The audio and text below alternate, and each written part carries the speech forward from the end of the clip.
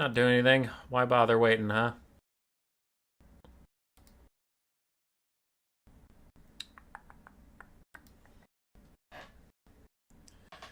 Ugh. I don't know why this is, but since YouTube did their latest round of updates where they shit on everyone for no reason and get rid of your ad blockers,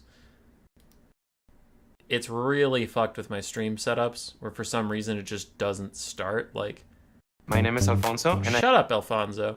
Everything's all set up and stuff, but then it just like won't start for an absurdly long time. Round of updates where they... There we go.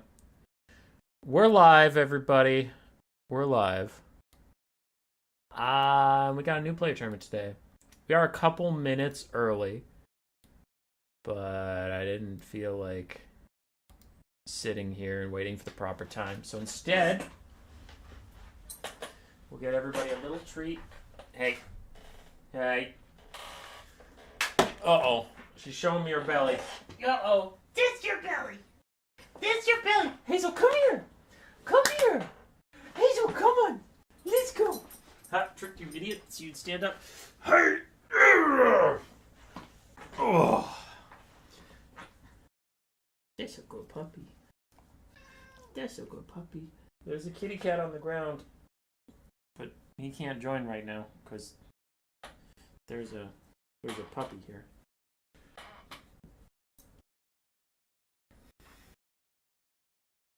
She's good. She's a good doggo. Yukisa just wanted to say hi. Hell yeah. Hope you are doing well. Appreciate the support. Is Hazel. Silver, too late to register today, but you look forward to watch. We host one every single week, switching time zones every other week. So hopefully there is another one in the not so distant future that is more in your time zone, huh? We have 1 minute till the actual start time. I will put down the dog and stop farting around then. Oh, woo. Yeah, the chair squeaked, but you think it might be someone outside trying to hurt us, trying to invade our home. So for now, we're just hanging out with the dog. Who's a good doggy? Who's a good doggy? Uh-oh. Buddy, you are going to fall down. Hello from the Netherlands. Welcome, welcome. Happy to have you, Mark. As this dog does her best to fall down.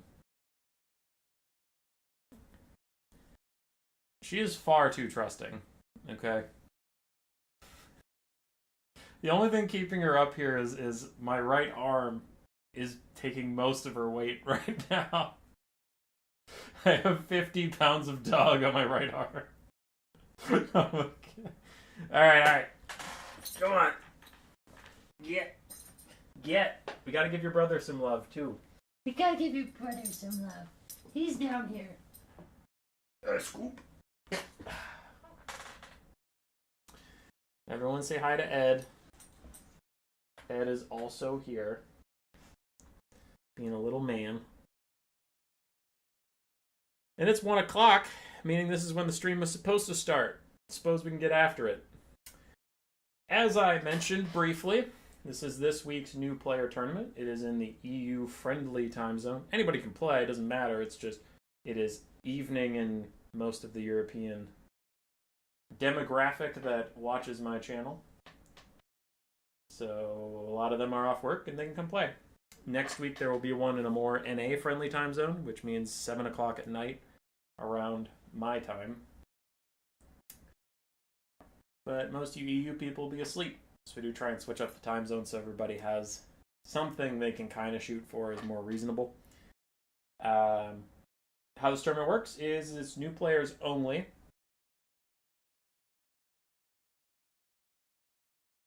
There's a siren going off outside for a little bit, but it stopped, so hopefully that means we're okay. Are we okay, little man? Are we okay? Yeah. So you will see players of various skill levels, which happens. If you win the tournament, you get a roll that turns you from a rat ogre into a bone ripper. That just signifies that you won a new player tournament and you are not a new player anymore. Right. 4 Swiss rounds, best of one, so everybody gets 4 games no matter what. After that, we will settle any ties at the top. So if we have multiple people that won every single game, we'll have them do some tiebreakers to determine who wins the tournament for the day.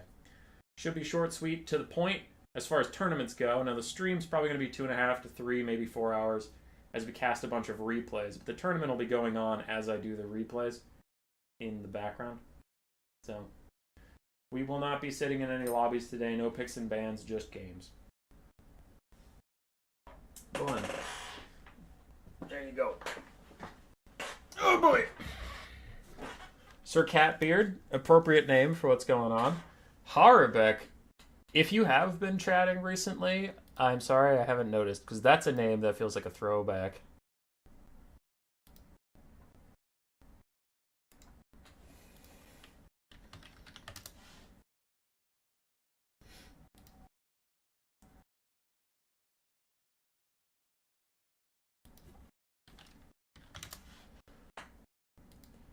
But we have some replays gathered already. Might as well get into it, huh? First Wednesday of the month, Tornado Sirens. I suppose it is Wednesday and June 5th. You're right. You're right. Harbeck, why do you come and go? Why don't you just stay, buddy? Everything about that? Also, for anybody who does care, if you're popping in, this is honest. If you're popping in because this is a Warhammer stream and you just want to watch some Warhammer, but you don't actually care that it's a new player tournament, Tactical Lich, a beloved other caster buddy of ours, is streaming right now. He's streaming, I don't fully know the details of it, so I don't want to misrepresent it, but it's some kind of like mini faction war or something. He's streaming that right now over on his channel, so just search YouTube for Tactical Lich, and if you'd rather watch that than this, I will not be offended. I mean, I'm more than happy to have you, but we accidentally scheduled on top of each other, so just letting you know that if that content sounds more to your liking, Lich is a fucking bro, and we love him. So I would not be offended at all if that is content you'd rather enjoy. All right, we have Biggs versus ICG to start us off. You often stream while I'm working, putting off writing unit tests right now. Harbeck, what's more important, your livelihood and well-being, or video games on YouTube? So for Biggs versus ICG, we get actually probably the most common matchup of this patch. It's High Elves versus Dark Elves. Both are strong factions, but neither is strong enough to be ban-worthy. Like, people burn their bans on Kislev and Empire and things of that nature. The Elves are, like, just beneath that tier, so they're almost always here. We have Bleak Swords and Dread Spears for our front line. A very big front line for the Dark Elves. Lots of layers. Blackguard and Aggron to Sorceress of Death with Soul Blight and Spirit Leech. And then double Bloodrack Medusas. Some Coldal Knights as well for a little bit of cavalry. For the High Elves, a smaller front line of just Spearmen and Silvering Guard who are getting deleted by the Bloodrack Medusas. Holy crap. Then we have Tyrion, a Metal Mage with Final Trans, Searing Doom, and Plague of Rust. More Spearmen in the back, Lothern Seaguard, and Archers scattered throughout, and a couple War Lions of Krace for a bit of armor-piercing mass. Though I do worry about the High Elves. Oh, hush. Hey. You're very barky today. Stop that. Shh.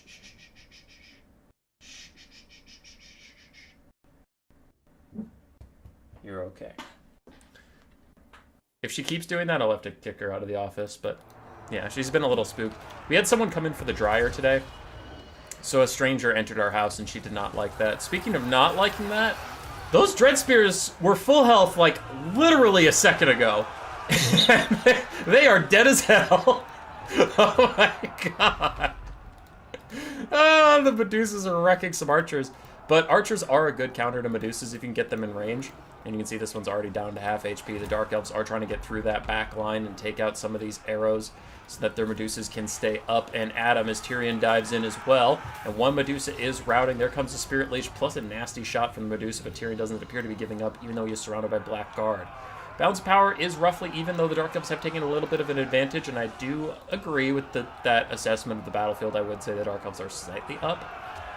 As Tyrion's getting wrecked by Blackguard, he does need to pull out of there pretty quickly, but the cavalry messing with all of these archers is a big problem. Bloodrack Medusa is going to try and punish this blob of archers while the cavalry stop them in place. Mage Metal gets shot a little bit, but the Medusa's much better at killing infantry than single entities. She's good at both, but better against the infantry. And the Dark Elves' weight of numbers just appears to be winning out. There's too many elves running around. Too many Bleak Swords, too many Dread Spears, too many Cold One Knights, just disrupting all of their formations. The High Elves are trying to hold on. They're winning some individual fights, but overall they're losing a lot of battlefield presence. Tyrion's already, not heal capped yet, but his heal cap is in sight as his Heart of Avalorn procs. But the Blackguard got 1,300 value, just poking his ass. Another Soul Blight is out, reducing the High Elves' armor down to 10. They're not a particularly armored faction, and I think that is one of the most common misconceptions about fighting against High Elves, is people will take, like, armor-piercing front lines or armor-piercing units in general. And it's like, High Elves aren't that well armored outside of their heavy cavalry. Like Tyrion is, I guess, but their spearmen, their archers and stuff are all pretty low armor. Another nice Searing Doom, and the High Elves have stabilized the balance of power, and they're even kind of dragging it back a little bit. The Cold One Knights are running out of gas. We have one healthy Cold One Knight left, a healthy Blackguard, and if Tyrion can take out this other Bloodrack Medusa, that is a lot of the Dark Elf strength gone. Because the Dark Elf Chaff has been taking attrition damage this whole game to Searing Dooms and High Elf archers and stuff, so they're not looking the best. And if you can get into a late game scenario where you're just kiting out the Blackguard and Agarond with a bunch of Lothern Seaguard, Plague of Rusting them, and then shooting them, that could be fine.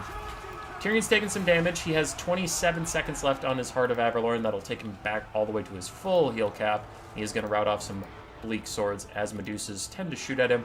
This one's trying to get a shot down the line. Can she manage it? No, she unfortunately just goes straight in. Final Transmutation on top of her while she's surrounded by Seer's Spearmen and getting charged by a mage. Could actually spell the doom of this Bloodrack Medusa. We have a good game to start it off today. Bloodrack Medusa fights back a bit, gets a couple shots on the Mage of Metal, but it's not enough to save her life, and she is down. Tyrion gets his Heart of Avalorn popped. He is now heal capped. His healing does not matter anymore. But the Medusa's chasing him off, as well as the Blackguard.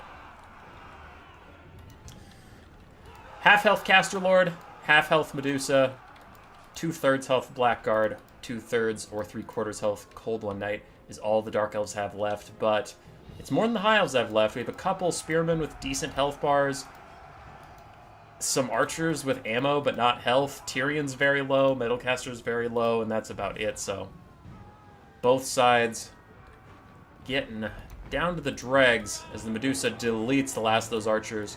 And now we're getting into the exact opposite scenario. You know what I said about the Blackguard getting kited by the High Elves with Plague of Rust?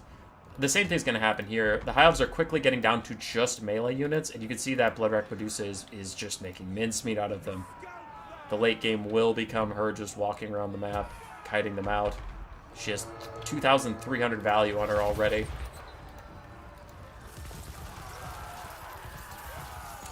Good little Seer Doom on the Blackguard. But the High Elves just have nothing left to deal with this Bloodrack Medusa. The only thing that they could have was Tyrion, but he took too much damage, and now he's going to get Spirit Leeched, I imagine, in a second. And that should be GG.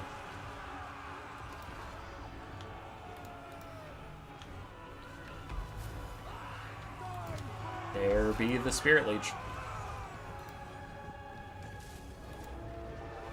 Bloodrack Medusas are a menace. Still not as bad as a steam tank, but pretty fucking strong. I love Tyrion. One leadership as he's just sitting at 350 HP. He's like, I don't quit. Let's go. Takes a rear charge, army losses hits. Game 1 goes to the Dark Elves.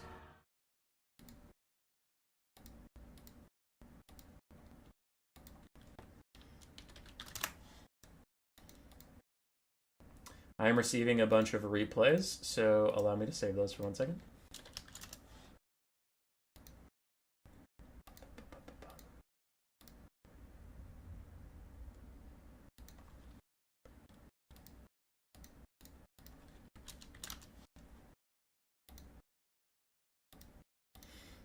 Damn, a lot of replays coming in. I should have mentioned we had 30 people sign up for today's tournament. I don't think we had I think we had like 25, 26 check in, but yeah.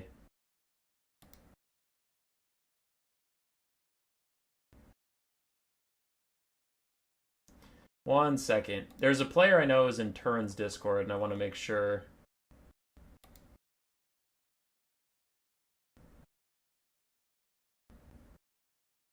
Okay, so if anybody's looking for Hyokchian, they're in Turin's server.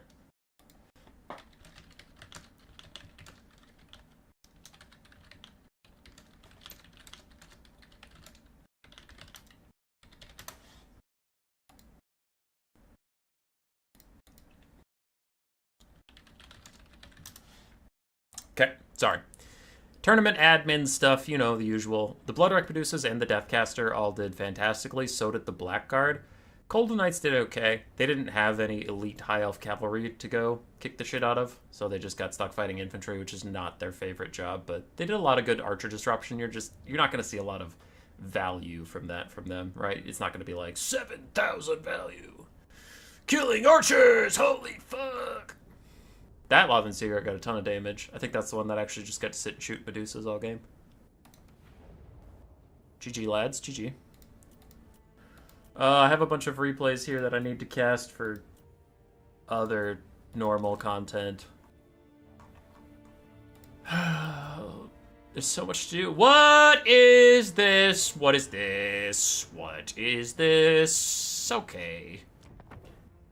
This right here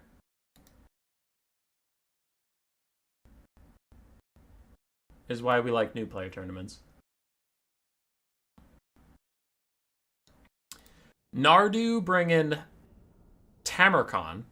I'm trying to get better about pronouncing it. And Bile Trolls versus Tapat's fucking Kadai build.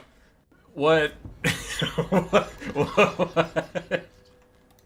It's a Kadai Destroyer and double Kadai Fireboard. I mean, fuck it, send it, man. I guess it's fine. Whatever. I mean, too many spells. It's too many spells. I don't know if Tapat, like, that's the trouble with new player tournaments, is you don't know who's here to just live their best life and who's here trying to, like, win. So I don't want to give advice if Tapat's like, nah, dude, fuck you, I don't give a shit. I'm just doing my thing. So, taking the concept of the build, if you wanted to maximize this build, if you have double casters, you shouldn't take all of their spells. Like, you should probably take one spell per caster maximum. Or just limit yourself to one caster. If you're taking this guy for the Reforge, I could see you taking Zatan the Black for his net or something. Or just take one spell per caster, but this is too many spells you're paying for. Other than that, the build's Chad as hell, so I'm not trying to, like, yuck somebody's yum, but you don't need this many spells on your casters. Alright, for the builds, we have 2 Kadai Fireborn, the Kadai Destroyer, Demon Smith of Fire, Drazoth the Ashen, 2 Caster Blunderbusses, and a front line of Goblin Laborers. For Nurgle, Marauder Horsemen throwing axes, Pestigores, Plague Toads, Bile Trolls, all running forward, some Chaos Furies in the back. Tamarcon on foot with just Black Cleaver for his abilities. And then we do have a Fleshy Abundance and Rancid Visitations caster of Nurgle. The Blunderbusses are busy deleting some skirmish cavalry, getting rid of those guys, but they need to turn and fire at the Furies or they won't be around for too much longer. The Kadai are trying to hold. The Goblin Laborers are not much of a front line, and already those guys are starting to head out, leaving the Kadai on their own. Blunderbuss is trying to bail out this other Kadai. And what is that? Is that Flames of Osgarar or whatever? I have never seen that spell in multiplayer. Let's go, dude! It's fucking them up! Deletes an entire Pestigore. Get fucked. As the Blunderbusses continue to shoot downhill, the Pestigores are actually routing off. It's kind of working. It's kind of working, guys. As the Kadai Destroyer is going absolutely nuts. Drazoth's trying to duel his way through Tamarcon. He's losing that fight. He's losing that fight really badly. But otherwise, the Chaos Storm's doing better than I would have expected. Goblin Laborers are all routing, but I mean, yeah, that tracks. Overcast Rancid Visitations might be the death of Drazoth, though. He doesn't have any spell resist. He's not like a dwarf. Chaos Dwarves don't have the spell resist that regular dwarves do, so he is taking full damage from that. He doesn't have a very high HP pool, and he's losing the fight to Tamarcon right now, so it's going to be really, really bad. Chaos Fury is getting peeled off by the Blunderbusses as they save themselves, and now they're going to fire downhill at the Bile Trolls. Drazoth managed to not, like, entirely die, but it looks like Tamarcon's not about to let him go, either. One more solid hit from that Lord of Nurgle, and Drazoth is dead. Only one Blunderbuss is online and is trying to kill the Furies, and it does. But there's too many things right in front of it. Bile Trolls and Plague Toads hopping on over to say hello. The Kadai Destroyer is doing his best to fight his way out. The Fireborn are also doing their best, but Nurgle's just holding for a lot longer. They have a ton of resources to continue to throw into this fight. It was a legendary Chad build. But, as far as competitive goes, not ideal, unfortunately. Nice Burning Head through some Pestigores, and then a Reforge to try and keep the Jedi Destroyer in it. He's fighting his ass off from a deficit, and he is actually going to get rid of these Plague Toads of Nurgle, maybe. This one is somehow Demonicus ability crumbling at such high HP, even after the demon buffs, while this one down here is chilling at much lower HP because leadership's a bitch, ain't it? And these blunderbusses are falling back. They're staying online. They can win it. They can do it. Just believe in the Chaos Dwarves as the Jedi Destroyer is beating up on Tamaron, and the Chaos Dwarves are trying to line up a shot on like anything, but the Pestigores are coming in hot. Shoot, boys! Shoot! They did not shoot. I think their only hope now is if the Destroyer terror outs the Pestigores as they're getting shot in the face in melee. Some Bile Trolls were thrown at them. Trolls slowly standing up. Their legs and arms all fucked. There goes the Jedi Destroyer, there goes army losses, and it was a GG. But OP fucking Nurgle does it again.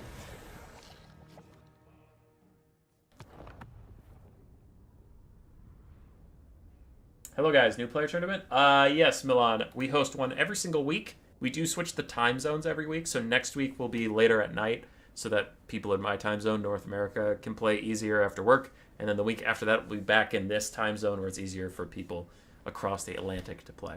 Right? So whatever time zone works best for you, we do switch every single week. For the forces of Nurgle, Bile Trolls did alright. Tamaron did amazing. Throwing Axes did okay. Pestigores did fine. Toads did fine. Furies did okay.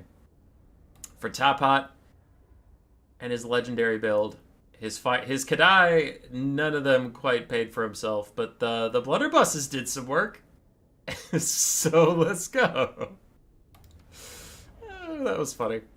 I loved the Flames of Asgore cast that like deleted an entire Pestigore.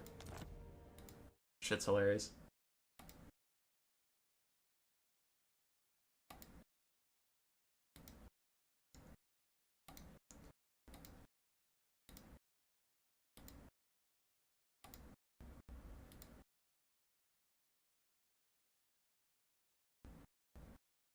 I want it to be good, but have a niche application. Oh yeah, you don't want it to like always be good. All right, what do we have? The Citizens Codex versus Pra 2, Tzeentch and Tomb Kings. That's fine. Bringing 12 spells, new meta. Sure. Citizens Codex on Tzeentch, with a pretty strong-looking build, versus Pra 2 on Tomb Kings. This build's fine. I'm a little worried about Kotep versus what looks like a Final Trans Skull of Catan combo, which, for all of its theoretical applications, I haven't seen a ton of good Skull and Final Trans combos. People tend to mess it up. Like, they'll undercast Final Trans, or not use the Skull, or use the Skull too early. I don't know. In practice, it's not as impressive as it is in testing. But we'll see. If you can do it right, it's a shitload of damage.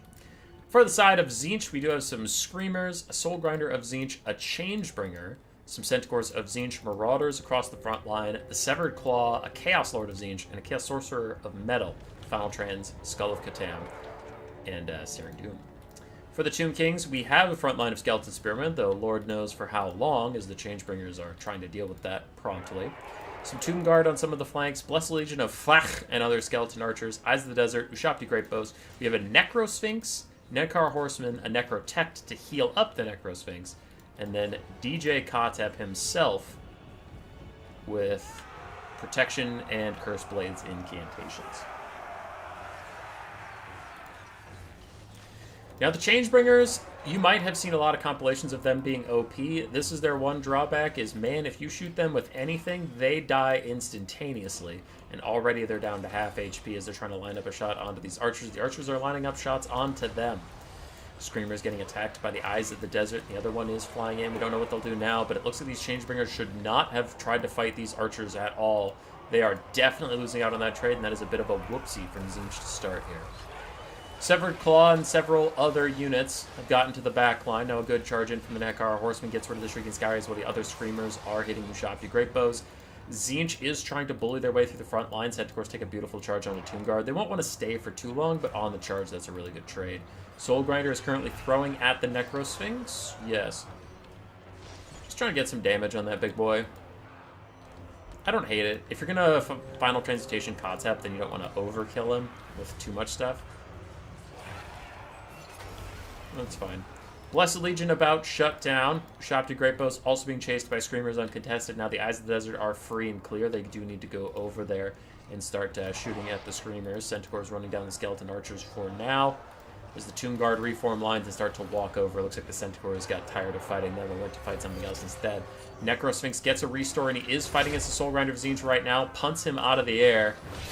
And this is not a fight that the Soul Grinder will win. The Soul Grinder is a very strong unit, even OP, but not at dueling other single entities, and especially not at dueling single entities built to duel. You can see he's losing it quite badly.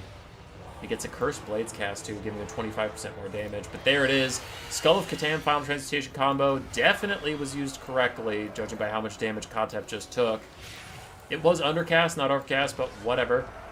The Screamer's diving down on him. Kotep might just flat out be dead, but the Ushabti and Severed Claw... Severed Claw? What am I doing? Eyes of the Desert and Ushabti are both still alive. The Tomb Kings, if they can bail out their lords somehow, that would be very nice. They're getting good trades onto the Soul Grinder of Tzeentch right now. They've kept a lot of their range alive, and the Tzeentch frontline isn't winning as hard as Tzeentch needs it to. So a lot of things are going well for the Tomb Kings, just not this. The Lord Snipe is very strong from Tzeentch, and they're abusing it right now. Kotep does give himself Nero's Incantation of Protection, but those Screamers do magic damage. Everything on Tzeentch does magic damage. Oh no! Everything on Tzeentch does magic damage! This is a wasted spell! Fuck! I didn't think of that. Yeah, it literally stops no damage coming in from Tzeentch as the Soul Grinder finishes off Kotep with that brutal snipe.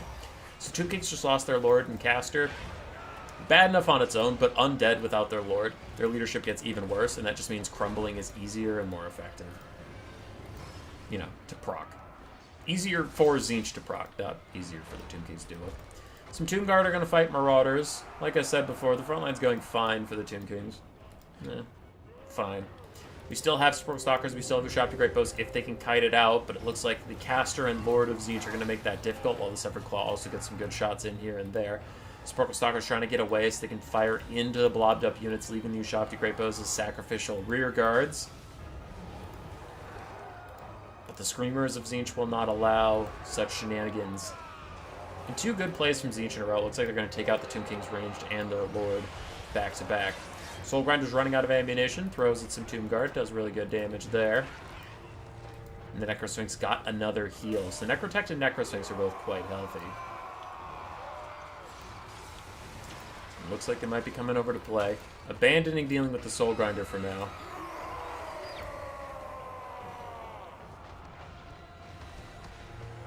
Tomb King's Fire, bring the physical resist spell against Tzeentch. Yeah. Rip. Final Trans lasts 16 seconds, Skull lasts 13. I overcast this. Hey, everybody, Shanks, how you doing? Alright, the Necrosphinx is trying to take down the Chaos Lord of Tzeentch, who is on foot, meaning the Necrosphinx's impressive anti-large is wasted versus him, unfortunately. The Sporkle Stalkers did actually get to safety.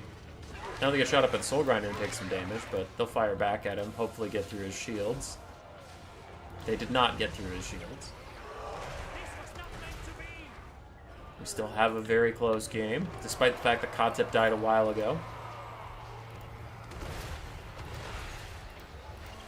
And Soul Grinder is taking significant damage, now running from the Tomb Guard while still getting shot up at the Eyes of the Desert is pretty brutal stuff. Screamers clinging to their leadership for now. Severed Claw surrounding the Necrosphinx, plus fighting a Halberd Combat Lord is not ideal for this thing. It should back off. It should probably be chasing the Soul Grinder around, and the Sporkle Stalkers should be dealing with this stuff. Or it could even chase the Chaos Sorcerer of Metal, but just getting in a fight with the Halberd Duelist is not the scenario the Necrosphinx wants to be in. Screamers getting very low. Demonic Accessibility will take them soon.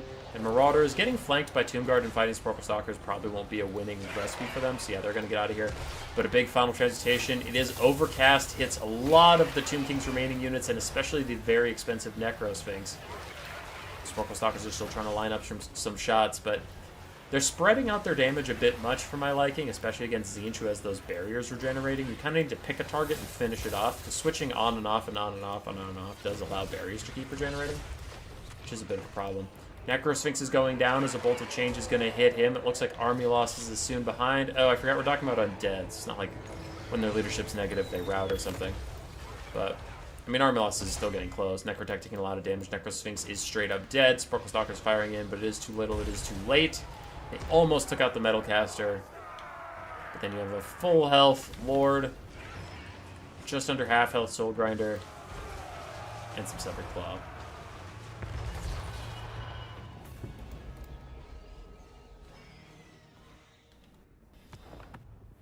GG.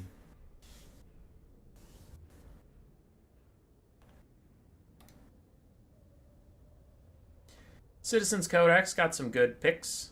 Came back in the game. He was down at one point. When he lost the Changebringers without getting much value out of them, then some of his Screamers got picked off in the back line, and the Tomb Kings got away with the Sporkle Stalkers. I thought he might be doomed, but good Lord Snipe.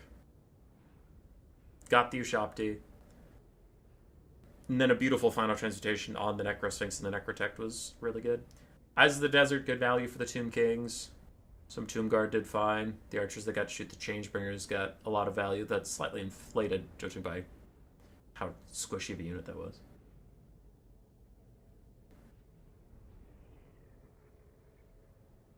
Tomb Kings could have had that, but they had difficulty staying focused. Yeah, it's true. It's true.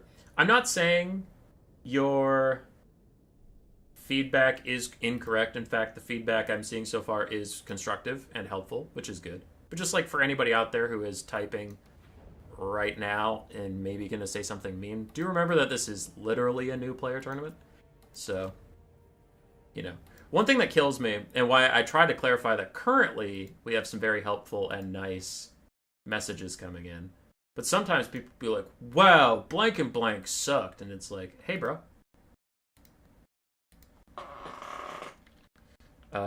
Maybe dial back a little bit.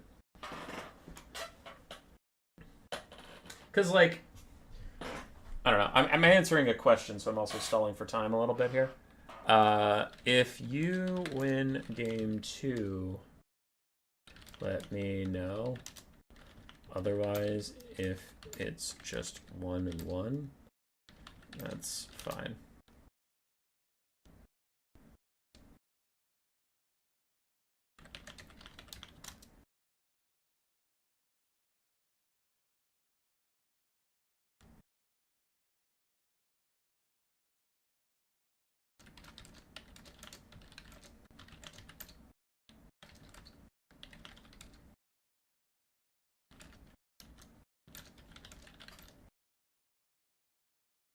Okay. Anyway, I mean, like, people make mistakes all the fucking time. I was playing against Stingers. Not Stingers. Torreson. On stream the other day, and I just let my Soul Grinder get run up on by Imric, and I didn't notice until it was already dead, and I was like, well, I just lost a Soul Grinder for nothing. So, mistakes happen. It is le cringe. Starting to make sure I curate the replays so we're checking out people we haven't watched already. With a ton of players, I do want to get around the room and make sure everybody gets a little bit of screen time, rather than just like cast the same person over and over and over and over again.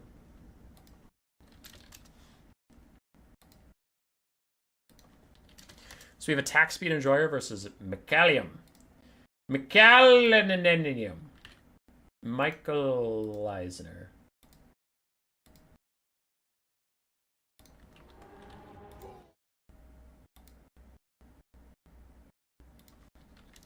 We have our first sighting of Norska in like 6 streams. Legitimately, I haven't seen Norska for a long time. They're just like, I don't know. They're not even the worst faction. I wouldn't even say they're a bad faction right now. Just no one picks them. And I think they're kind of in that cursed middle ground where they're not good enough to be played by like good players, but then they're not bad enough to be played by players who are just like trying to prove something, you know? Like true Wood Elf mains that are just like, I'm going to play my faction no matter how much they suck. Fuck you, idiot. Or like, I'm going to get this win anyway because Wood Elves are great. Norska is just kind of in the middle where no one will give you props if you win with them. But it's also like not strong enough to just take regularly. So I'm happy to see him. Welcome back, the boys. Cool. We do have Wulfric the Wanderer, Maws of Savagery, Armored Skinwolves, then a front line of Marauders, more Armored Skinwolves on their side, Beast of Tashnar, Skinwolf Werekin, Cold Voider, Marauder Champions, more Armored Skinwolves, and a Sorcerer of Fire with Burning Head, and Flame Sword Rune. On the other side for the Wood Elves, we have a Sister of the Thorn, 3 Glade Riders, some with Hagbane tips, some without. We have Orion in the front line, Winterheart Guard, plus a bunch of Dryads, and another Eternal Spear. Branch Wraith with Earthblood and Awakening of the Wood, some Treekin, and 1 War Dancer Azrai Spears in the distance. Just lurking, ominously. I think Norska is boring to learn.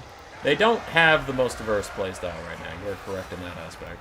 Marauders getting trucked on in a 2v1 against Dryads, but Cold Voider gets a nice shot down the side of the Winterheart Guard. Also hits his own Marauders, but still pretty worthwhile trade. And this Skinwolf Werekin is stalking Orion for now. Orion is an anti-large armor-piercing duelist of his own, but I still think this is a worthwhile trade for Norska.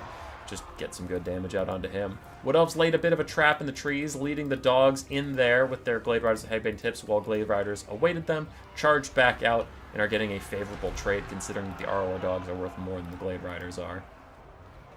Nice little Burning Head from Norska through some of the Dryads, and the Maws of Savagery and other Skinwolves are starting to get involved now. The Cold Voider has dove down, but it's fighting on top of Unbreakable Spearmen, Treekin, and then more Elite Spearmen. Cold Voider does not want to be here. He needs to leave very swiftly. Orion is beating the brakes off this poor Skinwolf Werekin. Does he cause terror? Yeah, he causes terror. So the Skinwolf Werekin might actually route any second now from the terror route. And the Skinwolves that are trying to fight alongside him are also having a bad time. Norska needs Sea Fangs and Burning Heads to carry this game because the Wood Elves just have so much infantry for them to try and clear out. There's a Sea Fang. Pretty good one too, right through the War Dancers. Yeah, that was nice. Hunter of Champions tries to slow down Orion. I was actually trying to help the Skinwolf Werekin take his duel, but then he routed just as soon as it was happening. Orion's now trying to get away from the Branch Wraith, though. The Horn of the Wild Hunt is out. 60% charge bonus for everybody. The Wulfric is currently caught on 1 Dryad, slowly knocking it backwards as he gets over to Orion. Just as Hunter of Champions wears off, now Wulfric is in a, 17v1. He's not enjoying it. The Cold Voider is also getting danger lows. I accidentally teleport to it. Don't know how I did it and don't really care. Wulfric's losing versus Orion. Skinwolves plus the Maws of Savagery somehow withstood that ambush in the forest. Somehow they're all still alive. We do have Marauder Champions fighting the Sisters of the Thorn. Hopefully the Sisters don't stay in that fight for too long. They do need to keep cycle charging, but the Cold Voider is back in the air and he has 2 more breath attacks to use and plenty of infantry with which to use it on. Actually really needs to use it right here and save both Wulfric and his caster. Doesn't look like that's going to happen in time, though. Caster is gone. Wulfric is soon to follow. The War Dancers making quick work of them. Cold Voider is now turning. There's going to be a juicy breath attack. Does it friendly fire Wulfric a whole bunch? No, not really. Just kills off some Dryads, pokes some War Dancers a little bit, but unfortunately Shaman Sorcerer of Fire is gone. That's going to be brutal. His Burning Heads were needed to deal with some of these Wood Elf shenanigans. Orion has 2 Javelins left. He's thinking about where to throw them. Trogdor, you're glad somebody played Wood Elves today since you're working? How dare you work so? Part of the issue with Norska is how small their roster is. Yeah. It's pretty much the same thing every time. Skinwolves, Marauders, Skirmish Cab, Dogs. Try and win. Branch Wraith using a little bit of healing on itself as Wulfric takes the fight next to the Maws of Savagery, though it looks like, are the Maws backing off or are they charging in? It's really hard to tell if they have movement orders or attack orders, judging by the way they're moving. Looks like movement orders. Got it. Cold Voider plus some Marauders route off some stuff, and the Skinwolf Werekin is trying to heal back up. In the distance, we have 2 armored Skinwolves. One is taking a fight with Dryads, dangerously close to the map. It looks like he might get rear charged by the Glade Riders, but they decide against it and back off as those Skinwolves decide to fight them instead of the Dryads, and then just rout outright. I don't see them coming back, judging by how close to the edge of the map they are and how much Wood Elf Cav is around, but then these These guys do have to dive back into Armored Skinwolves, which you can see how poorly that's going for them in the first couple seconds here. Ooh, and maybe a mistake. If these Glade Riders leave, I wonder, can the Skinwolves get to safety as the Dryads are trying to stay in range, keep these guys routing off. What's going on back here? Is anything important? Wolfric takes another fight with Orion, but I'm actually very invested in how the Skinwolf goes. He goes off the map. All right. Big win for the Wood Elves down there. That other Armored Skinwolf should honestly be able to clean this shit up, but the Maws of Savagery and Orion getting a surround on Wolfric and the Maws of Savagery surrounding Orion, who was Hunter of Champions for a bit.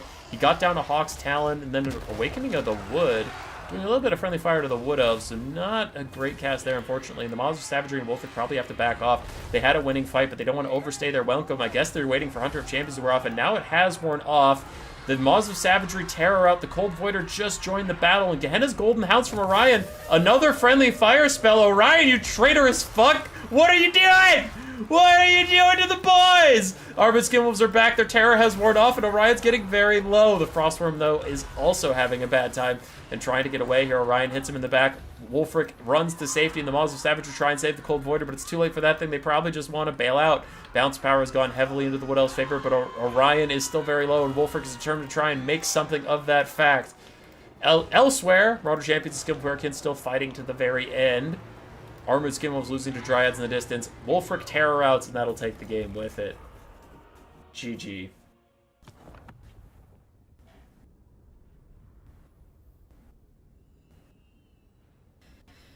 I honestly do think if Norska got even just a free LC generic caster lord, I feel like that would help them so much. So you don't have to take Wolfric or Throg. Wolfric and Throg are fine, but like the fact that you have to take them and take a hero caster is pretty bad.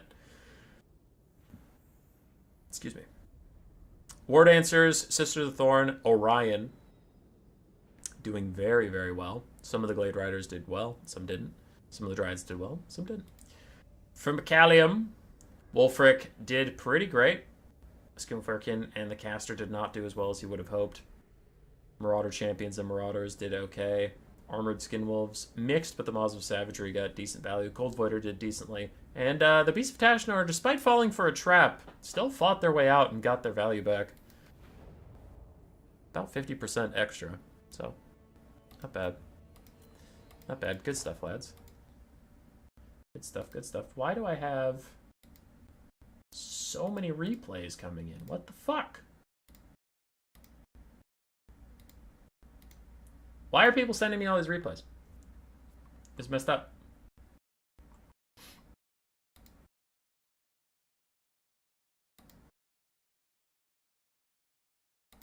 No, it's not true. I know why the replays are coming in. I specifically asked for them.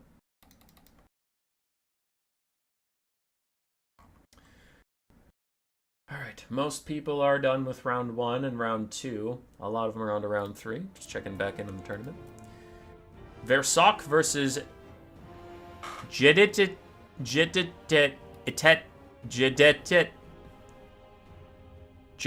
It. That is Jedi It now.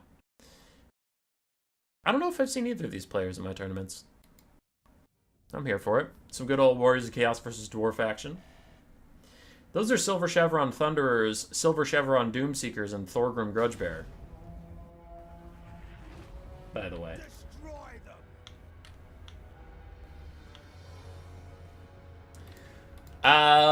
For the Dwarves, it appears that Jititet is doing whatever he feels like doing. So if he doesn't want the feedback, that is fine. I don't know about this build, Chief. Giant Slayers, Doomseekers, Dwarf Warriors seem fine, but Silver Chevroning the Thunderer seems like a bit much, and Thorgrim Grudgebearer just sucks. So, maybe different lords. Maybe don't spend the Chevrons. 2 cannons, bunch of Thunderers, bunch of Doomseekers and stuff. The more I think about it, though, I don't hate the Doomseekers. If the enemy's just going to spam, like, Aspiring Champions or something, Doomseekers can cut them up pretty bad. But Thorgrim sucks. I appreciate the meme. And again, if he's just doing whatever he wants, that's completely fine. I don't care. You know, you do you. Have fun. But for people out there who are like, is Thorgrim good? No. On the other side, we have 2 armored Chaos Trolls, a bunch of Chaos Warriors who are going to have a terrible time against Doomseekers, Chosen of Slaanesh with Hell Scourges, Chaos Warriors with Great Weapons, Aspiring Champions, Sigvald the Magnificent, and a Sorcerer of Shadows with Pit of Shades. Okay, actually, the Doomseekers have fucking got this. They are going to trash this Warriors of Chaos build. Oh, they couldn't have asked for, like, a better Warriors of Chaos build. No skirmish cav. Just monsters and armored lads for them to fight. Doomseekers do get charged, and they're going to turn towards the enemy. Chaos Trolls will not enjoy fighting the Slayers, especially with Thunderer support coming over the top. Dwarf Warriors, Great Weapons, and Giant Slayers with their armor-piercing weapons also rolling out to help deal with these guys as Thunderers turn, continue to fire at the Chaos Trolls. Cannons poking down Sigvald pretty effectively considering he's such a small little guy. Jesus Christ, Dwarfs! Maybe calm down a little bit. Maybe miss a cannonball or two as they just juggle Sigvald around forever. Thanks, Philip. Thank you very much for the compliments. And chat's popping, so I won't be able to answer everybody's stuff as the Pit of Shades is going to hit some of the Thunderers. The frontline fight is here in earnest. Now, this is actually pretty big for the Warriors of Chaos. Having the Chaos Trolls fight Doomseekers is fine. Just because the Doomseekers' considerable bonus or symmetry is wasted fighting those Trolls. Now, like I said at the start, the Doomseekers are happy to fight literally everything in this whole army. But this is the best situation you could do as Chaos with this build. And this Dwarf build is wild, so I'm sure the Chaos player is like, what the fuck? what am I looking at? It's just Slayers. Giant Slayers fighting Sigvald. Doomseekers trying to hold it down. Chaos Dwarf Warriors also doing pretty good. Look at these poor Chaos Warriors. They don't even know. They don't even know what they've walked into as the Doomseekers are just going to slap them up. And there's Silver Chevron Doomseekers too. If the Warriors of Chaos did want any feedback at all, you outnumber the Dwarves. This Bile Troll, instead of rear charging these random Thunderers, which is a fine play. I don't think it was a bad play. I think it was fine. I think it would have been better to go deal with the cannons. Like, we're talking about fine and better, not like bad and good. So far, I think he's doing pretty well. Sigvald is getting poked at by the cannons. They're starting to miss a couple, and Thorgrim is in. Sigvald wants nothing to do with the High King, though, just runs away. I honestly, like, I get it, because Sigvald's so low, but it is funny to see fucking Sigvald the Magnificent running away from Thorgrim Grudgebear is just not something I thought I would see today when I woke up. And it's where we are. I don't think either player is making a bad decision. It's just a weird situation. The Doomseekers are pulling ahead. Thunderers still fighting it out as Chaos Warriors and Great Ones try and push through. Aspiring Champions also getting the Thunderers. So the Thunderers are getting fucked up pretty bad. And the balance power is a little bit fraudulent just because those cannons are free value waiting for these Chaos Warriors to get through to them. Though the Doomseekers are doing a pretty good job peeling for them and all that stuff, it's still, when those get shut down, your balance power is going to shift pretty significantly. Meanwhile, Sigvald finally takes the fight on top of his own Chaos Warriors, backed up by Chaos Trolls. Thorgrim throws Stand Your Ground out for these Giant Slayers, and everybody tries to hold on, but Sigvald gets Oath of Vengeance down to 36 melee defense, and he's hiding from the cannons behind Thorgrim. The cannons are obstructed. They should probably switch onto the Armored Chaos Trolls as a big Pit of Shades hits the Doomseekers and these Dwarf Warriors with great weapons. The Chaos Warriors sacrifice to the Dark Gods in a giant... I would get demonetized if I described what that was, but... a slit of light is what they gotta eat. Let's just say Slaanesh Chaos Warriors would be fine with it. Most other Chaos Warriors are pretty pissed to die that way. Sigvald fighting back against Thorgrim. Thorgrim down to half HP. Sigvald is barely clinging to life, but that slow regeneration of Slaanesh is keeping him in it, and in the second bound Doombolt from the wand of whatever the fuck it is, Rod of Torment, takes him out. Now, this is the problem we talked about. Cannons for the Dwarves going to get shut down. Bounce power all of a sudden swings with the Warriors of Chaos favor. Human Boy, you said that would happen. How did you know that would happen? You're a witch. You're a witch. Burn the witch. Burn her. No, I just like, it's just how artillery works. They're full value until they die instantly. Burn the witch. Okay, whatever, dude. Fuck it, whatever. There's no reasoning with you. Thorgrim is losing the 2v1 fight. That is not very fair. Cannons can now see Sigvald again and immediately start to light his ass up, and he's running again! Run, Sigvald, run! Get out of there! As the cannons are trying to fuck him up, Thorgrim is left all on his own, but the Giant Slayers will peel off the Chaos Trolls. The Sorcerer of the Warriors of Chaos is going to hold down the fort for now, but he probably doesn't want to be there too long. Sigvald dives into the Dwarf Warriors' great opens as the cannons are sighting him up, waiting for him to pop out of their brethren again, because the Dwarves are too honorable to just light up their own boys to kill Sigvald, but now he's out in the open. Hit him! Hit him! Oath of Vengeance is cast on him. Less melee defense to block the cannonballs. Yes, yes!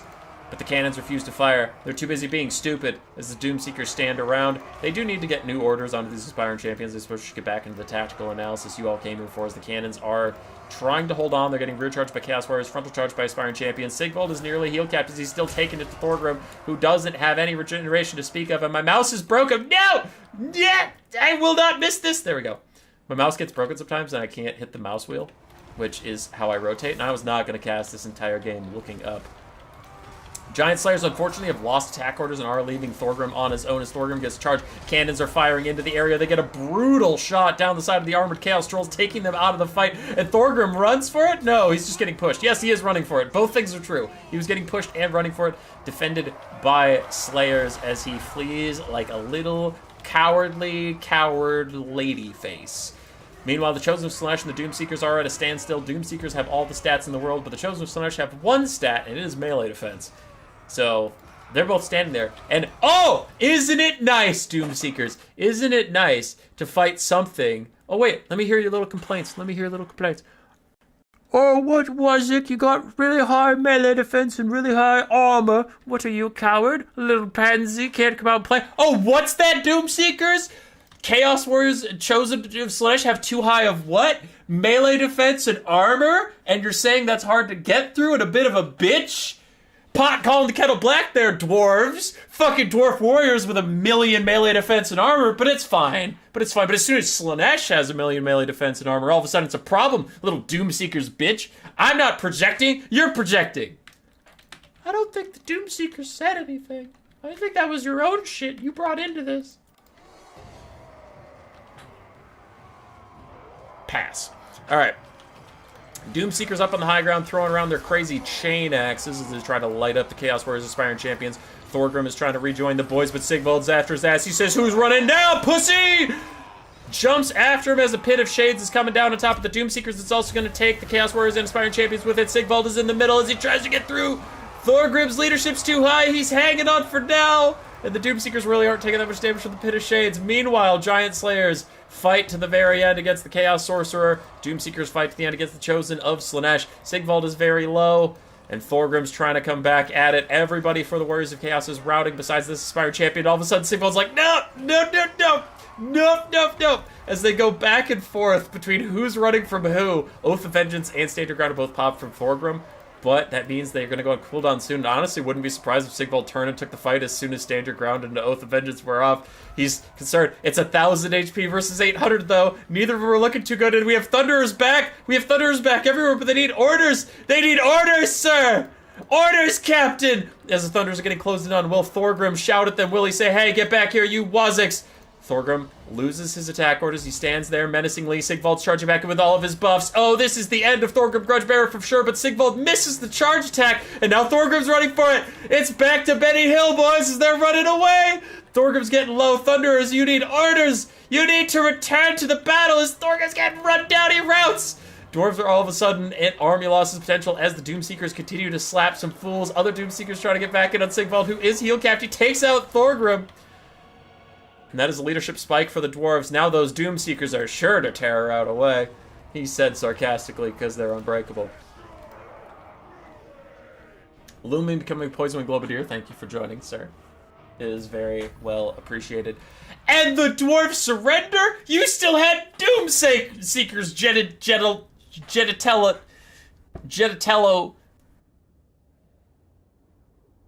Jediladi, Steven, you had Doomseeker, Steven. Why did you give up? Why did you surrender? You fight to the end. You listen to me. You go back and you replay that game. You get Versock. You get him back at that lobby. You replay that game. And you don't quit. You don't surrender till every single fucking dwarf is dead.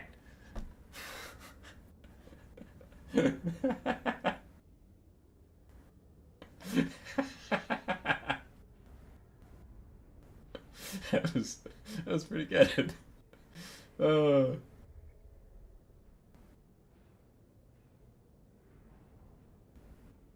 That's a grudge. Chat's popping off. I can't possibly keep up with all you guys. I scrolled through, but this is where my user engagement goes down because I'm garbage. The Doomseekers did amazing. The Giant Slayers did awesome. 2,600 for them. The Thunderers was really where it started to fall apart. And to be fair to Steven, there wasn't a lot for them to shoot. There wasn't like Dragon Ogres. Not that Dragon Ogres suck, right? But like, there's no skirmish cav. There was no heavy cav. There was just armored infantry and some trolls, which they shot at the trolls, fine. But you're not going to get like thousands of value off of shooting trolls. His cannons both did really well, especially when shooting at Sigvald, which was surprising. So, yeah, great game. Loved every second of it. Wild shit. That was so funny. Oh my god, I have 10 messages. Oh, that's a lot of messages.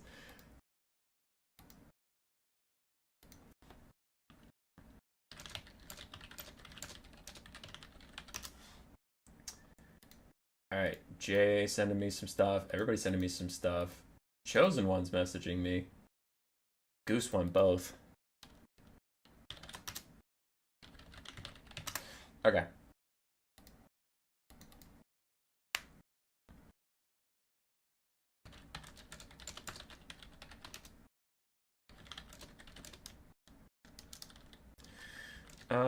Just remind me you won when I'm picking winners, but I'll try to remember. Oh, there's so many people. Power Chan!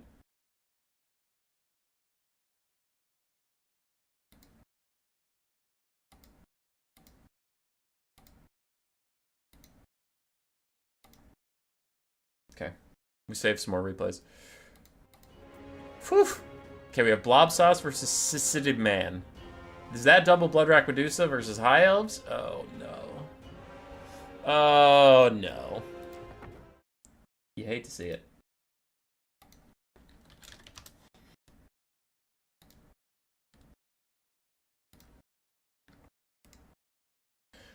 Blob Sauce versus Sidon.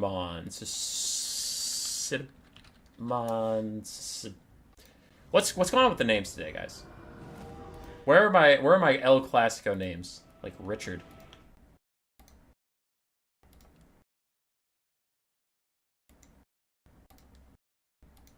Okay, cool. Bop, bop, bop.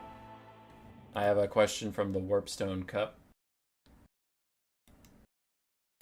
But I'll need to deal with that later, because this isn't the Warpstone Cup, and that is a bad time to be messaging me about things. Okay. For the Dark Elves this time, double Bloodrack Medusa, Dark Riders of Shields, Crows of Cain, Supreme Sorceress of Shadows with just Melkoth's Mystifying Miasma, some Witch Elves. Yeah, that's about it. Some Witch Elves. Cool. On the other side, we have Imric. Our boy Imric up on the dragon. Haven't actually seen too much Imric gaming recently, so, you know what, I'll take it. It's a little refreshing. Triple Ranger, some Spearmen, an Eagle Claw Bolt Thrower, a Mage of Life, Fireborn, and War Lions of Krace. The Mage of Life has Regrowth and Earthblood. Can Imric carry versus the Bloodrack Medusas? Possibly. Little Breath Attack onto the Witch Elves, doing what he can. Melkoth's trying to slow him down, but not sure what for exactly. And the High Elves versus 3 Cold Knights and 2 Dark Riders, they will be outmatched in the mobility game. And the Dark Elves have a better infantry game.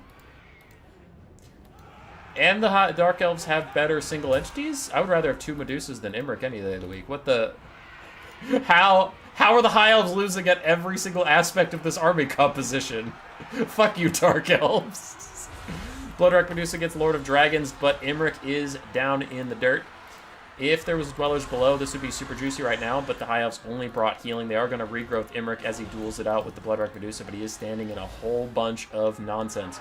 Archers and the Bolt Throwers are all trying to help him out. The front line is getting pretty blobbed up, and the Bloodrack Medusa decides to help out the High Elves a little bit by deleting one of her own troops. Leon Reaver Archers are trying to get back to safety while War Lions of Krace and Spearmen run out to help them out a little bit.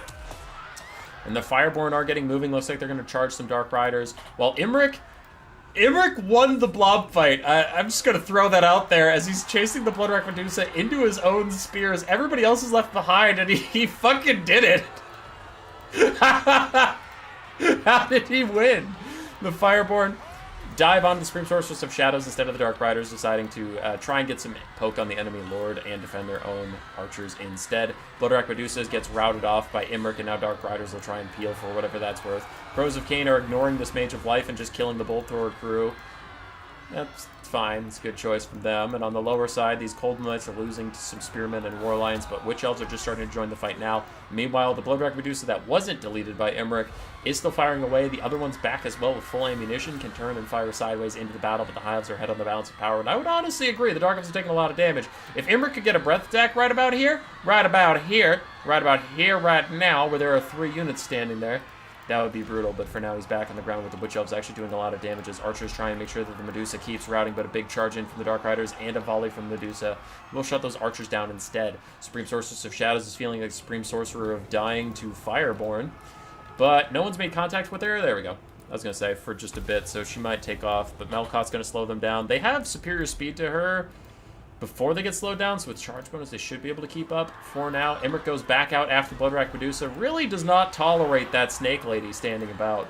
And still a gigantic blob of Dark Elves is here for Imric's breath attack. If he can get back up into the air, get over here before they all disperse. Cold Knights are going to rear charge the Fireborn. The Fireborn are just trying to rout the Supreme Sorceress while she's right next to the edge of the map. Just get her off the map! Just get her off the map! -2 leadership! Can you do it? She's back to 6! She's trying to hold, but there she goes. She has routed the Fireborn. Should just let her go, but it looks like they're actually maybe going to kill her. If they kill her, that's worth it, but if not, if she does just get off the map anyway, then they need to either turn and fight the Golden Knights, or they need to get away from the edge of the map themselves. But it looks like they are going to take her out entirely. A bigger leadership debuff for the Dark Elves, but the High Elves have lost most of their army in the meantime. Archers, Spearmen, everything is all dead. It is the Fireborn, it is Imric, it is a Lifecaster versus the world. Now, sometimes I'll say that, and then I say the world is a scary place. This world isn't such a scary place. We have 1 full health Medusa that we saw Imric can apparently just dumpster into oblivion, and then a bunch of random-ass infantry. Imric is even going to go for a rear charge on these Golden Knights. I wouldn't be surprised if, yeah, there we go. I wouldn't be surprised if he put Lord of Dragons on him and just lowered their stats in case he can't get here in time. But he needs to just preserve the Fireborn's health as much as he can. I am a little concerned how much he is leaving his Lifecaster to the Wolves, and the Wolves being a bunch of naked, angry grandmas, as the Witch Elves are going to light her up. Normally, High Elf Life Mages are immortal against all things, but they're not immortal against anti-infantry infantry.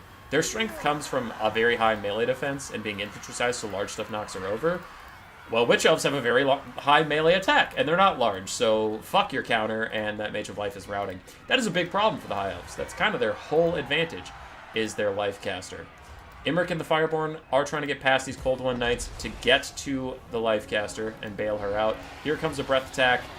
It'll do some decent damage to those Cold Knights. Not a bad breath attack at all, but unfortunately not as juicy as the ones earlier could have been. And Imric's not even going to bother trying to save her. He's just going after the Bloodwrack Medusa as the Fireborn try and opt out of this situation.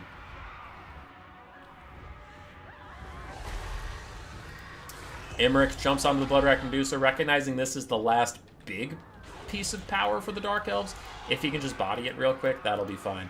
Now you're starting to see why the Mage of Life is considered tanky.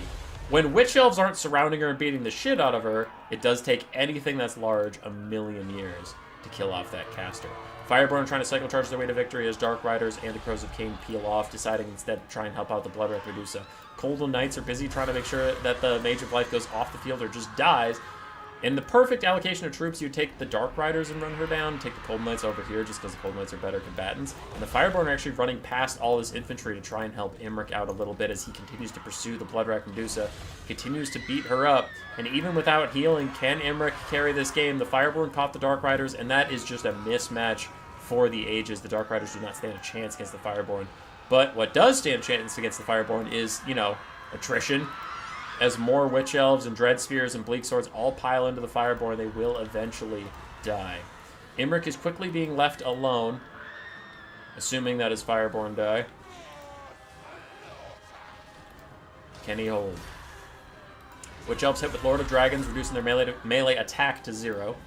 Imric has almost nothing to fear from them. And he hasn't been getting as many hits on the Bloodwrack Medusa as I would have assumed. And now it's starting to get scary. With his Fireborn routing, there they go, and his Life Mage pretty much going off the map. I don't know if Imber can kill everything by himself. If it's taking him this long to kill the Bloodwrack Medusa. Star Lance is popped, plus I heard the Vuvuzela of Doom. There we go. This is his moment. If he kills the Bloodwrack Medusa here, he can maybe pull this game out. But if he still kind of faffs about and doesn't get very much done, then he is straight up doomed. He is getting good shots on her, doing lots of damage, but he himself is also taking a lot of damage. I am getting very concerned. Starlight's is going to wear off any second now. 4, 3, 2, 1. And he's trying to chase down the Medusa. He has 68 speed in the air. She has 58 on the ground. I don't know how that truly translates, because on the ground, flying units are kind of slower. He knocks her ass over again. Gets a little confused. Bounce power is turning against him. Dragon Lords in general just hate fighting infantry for long periods of time. He will take out the Medusa, but I don't know if he can even kill all these Dread Spears and Witch Elves and stuff. And there's still Cold One Knights, there's still the Crows of Cain, there's more Witch Elves. Yeah, I don't know.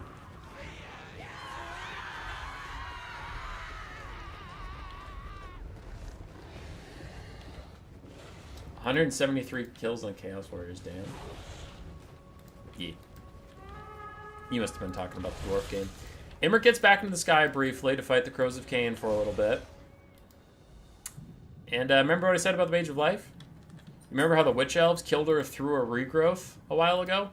She's lost about half the HP she lost to the Witch Elves. Look, the Witch Elves rejoin the fight and she's instantly fucking dying again. Yeah, that... Okay, this whole game just proves my point about high elf life mages. That was perfect. Witch Elves, dead. Cold One Knights, not dead. Not dead at all. Imric is now heading over towards the Mage of Life, but she has Shattered, so there's no real help from that angle.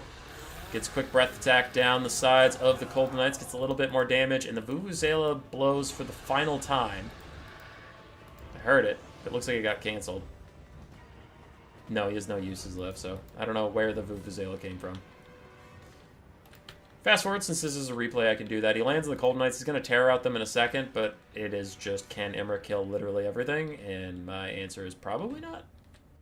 There he's getting swarmed.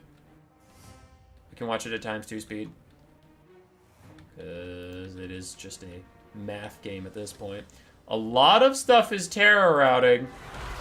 A lot of stuff is terror routing. There go the Dread Spears that this game kind of was hinging on. But these Witch Elves holding the game together, not routing, as well as the Crows of Cain. I'll give them their credit, but it's mostly the Witch Elves that we're concerned with here. Other stuff is returning to the fight now. Now you have to actually break them. You can't just terror out them. So it got scary for a second that Imric might take this, but looks like Dark Elf numbers will come back to bear. Should drag him down. 16 leadership left for him, but the Cold Knight charge should end it. Ooh, I say should, and then he gets a nasty charge in. And if he can route one of those Red Spears, he could get a Psycho route, but nah, 2 leadership's too low. There we go.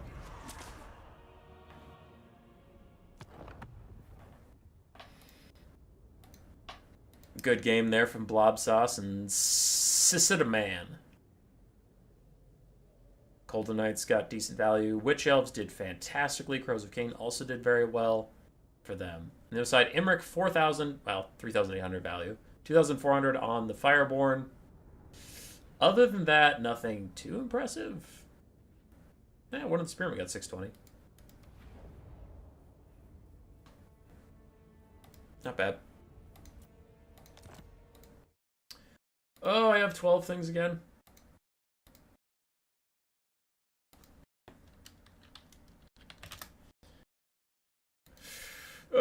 So many replays. Stop it. Stop it. Stop playing games. My God.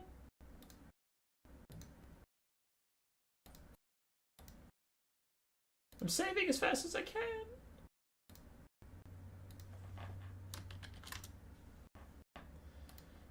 I've received a ping. Why?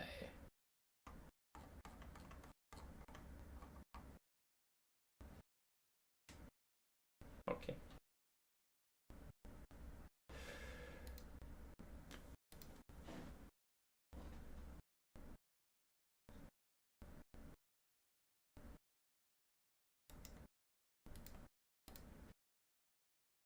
Okay. We got caught up on some stuff. We will continue grinding until we get through round 1, and then when we start to see people that we haven't... When we start to see people we've already seen, then I can start cherry-picking replays based off of what I find interesting. Though so far, honestly, these have banged, so we're good. But eventually, when I've already cast everybody a little bit, we can just start doing whatever looks fun. As for the tournament itself, if you care, most people are in round 4. So people are almost done with the Swiss part of the tournament, and then we will have to figure out some tiebreakers and get some finals going. For now, we have Yashkov on the Chaos Dwarves versus Del Ducas Sabudo on the Wood Elves.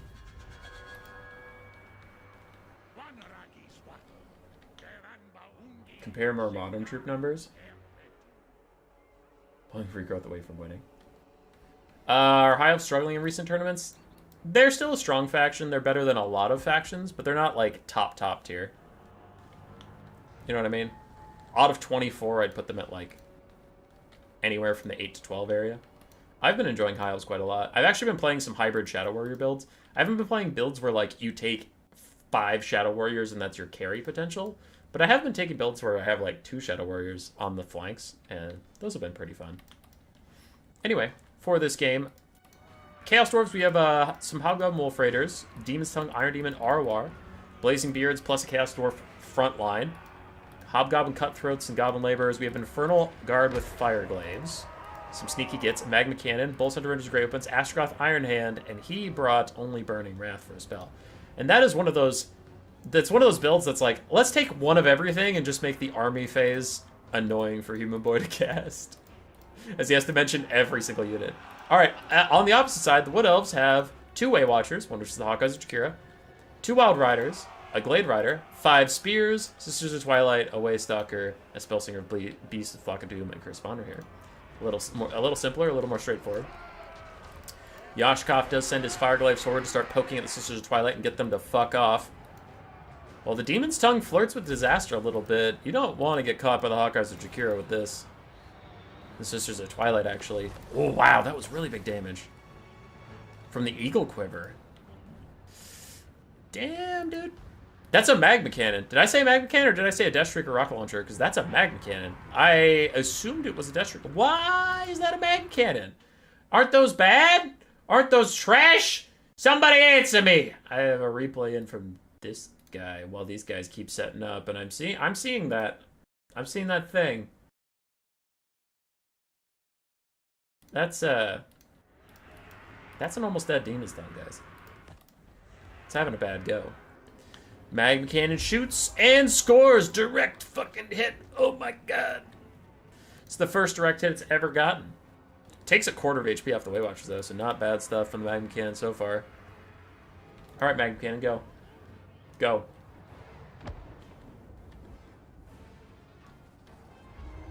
Where's Corvus Glaive when we need him? Nowhere. That Magma Cannon is actually kind of crushing it. But speaking of crushing it, the Way Watchers are murdering the Bull Centaur Renders. Unshielded, only 50 armor. They're just getting destroyed. As both sides are taking massive damage. Bull Centaur is trying to find a fight, but the Way Watchers keep bullying them. The Hawkeyes of Jakira firing up and over. The Discouraged, plus the vast amount of damage they've taken, routes them off. But these other Way Watchers get suicide dove by Hobgoblin Wolf Raiders, who hold on for just long enough to do good damage. The Magma Cannon is now firing at the Hawkeyes of Jakira. This is just weird. Magma Cannon's fucking lighting them up. Hobgoblin Sneaky gets good damage down onto the Sisters of Twilight, but a nasty breath attack takes half health off the Blazing Beards. Everyone is taking so much damage, and the fight hasn't started. Like, this is just the skirmish phase. Now the front lines are actually trying to engage, and everyone's fucking dead. The Sisters of Twilight, dead. The Demon's Tongue, dead. The Wild Riders that tried to fight the Demon's Tongue, dead. Both Way Watchers, dead. The Hawkeyes are fine. Shut up. Just let me have this. Bull Centaur Renders are almost dead too. What's left? What's left to even fight before the fight started? This is like a boxing match, but both parties got kneecapped in the locker room before it started, so now they're just thinking, are you trying to Burning Wrath a flying target? What are you, insane? Alright, that didn't hit the Sisters, but it almost did, and I appreciate the hustle. Demon's Tongue down to sub 1,000 HP. The Wild Rider's thinking about going over and charging that asshole. Meanwhile, it just fires down the side of those. Oh, the Eternal Guard got grenaded, and it's brutal. These other Eternal Guards saw it happen, and now they don't want it to happen to them. Real nice Eternal Guard you got here. Be a shame if something happened to it, if you catch my meaning. I'm blackmailing you. If you don't pay me the protection money, I'm going to grenade more of your nice stuff. Are they going to grenade more of your nice stuff? Let's find out. Meanwhile, Eternal Guard and Wild Riders are just going to beat up on poor Goblin Laborers. Another Burning Wrath is out onto this lady. It doesn't do too much damage to her. It mostly does damage to, like, clumps of things, not really single entities. Now, one thing that is very concerning is these Wild Riders could charge over here. They can either kill the Magma Cannon, or they can go straight onto the Demon's Tongue if it tries to intercept them, kill that, and then kill the Magma Cannon. So things are looking pretty good for the Wood Elves if they exploit that flank. Meanwhile, the Infernal Guard with Firecliffs are shooting sideways into these Wild Riders. They do not enjoy that whatsoever. The Hawkers, Jakira, and the other Way Watchers are falling back. Meanwhile, the Chaos Dwarf Warriors are sitting here with their blast charges like, be a shame if something happened to your nice Glade Riders who are running away from us right now.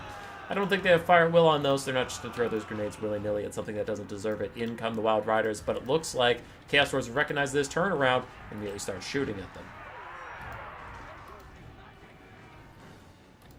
Magma Cannon still firing. Shouldn't Astrogoth be scoring 3 points with that breath? Yeah. Alright, Astrogoth takes out the Spellsinger of Beast, which is a big problem for the Wood Elves. Meanwhile, this Waystalker's still firing away. And they have all 3 arrows of Kuranos. Oh no, they forgot they have the arrows of Kuranos. A side shot from where they're currently standing down the Infernal Guard, that would be so much damage. But the Infernal Guard are turning now.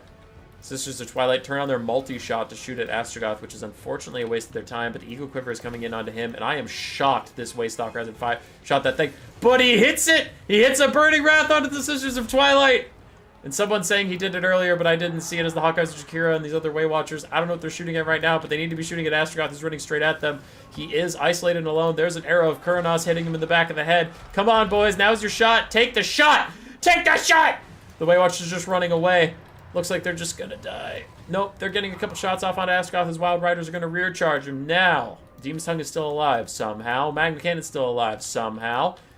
Infernal Guard doing just fine. Chaos Dwarves are up on the balance of power, but if you can snipe out Astrogoth, this could be the beginning of the start of the... Stop doing that! I saw that! You were aiming at the dragon, and you accidentally hit the Wild Riders. Don't you fuck with me. I saw that. You were trying to hit the Sisters of Twilight. We all saw it. Stop doing that. Just, like, cast it on the blobs like you're supposed to. Now, the Infernal Guard Fireglaves are trying to get some distance. Eternal Guard are slowly cutting through Chaos Dwarf Warriors, and really nice job from the Demon's Tongue to just turn itself into a missile chariot instead of going into melee ever. It is doing good damage from a distance. Wild Riders and Glade Riders just holding Astrogoth in place, but it's not going to be enough damage for now. What is a lot of damage is these Way Watchers pelting down the Infernal Guard. No shields for them, no missile resist of any kind. They're only relying on their armor, and their armor only goes so far against things that are armor-piercing. That's kind of how armor-piercing works. Dragon could be... Oh, no. That is a very unfortunate mistake from the Wood Elves. They cast a Flock of Doom, which doesn't do any damage to Astrogoth at all, and they overcast it, which actually routed off their Spellsinger of Beasts. That is a big oopsie. Now, this is what I was hoping would happen, is the Sisters of Twilight need to just start cycle charging this guy's ass. Just get him. Get him. Light him up. See what happens. They hit the first big shot. He returns the fire. But you have Conjoined Destiny. If you get nice and low, you can get a big ol' heal. There it is, Conjoined Destiny. All right, back off. Get back into the sky. Get back into the sky. Get that free heal. As that arrow of Kuranos from the Waystalker melted the cavalry of the Wood Elves, but I'm not going to say it if you won't. I'll keep your secret. 18 seconds left on Conjoined Destiny, but the Wood Elves are overstaying. They're overcommitting. Balance of Power is also going to army loss them before that heal can pop. 12 seconds left on the heal. Can they get it in time? They're terrorizing away some Chaos Dwarf Warriors. The Wood Elves need to hold on for 7 more seconds. Army losses needs to fuck off for 5, 4, 3, 2, 1. Big heal in from the Sisters of Twilight. Never mind, that was a pathetic heal. What the fuck happened to Conjoined Destiny? Listen, I remember when the Sisters of Twilight were toxic. I was there too. But having a 30-second heal take forever to go off to just heal that teeny tiny amount, that shit sucks ass. Infernal Guard trying to get in range of the Way Watchers, Way Stalkers, Way whatevers who are still firing back. But the Magma Cannon is delivering a toll of blood and violence. It has been out of the meta forever because it sucks. It still sucks, and I maintain that. But yes, if you ignore it for the whole game, sure, it'll do all right. And is it doing better than I thought? Yes, it is, but I also criticize the Wood Elf player for not killing that fucking thing. Astrogoth is dueling with the little Waystalker on the ground, who's starting to run away now. Sister Twilight coming back over to maybe see what's going on. Waywatcher's pushing away the Infernal Guard. Another Burning Wrath. No way. Okay, if it was aimed at this guy, then missed and actually hit the Waywatchers in the distance, that would have been epic. So, the Chaos Dwarf's balance of power is artificially inflated by the Magma Cannon being full HP, but I don't think that matters, as, like, I would say they're very ahead. As they lose the Iron Demon to the Waywatcher shooting them in the face, balance of power is going to dip real bad when these Waywatchers rout, because then they take their friends with them and those guys rout, and you just lost all your stuff, and then everything routs, and a disaster of a chain reaction takes them out. But that Conjoined Destiny was so sad. That's not anybody's fault. I mean, it's CA's fault, but, like, that ability sucks. Can you get below 20% health and then stay alive for 30 seconds? If you do, I will give you 5 health. Am I exaggerating? Yes, but I dare you to tell me how much it actually was, because it's not a lot. If you're in the double digits, you're probably right. That was a good game. Waystalker did fine. Waywatchers and the Sisters of Twilight did fantastically well. For Yashkov, Ashkov did well. Train did okay. The Bull Centaurs got murdered on their way in. They have 0 value. Infernal Guard did fantastically, so did the Magma Cannon. Chaos Dwarf Warriors did okay, and Hobgoblin Sneaky Gets did alright. GG.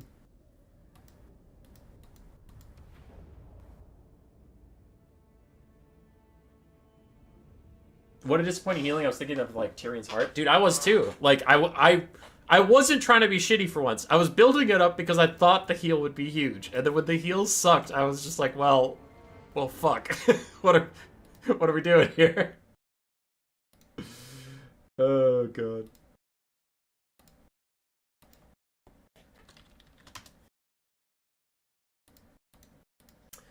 Okay, saving up a couple more replays.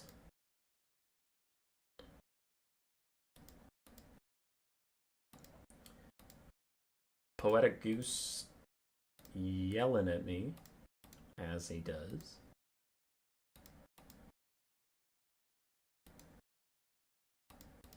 Alright, we've saved up some stuff. Let's take a little looky-loo at how the tournament's going.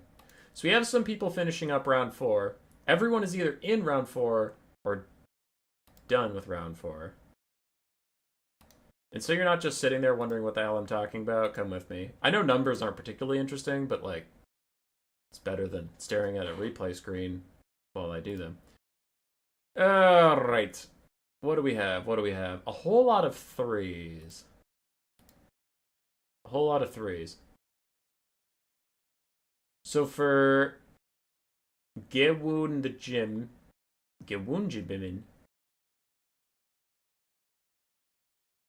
Where did he lose? Did he actually lose? Yes, he lost to Nardu. Alright, so Gewunjimin is not actually a perfect 4-0. For Valnir, you didn't have a bye round, so where did Valnir lose? There's a TBD floating around. What, did someone leave? Valnir hasn't lost. He's currently fighting Contrarian, so he might be a 4-0. Zero the Fool.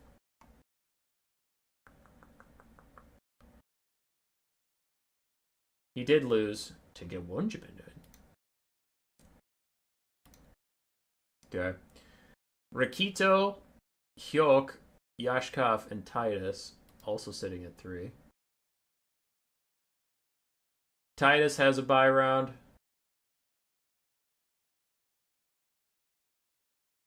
Hyok is currently fighting Berserk. Okay, so we still have some stuff wrapping up before we know who really has 4-0s or not. Cool. I can get in one more replay before they need me to decide this stuff. There's Valnir with the first normal 4-0. Very well.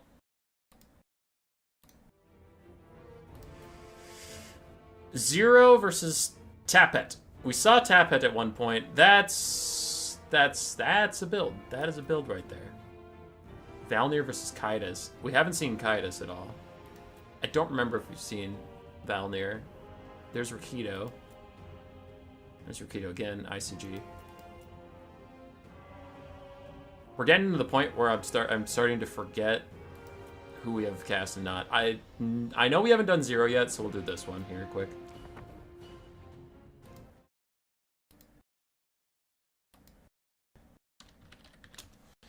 Contrarian Codex went 2-2 in his first tournament. Nice.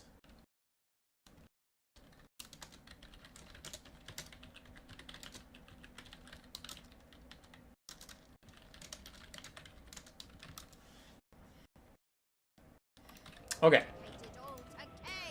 So, 4-0 versus our friend Tapat here. Tapat has a whole bunch of bloated corpses, like just like a whole bunch.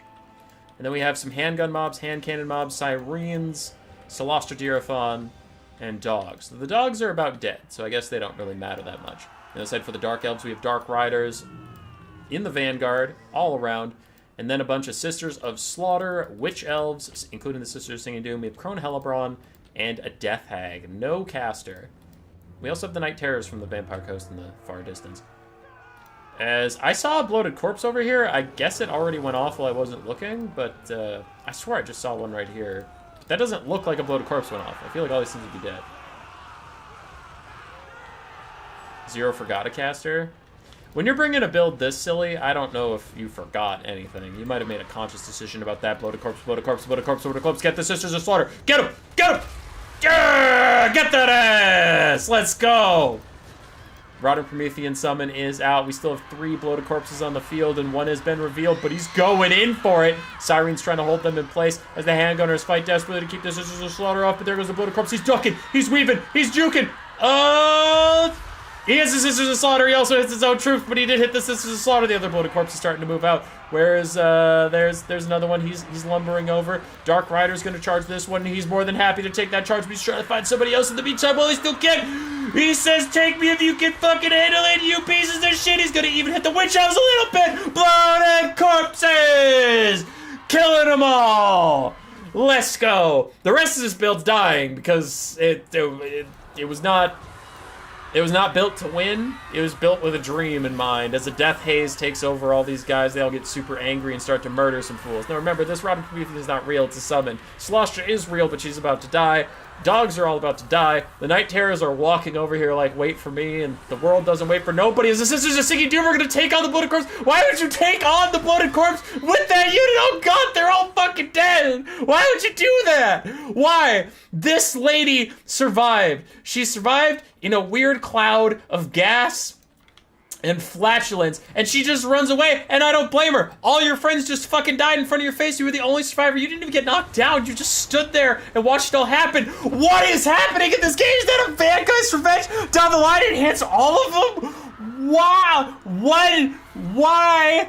Why would that be a thing? Why would you do that? Why would you walk into that? There's a Morgul Haunter? There's more Morguls? What is happening? I'm losing my shit. I'm losing my shit in real time. Celostra's fucking dead. The Ghost Knights are summoned. They only have 50 seconds to be alive, and it looks like they're trying to regroup with the Morguls. You don't have time to regroup. Suicide that shit. Get in there. You're running out of time. Get back in there. Where are you going? No, God. What was happening there? The Morgul Haunter jumps in with the other Morguls. There goes a big charge to the Damn Knights. They're about toast. They're running out of time. Dark Riders are trying to get involved. The Night Terrors are here. The coaster ahead. The coaster ahead on the balance of powers. The Morgul Haunter's going through, but he's already starting to crumble. Like full HP, his leadership's dipping. In come these guys from the back. They're trying to tear out off some of these people, and they're getting a couple of them, but man, the Morgul Haunter's taking a bunch of damage. Crone Hellebron and her Death Hag don't give a shit about what's going on. Taking a ton of health off the Morgul Haunter. Damn Knights Errant have 22 seconds left of life, but they're routing off so many little Dark Elf lives. What up, Pat? How you doing? Witch Elves, another gaze of Cain, giving them all the stats in the world as they rampage. The Morgul Haunter is going to chase these guys off. The Damned Knights Errant, I don't know where their unit flag is. There it is. They have 4 seconds left of life. They chase off some Sisters of Slaughter. Balance of Power is dead even, and I guess I agree. I disagree with the principle of the thing. I disagree with the premise, but sure, the Balance of Power is 50-50. Now, do Morgul still suck? Yes. Is Crone Hellebron going to kill all of them? Yes. Are they dying right in front of you, and now the Balance of Power is starting to catch up with what I'm talking about? Yes. Is the Morgul Haunter going back in? I mean, sure, but what's he gonna fucking do about it? Suck and die? Yes. There go one of the Morguls. The Night Terrors are down to half HP, and these Sisters of Slaughter Witch Elves haven't lost any HP while I've been watching them, which kinda goes to the point of Morguls being giga trash. This isn't about winning, it's about sending a message. The message was sent! The fucked up part is the 4 bloated corpses would have won if Morguls didn't suck ass. Like, that's the wild part, is we watched a replay with 4 bloated corpses, and I'm not complaining about them, I'm complaining about Morguls.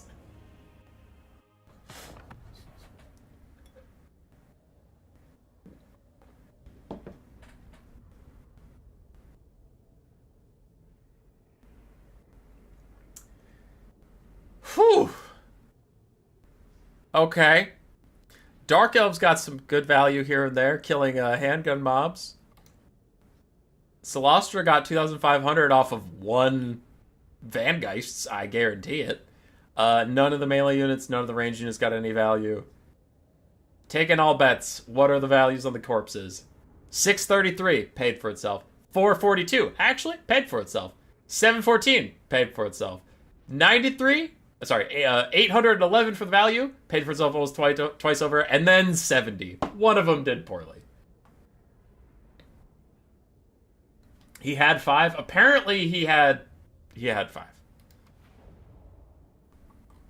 I guess he had 5. That's fine. I'm deleting it. Don't worry. Don't worry. I am making a note for myself right now to clip it.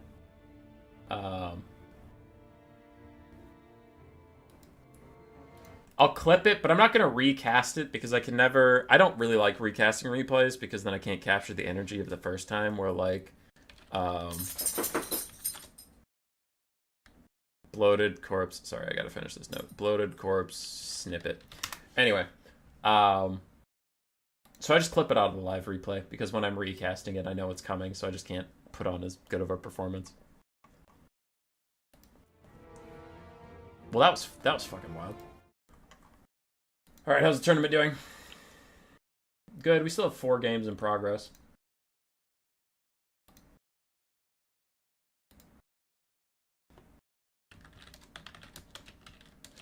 Michael sent me a game he really wants me to cast, so I'll try and remember to do that one. It's from Nardu as well, so alright, well, that works. I already saved it once, don't need to save it again. Oh boy, how are we doing?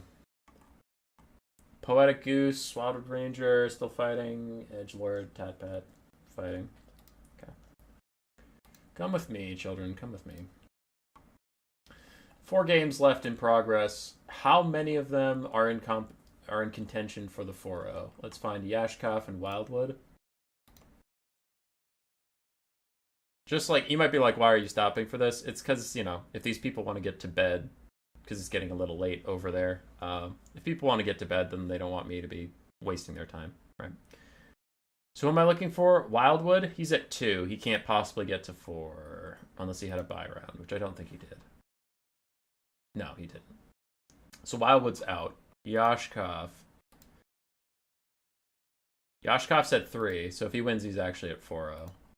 Okay, so that game matters. Poetic Goose versus Tob. Where are they at?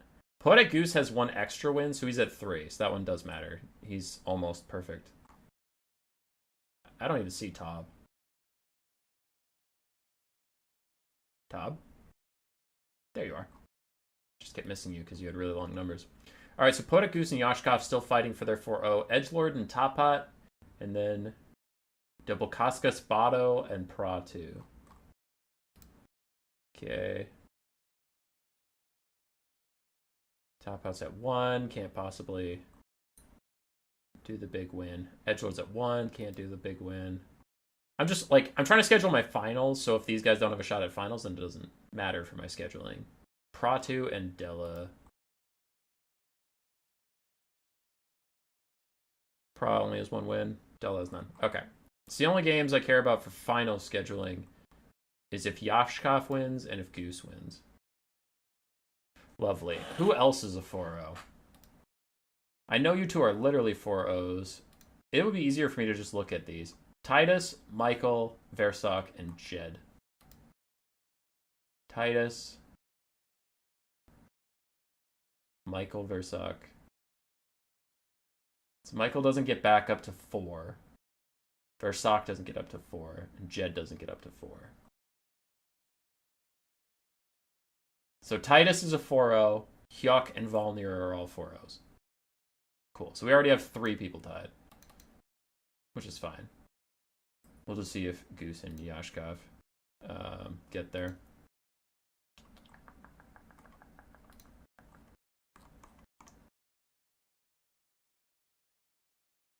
Alright.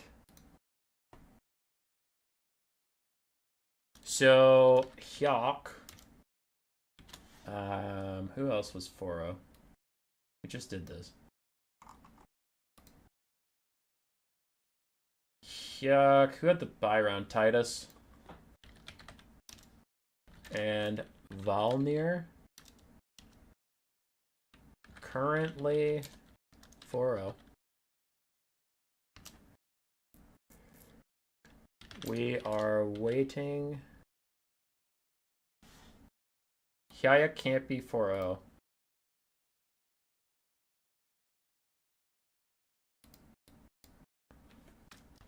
Wait, what?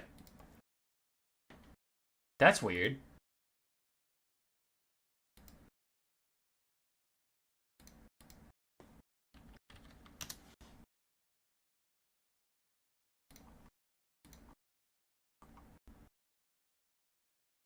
What?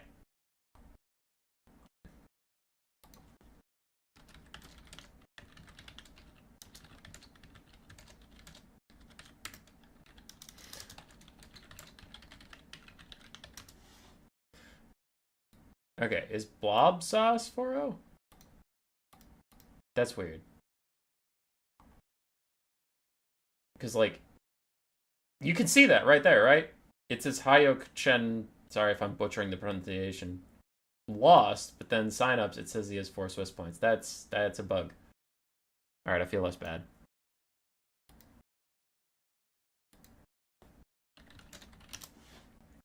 Anyway, so he's not really a 4-0. So it's Volnir and Titus.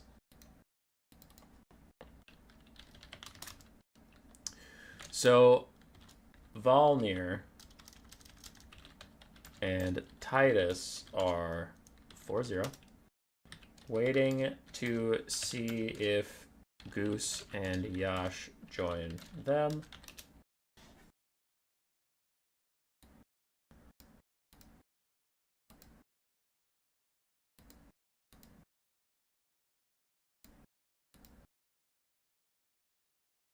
Neither of us can win.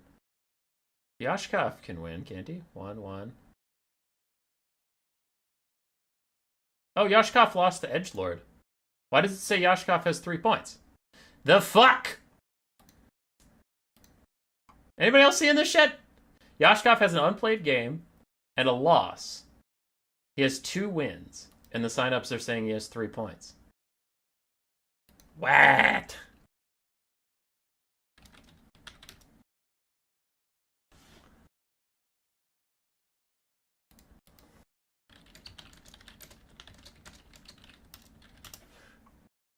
Okay. Does Poetic Goose have actually a 4-0? Or what's happening? Why is the website being silly? Poetic Goose has a loss! What is going on? Why is it lying to me? Where are all these extra fucking points coming from? No, wait. We know Goose has a win. Because, like, even though the points are fucking with me... Because it says Goose has 2. No, okay, that's it. That one's manual. Because Biggs just reported the wrong score. That one I knew about. That's why I was being stupid. Poetic Goose still has the possibility of getting a 4-0. Got it. Getting pissed off at Total Tavern, fucking with me, making me do math on stream and telling me people have points who don't have points, and people telling me things that don't exist and nothing's real. I don't like it. I don't like being fucked with.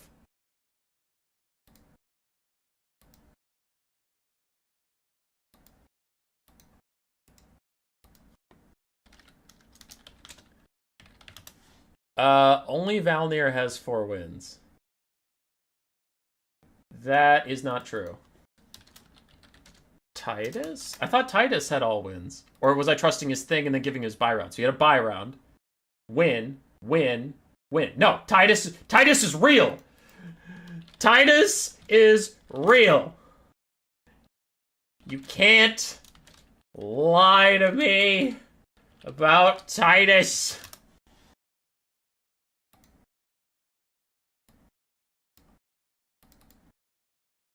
Okay, my Opalo cheese. That's nice. This point, it's easier to just let him have buy, so we can start post bracket.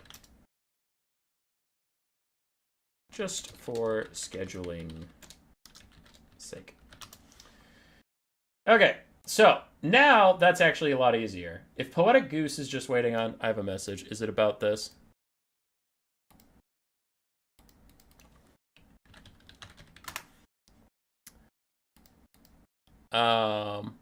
Is it about this? Another fun one. Thanks, Human Boy. Thank you, Zero. Okay, back to the public. I don't like showing people's DMs. So, Valnir, please fight Titus. And if Goose also 4-0s, he will fight winner. If he 3-1s, then whoever wins between you wins it all. Good luck. Have fun. Valnir is top. Lovely.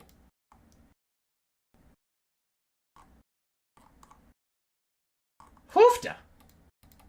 Also, it's hilarious to me that the game I'm waiting on to see how the post bracket turns out is Poetic Goose versus Top, and that is the last game still going.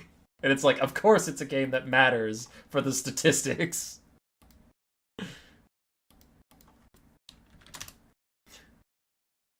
Okay. Alright. Enough nerd shit. No more nerd shit for the rest of the stream, I promise. I promise. And I never break a promise, except for when I have to. Then I'll break the fuck out of it. Miguel with the €5. Thank you, sir. Thank you. Boss Man Kane. It happens, man. It happens. All right, chat's been popping off. I'm surprised 113 of you have stuck around for the math portion of this stream. I really appreciate it. And let's get back to some replays to reward you for your patience. Very sorry about that delay, but sometimes tournament things got a tournament, right? But that should be the end of the distractions. Now, our finals or semifinals is already going on, and it just depends on if Poetic Goose also perfect runs. If he does, then he didn't. Wait, yes, he did. Okay, we determined that. Biggs. I'm done thinking about it. If he beats Tob, he's in the finals, whatever. I'm done with this shit. Oh! Way! Where is Way? Somebody go get an MS Way. Way? Hold on, I'm trying to ping him. No! He's not in the chat. No, we don't have Way! Way has been holding on for Plague Claw catapults his entire life. He's a frequent of the channel. And now we have a game with a Plague Claw catapult, and he's not fucking here, man! Where is he? Somebody go get him. Bastion Houseman. Probably said your name horribly. You're doing great, buddy. You're doing great. Alright, Nurgle versus Skaven. We have Plague Toads of Nurgle, Pestigores, Marauders. We do have a Chaos Lord of Nurgle, backed up by a Chaos Sorcerer of Nurgle with Friends of Visitations. And then we have some Chaos Furies. On the other side, it is the Mutant Rat Ogre build. We have 2 Mutant Rat Ogres, Gorich, who's just another Mutant Rat Ogre pretty much, Lord Skrulk, Poisonwind Globes, Plague Monks, Clan Rats, and a Plague Claw Catapult. Let's fucking go. Remember to like the Rats stream he's doing his cheesiest? I am doing my cheesiest as well. Alright, Nurgle piles in with their Furies, and everybody's just trying to shut down the Skaven war machines. Plague Claw Catapult is set on all sides, as Way, wherever he is, not watching this game, is crying. Skrulk's trying to bail them out with a really nice Rod of Corruption, but it's not enough for the moment. Mutant Rat Ogres and Plague Monks going to fight back against Pestigores. And I also like how he went for like a Plague-themed build versus fucking Nurgle. That seems like a real smart move. In game, it's fine, but I'm talking about in lore. In lore, that seems rather cringe. Like you're gonna out-disease Nurgle. Good fucking luck, dude. Your lord's name is Nurglitch. That's the lord of Clan Pestilence, and you're trying to whatever. No, it's fine. It's whatever. Poisonwind Globes are shut down. So is the Plague Claw Catapult. As Gorich and the other Mutant Rat Ogre are going absolutely nuts on this flank. Gorich did bring his Spinny Spin of Doom, which will be rather nice at clearing out some random stuff. But Lord Skrulk is currently losing a duel with the Chaos Sorcerer of Nurgle. That's not going good for him. And the Plague Monks trying to hold while Mutant Rat Ogres still dive around and do their best to clear out the Pestigores. Pestigores and Forsaken, chasing off some Clan Rats and Skaven Slaves and stuff. That's like fine, but they'll want to come back here eventually. Skrulk throwing out another Clan Rat. Somebody gets knocked on his ass by this guy. And I think this guy fucked up because he brought Skrulk a lot closer to Gorich, who's trying to push his way through these Plague Toads and show this guy what for. And here he is. Here's the Mutant Rat Ogre too. And all of a sudden the Chaos Lord of Nurgle's in a bad way.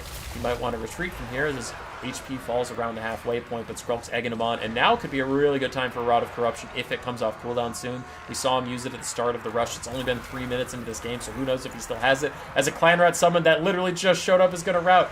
Rod of Corruption, please. It would be so good as Gorich does the Spinny Spin of Doom, pushes off some Marauders with his Terror plus the damage. The other Mutant Rat Ogres also coming in. All the Mutant Rat Ogres are grouping up. Standard Ground is too late to keep the Clan Rats in the fight.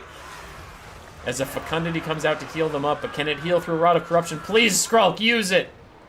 I don't think the player's making a mistake. I honestly just think it's still on cooldown. But, like, if it wasn't on cooldown.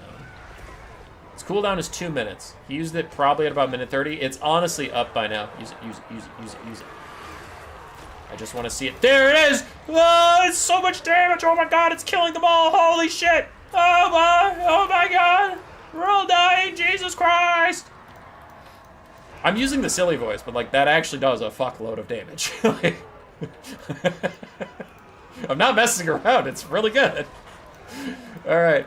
Plague Toads of Nurgle getting really low as the Contaminated from Lord Skrulk takes their leadership down by 10. Does get some of these guys routing even faster, but Gorich is starting to take a lot of damage. Mutant Rat Ogres are trying to come over and help him out a little bit.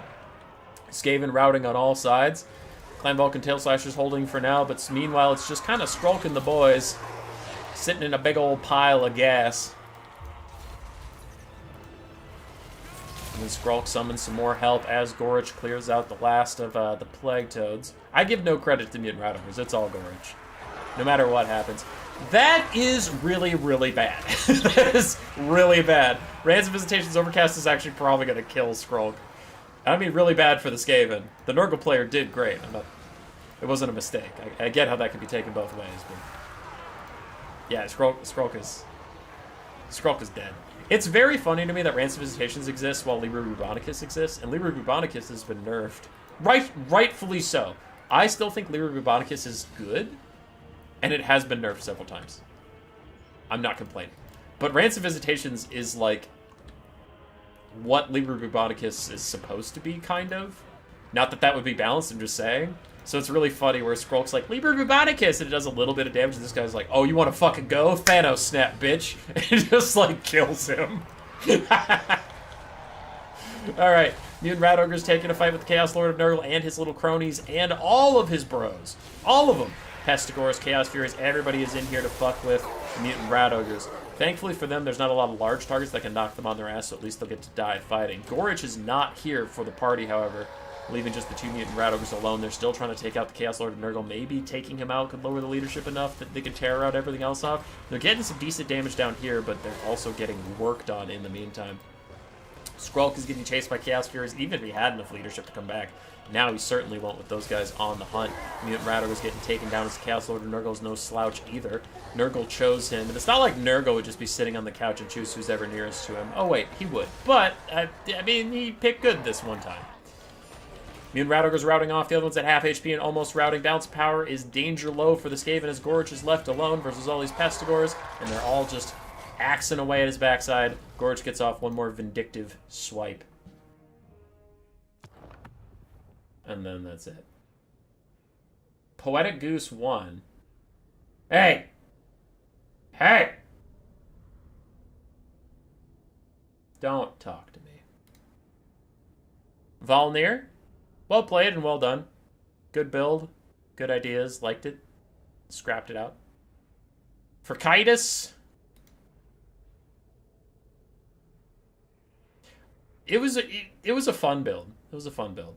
I don't think this is the build versus Le Nurgle, but it was very fun. It was very funny. I ha-ha'd a lot.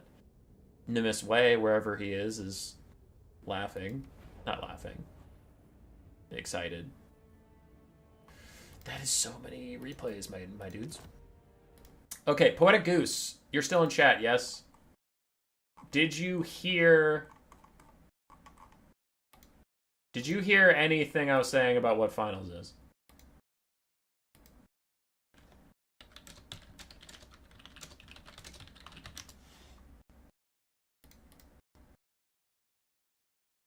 False report, I lost. You lost to Edgelord? Oh shit. Does that mean Edgelord had a 4-0? Don't make me do math again. No, Edgelord only has 1 win. So even if you false reported, that gets him 2. Okay, good. So he's not in the finals. I didn't fuck up. How do you have Fury Scorns with Skaven? Night Runners or Gutter Runners? Damn it, Poetic Goose. Alright, Goose. Goose, pay attention. Looking tournament opponent, right? We're not doing math, don't worry. Goose is also 4-0. Whoever wins above fights him in finals.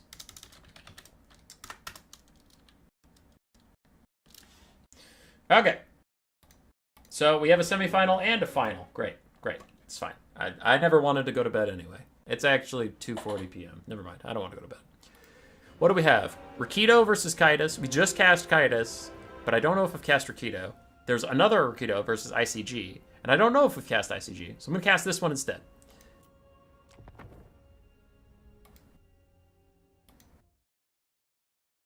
Was in game, sorry. Dude, you should be. You should be sorry. Rito on the Vampire Counts versus ICG on Tzeentch. Why sleeps when you got streams? Dude, there's so many Warpstone Cup replays to do. I also want to do streams where I get to play the game. I also want to do fun streams. There's too many streams in too little time. For the front line of the Vampire Counts, we have Zombies, backed up by Graveguard with great weapons, the Sternsman, 2 Corpse Carts, both with Unholy Lodestones, Manfred von Karstein with Spirit Leech, Invocation to Hack, Gaze of Nagash, and a Zombie Summon. Some Vargeists, some Fellbats, some Blood Knights.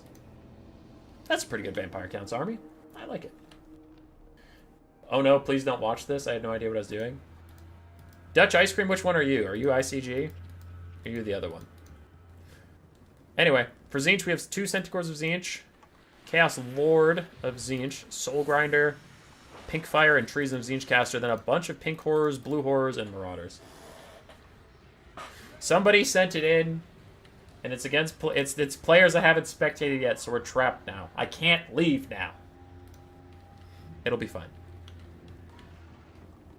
It'll be fine. We watched 3 mutant rat ogres slowly get ground to death by a bunch of Nurglings. It can't be as sad as watching those poor boys get dragged down. ICG? Gotcha, dude. There's other replays in.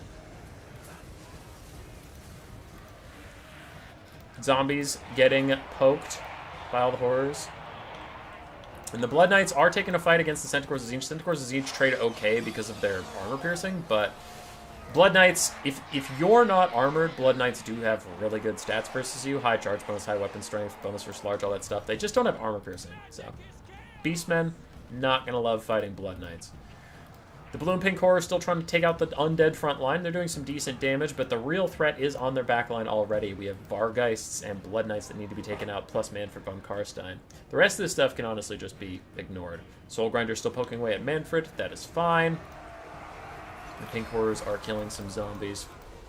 Felbat's losing the fight against the Sour Guts, which I guess most things would. Sour Guts are kind of spooky melee combatants. And Centaurs of Tzeentch gonna go attack these Blood Knights out in the middle of nowhere, but instead actually gonna dive back in. Rear charging the Vargheist or these Felbats could be good.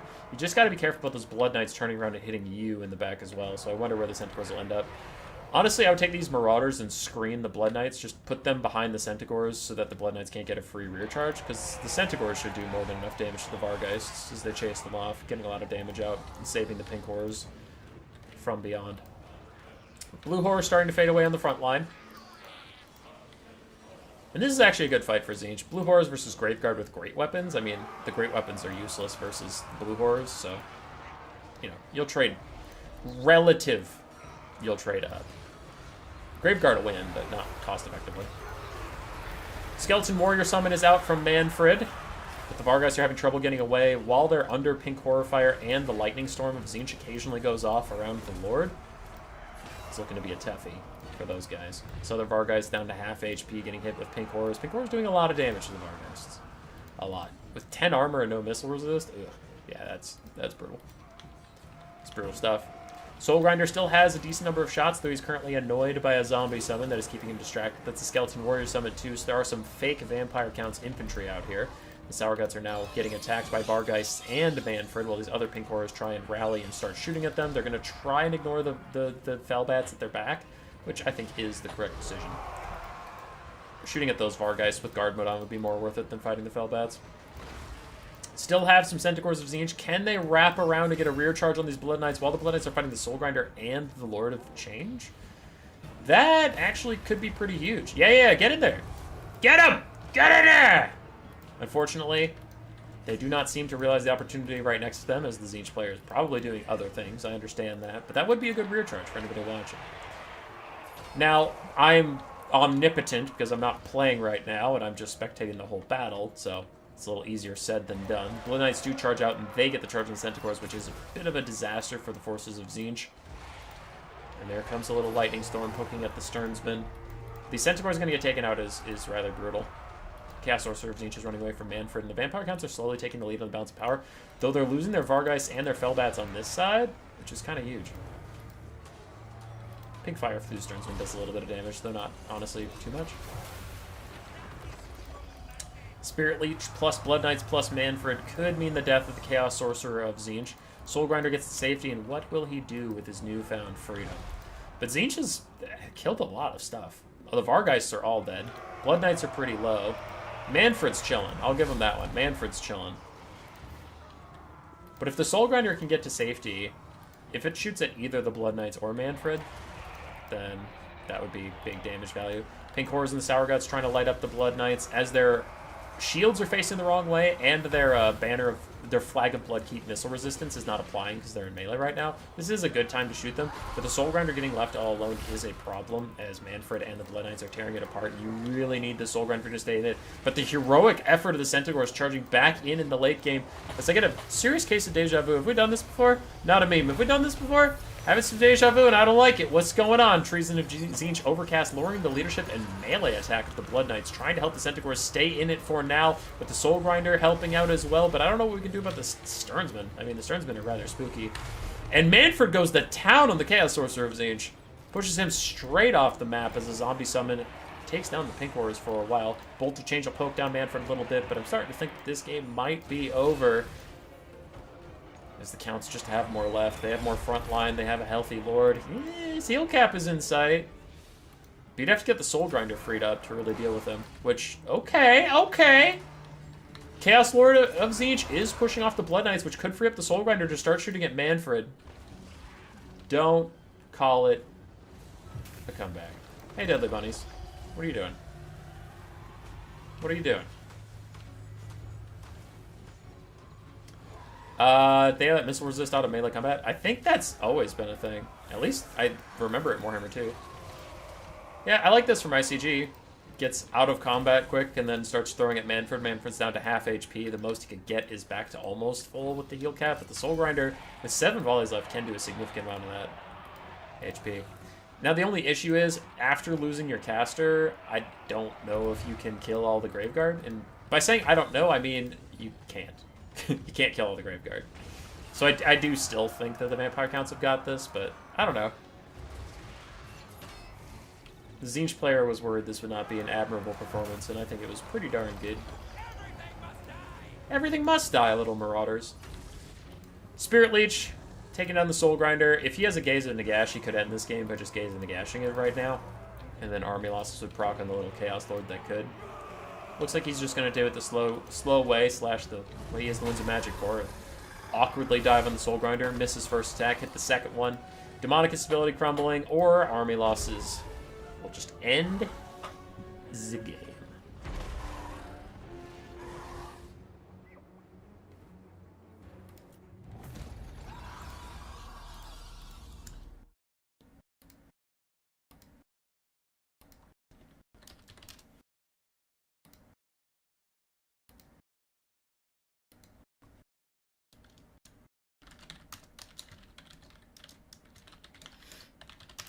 Okay. Tactical Lich telling me to get the fuck off his lawn. I did accidentally stream over him. I think his was probably scheduled first. I don't know whose was scheduled first, but that sounds like something I would do. Which is a shame. So I plugged him once at the start of the stream, and I put a community post up about him, but we'll just mention it here while I scroll through the values. Ooh, the Sour Guts did amazing. Anyway, yeah, if you like land battle content, check out Tactical Lich. He has a criminally low amount of subscribers. It's not like no subscribers, but he deserves a lot more. So, if you like land battle content, look up Tactical Lich on YouTube. Give it a follow. Is that? No, so I didn't save it. Semi-final one. We have a semi-final in. I just want to do some housekeeping for a second. We have seen both those players at least once. I don't know if I've seen Titus or Nardu. I've seen both those players once. Have we seen Versock? Because we've seen Valnir. I don't know if we've seen Versock. I don't know if we've seen Jay yet today. How are there still people I haven't seen today? This is insane. There's Power Chan. We haven't seen Power Chan today. What the fuck? How are there so many of you people? Oh, God. All right, we'll continue on until we get everybody. Then we'll move on to the semifinals. So who was I thinking on? Nardu and Titus. I don't know if I've seen either of these players, so let's fucking get it.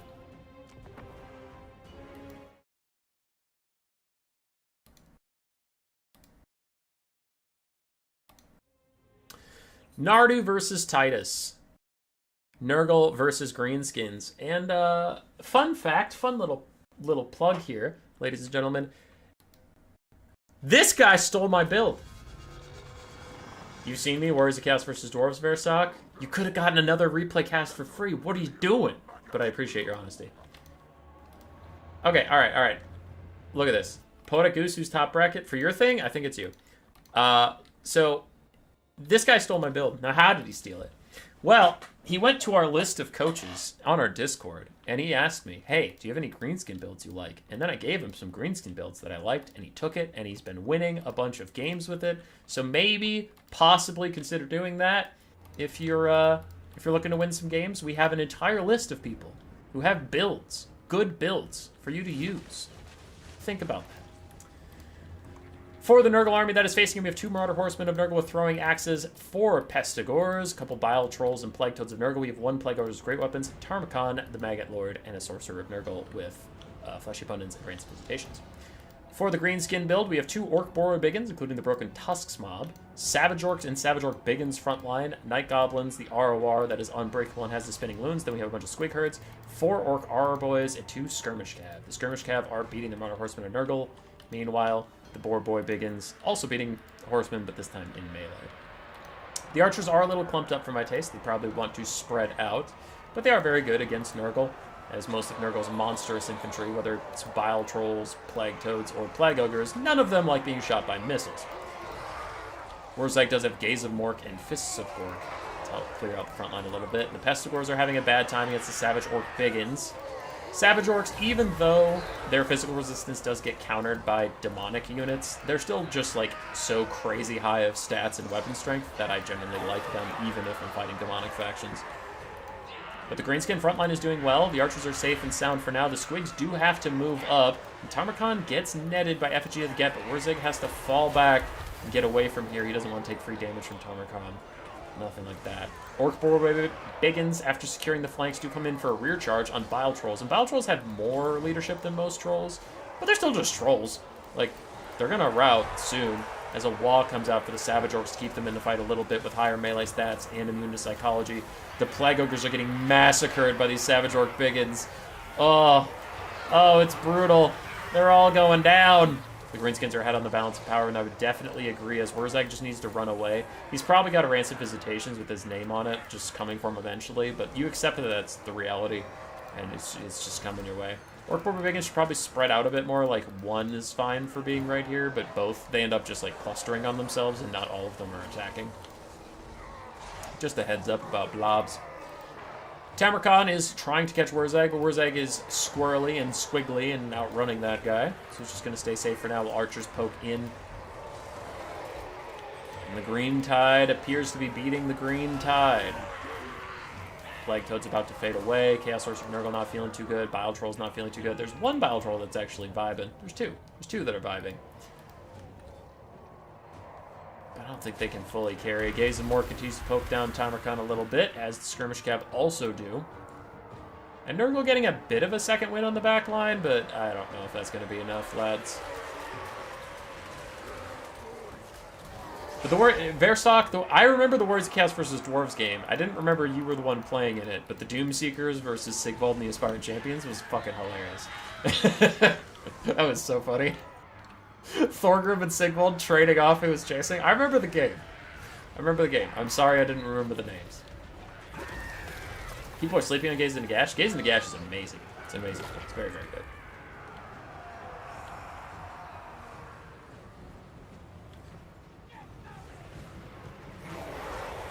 Alright. Not a whole lot left to say, as it is just slowly watching Tamarkhan get pincushioned to death. I really don't think the Bile Trolls can win it from this position. Yeah, I don't know what they're going to do. Like, okay, if Nurgle wins from this position, I'll lose my fucking mind, because this is wild.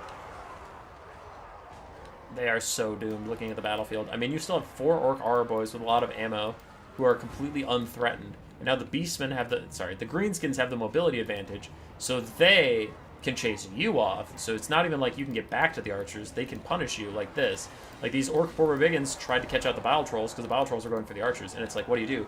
Do you let these guys get constant rear charges on you while you ignore them and go for the archers? Or do you stop and fight them and you're fighting them in front of archers, right? It's a lose-lose.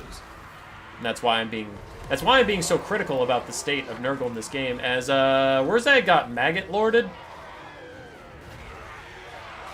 He did done get Maggot Lorded. Oh god. Tamarkhan's like dying, just deletes him. Is there a Rancid Visitation undercast to finish him off? Doesn't look like it. He will get away.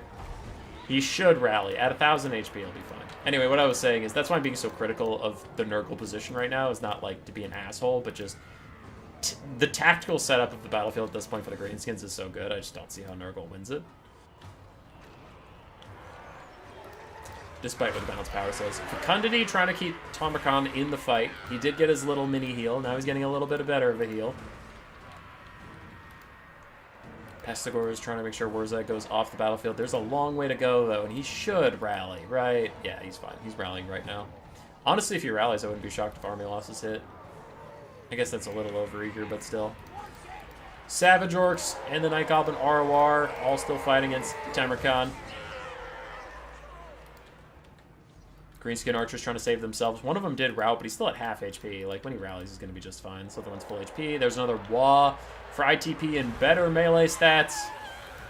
Can someone just kill the Ogre guy? Is such a stupid ability. Yeah, it's pretty fucking brutal. A Fleshy Abundance. I love it. I do love the persistence. A Fleshy Abundance, like, you think you got him? Nope. Fuck you, idiot.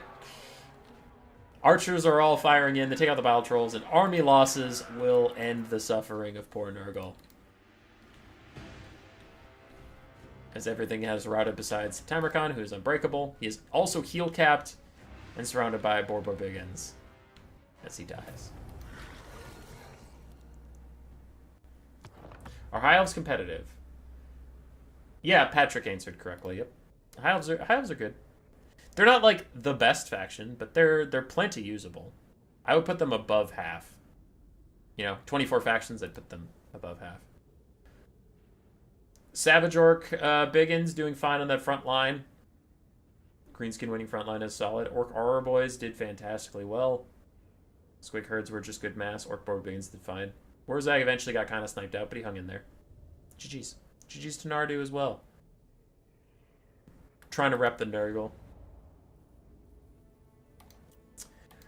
Oh boy, what was that? So was that Greenskins versus Nurgle? Got it. Alright, we continue our search for anybody we haven't cast yet. I have learned that I have cast Versock, so I guess I won't cast that one.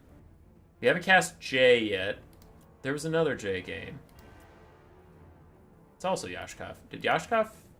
Oh, it's just the same game, but the players sent, both players sent it to me. Got it. Okay, what were we doing? So we know we don't have J. Might as well. I mean, by the time I get done with this replay, I'm gonna forget who I hadn't seen yet. So, J on the Dwarves versus Yashkov's Beastmen, and this already looks pretty brutal for the Beastmen. Oh no. Oh no.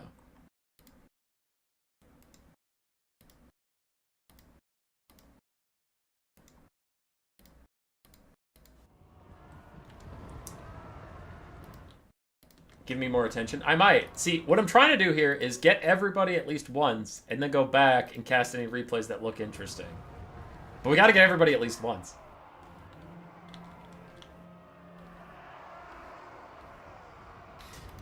Alright. For the Dwarves, we have the Battleship formation. Thunderers and Trollhammer Torpedoes in kind of an not octagon, kind of like a football shape. We have a Dragon Slayer, Thork Ironbrow, and then a front line of Miners and Dwarf Warriors. On the side of the Beastmen, we have Pestigors and Ungor Herds. The Vargablar,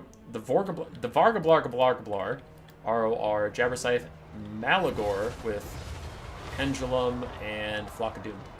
And then a bunch of Minotaurs, including the Butcher's Calvin Guard, some Harpies, and some Dogs. Beastmen are closing in, but the Battleship has already taken its first victim, those Pestigors. Running away. Anti-aircraft guns are activating, taking out the Harpies on their way in, and other Pestigors are also about to rout. The Dwarves brook no offense, but ooh, sneaky dogs cutting in through the sides, gonna harass the Iron Drakes. Now the Iron Drakes, with their very high armor and pretty solid melee defense, will be just fine against these Chaos Warhounds, but still stopping them from shooting for a bit. And the Vargablar is the next target of the Battleship. It takes so much damage. Rune of Slowness stops it in its tracks. But some Pestigors have actually slipped through and are stopping some of the closer range Thunderers from firing. Meanwhile, the Trollhammer Torpedoes are trying to fire over their Thunderer cousins, but they can't quite see. They're too short, and yes, I said short. You can't stop me. You can't stop me from saying short as the Vargablar will not be spared as guard mode is a hell of a drug. Minotaurs are trying to save her, but there's too many Trollhammer torpedoes and she might just rout. Never mind, she's gonna rally for now. But the Minos are into the cookie jar. They're shutting down a lot of the Dwarfs as more Trollhammers fire in, doing a ton of damage to the Butchers of Guard. Malagor is also trying to help out as the Beast, but just trying to stop the madness. Stop the madness! The Butchers of Guard are fucking dead, dude! They're routing already! Harpies and gore herds and all this stuff are trying to do things and whatever. It's too. What's the point of casting? What is the point of casting? Everything I look at just dies. It just dies instantly, so nothing matters. I'm not gonna cast. You can't make me. I'm just gonna sit here and stare at it. You can all see what's going on. You can see the health bars. Oh look, some stuff's routing, and some stuff's rallying in the distance, and other stuff's routing, and this is. Oh, look, the Beastmen are taking damage and the Dwarves are taking damage. It's just total war. He's just saying what total war is as a Rune of Wrath of Rune goes off in the background, hits the Gore Herds and the Pestigores. But, like, what do you want me to say? What haven't you seen before? You haven't seen that before? You haven't seen Iron Drakes get deleted by the Vargablargablargablar? Tell me you haven't seen that 1,000 times. Tell me you haven't seen that 1,000,000 times. As all the Dwarves start to rout all at the same time, the Vargablargablargablar is draining a lot of them down because their leadership's getting low. You've seen this. You've seen this before. You don't need me to be here, okay? So leave. So just get the fuck out. It's done. It's over. You've won it.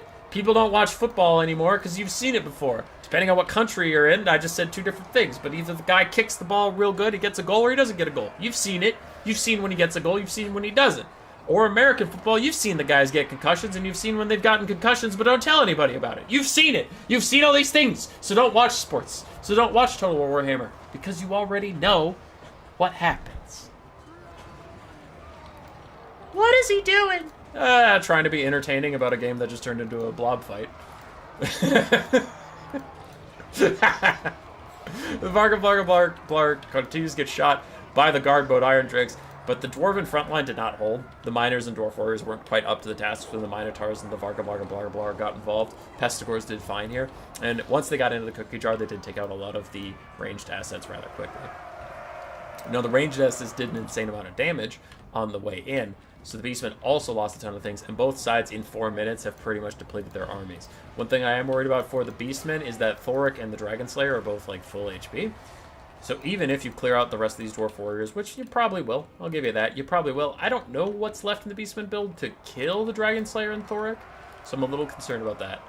Because Malagor can fly up above and hit him with a couple Flocks of Dooms like that, and maybe clear out the Dwarf Warriors over time, but you don't have a lot of single entity killing pressure here. So the Dragon Slayer and Thoric might be tough.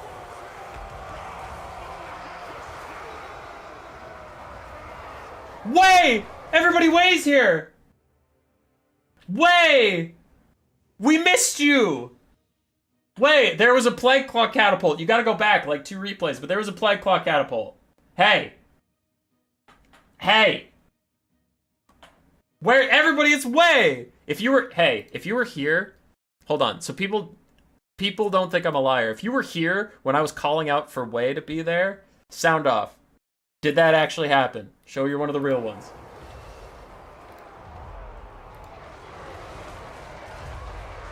Vargablargablargablar is back in.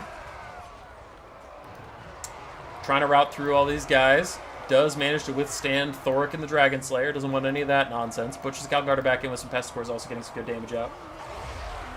Don't focus Lord, go for armor losses, yeah.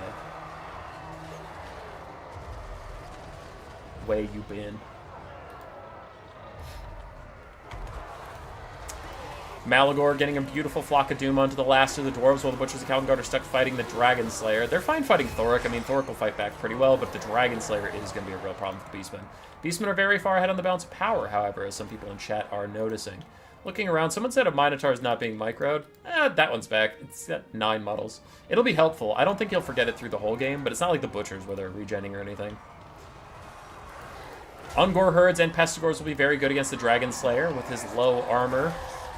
Oh, wow, Malagor! Jesus, dude, chill out! Malagor is punking this fool! What the fuck? Oh my god!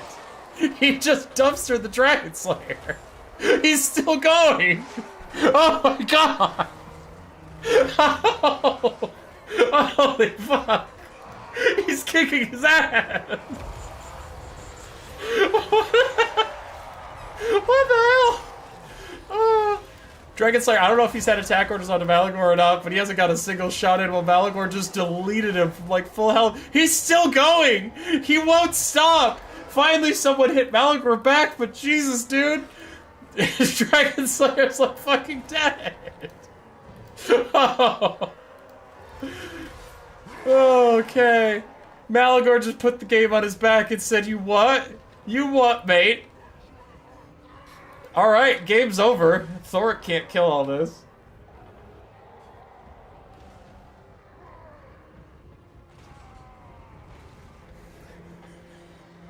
Holy shit.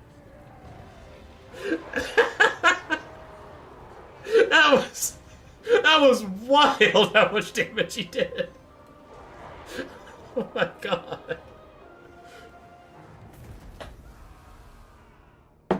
And then Jay throws in the towel. I would too. That was fucked up. As Yashkov's Malagor just bodies. Oh, the Dragon Slayer. Alright. Minotaurs did well. Pest scores did well. My stomach hurts from laughing really hard. Dragon Slayer got 400 value, and I don't think he's going down in the legends of old. I do not think his ancestors will be singing about him. I think he fucked up.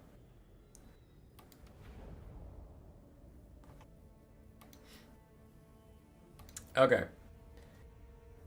Oh. Alright, breathe. Breathe, human boy. Let's continue our search to make sure we've cast everybody at least once. I believe we saw Attack Speed Enjoyer earlier at least once. Volney and Rikoto. Nardu and Blob. CG. Have we seen Biggs yet? I don't think we've seen Biggs.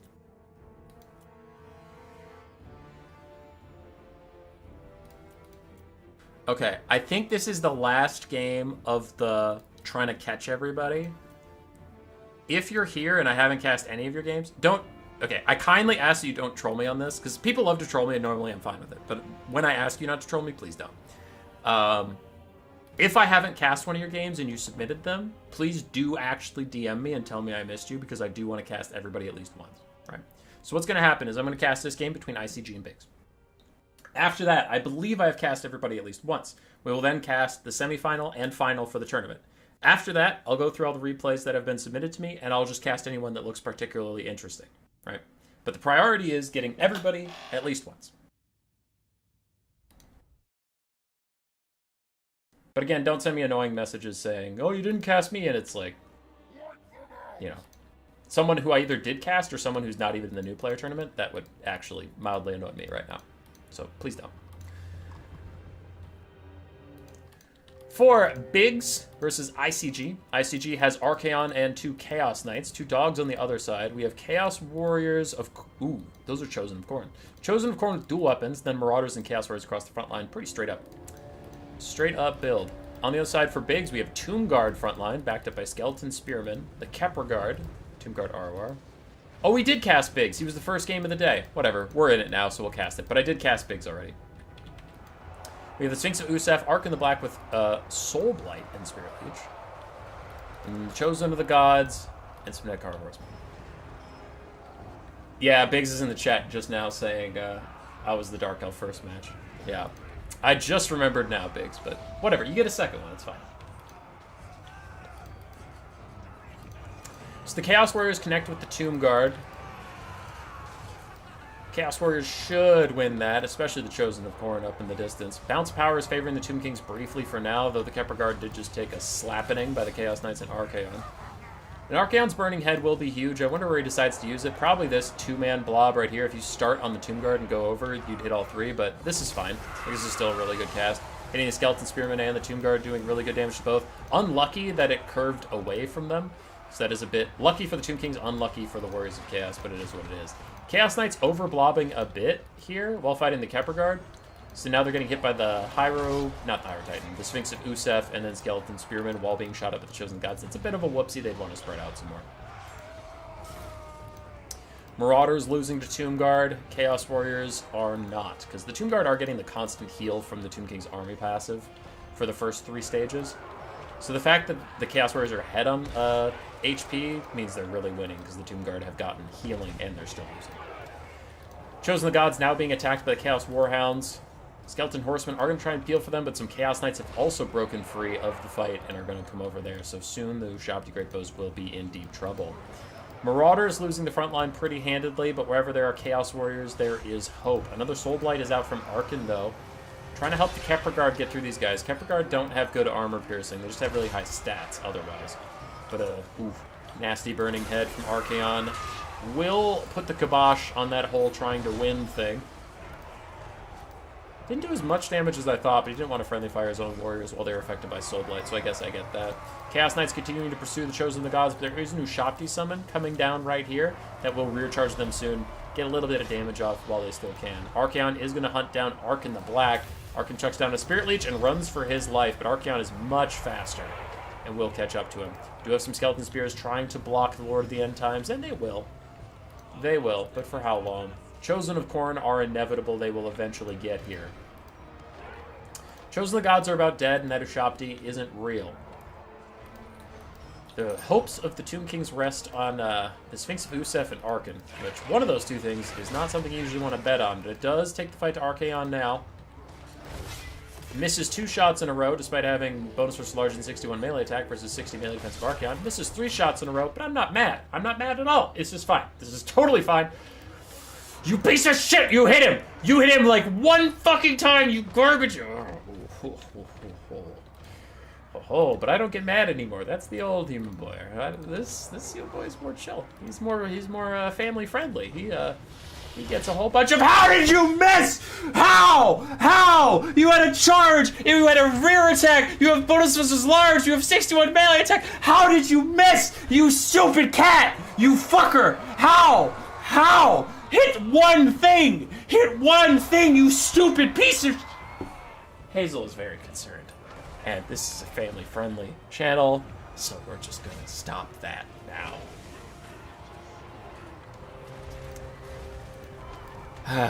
Okay. Archaon goes back to fighting Arkan, which is good, which is fine. That's all fine. The Hyrotite, the Necro Sphinx is fighting against some Chaos Knights, which is also good, which is also fine. Hazel is very concerned, and that's good. Because I'm concerned too. We're all very concerned here. Now the Chosen of Khorne are coming with their dual weapons and their fire damage, and they're about to kill everybody that exists ever. And Hazel is still very worried. Arkan does have a Skeleton Warrior summon there, as I have to cast the rest of this replay with one hand, while the other hand is busy petting a dog that is worried. The Spirit Leech Wars have begun. Arkan taking a Spirit Leech. I imagine there will be one for Archaon soon, though, to be fair, he has been spamming out Soul Blights to try and reduce the armor of the Warriors of Chaos. So, maybe he's actually out of Winds of Magic, which is possible. The Sphinx of Usef is starting to come back. It's going to try again, and it's going to hit him this time, right? Surely it hits him this time. Yes! It got a hit! Did you see it? If you blinked, you missed it. It hit someone, and then it slices a random person in half, and there's a Spirit Leech onto Archaon. But it did it, guys! It hit him! It's going again. Yeah, another hit! Let's go, baby! Another one! It's going absolutely nuts! That's more hits than it's gotten in the entire game, and it got it in like 2 seconds. Archaon has to run away, and I would too after that thing took like half my fucking health in 3 hits. But the Chosen of Khorne here. And I have not been memeing, dude. Chosen of Khorne versus Tomb Kings are wild as they crush the Kepler Guard. They're still literally full HP, and I honestly don't think... I think if everything else was gone, I still think the Tomb Kings lose, because I can't imagine the Sphinx and Arkan killing the Chosen of Khorne. I just can't.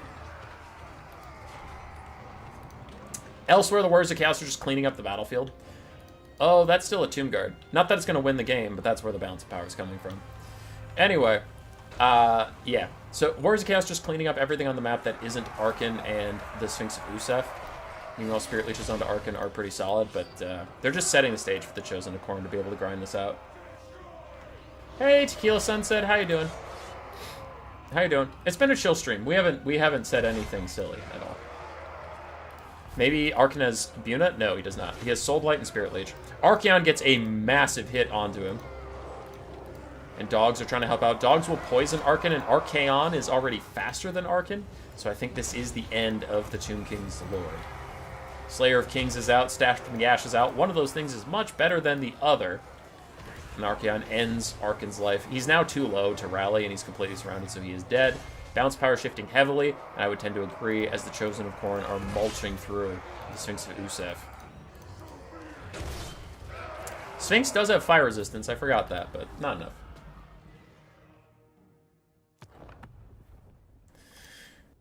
Oh, okay.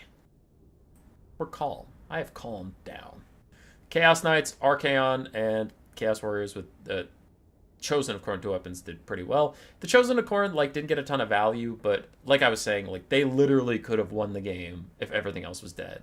So just because they weren't needed doesn't mean I think they were bad. Whew. For Biggs, it was a good game. He tried, man. He tried. Imagine if the Necrosphinx had hit Archeon like 2 more times throughout the course of that game. Maybe Archeon dies, but like it flubbed so many hits in the early game. That was insane. The Tomb Guard front line held for a while, pushed back Marauders and stuff. It was a good game. It was good stuff. Now, as far as I'm aware, I've cast everybody at least once. I'm checking my messages quick. I now have the grand finals. So we are on to stage 2 of this cast. Stage 2 is cast a semifinal, and then the final to determine the tournament winner. Then stage 3 will be cast any game that looks particularly fun. Sound good? Sounds good. Let's get into it. This is elimination at this point. Everything you've seen up to this point is Swiss. This is not. Volnir versus Titus. One of these two wins and goes to finals against Poetic Goose. The other one goes home.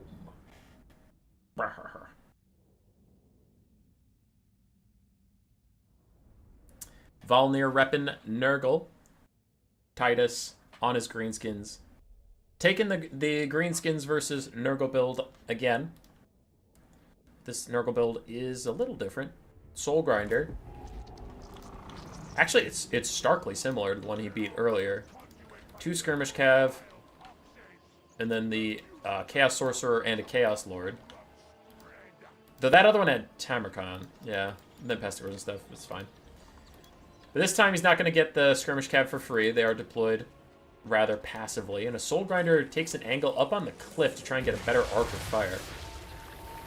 I appreciate that. Ooh, that is a little bit of a clumpy clump from the Greenskins.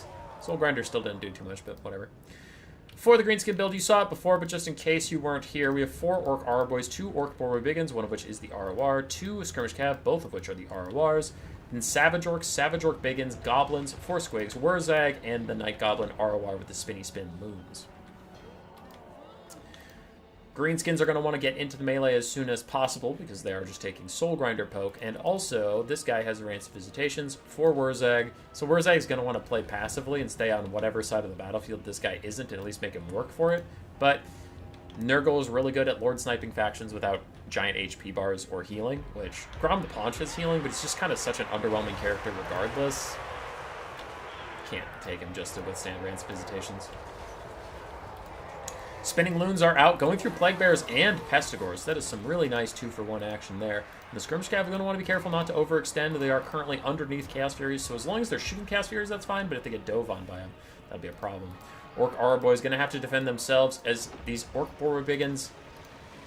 Titus!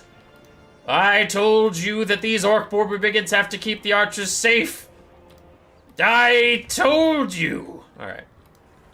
Well, I am mad and angry at the person who I gave this build to. Yes, when you have this type of build, his Borbo Biggins need to be back here peeling for the archers. The archers, we saw last time they did this matchup, the archers got insane value, and now if you don't protect them and the Furies actually dive them, which they are, they're going to get shut down, and then their DPS is lost. Wurzag is trying to get away, but he has minus 75% speed from the Pestigor debuff nearby. That is insane! I never thought about that being a thing. So Wurzag just gets pretty much netted by those guys, and then gets hit with the Curse of the Slug. Can this man move?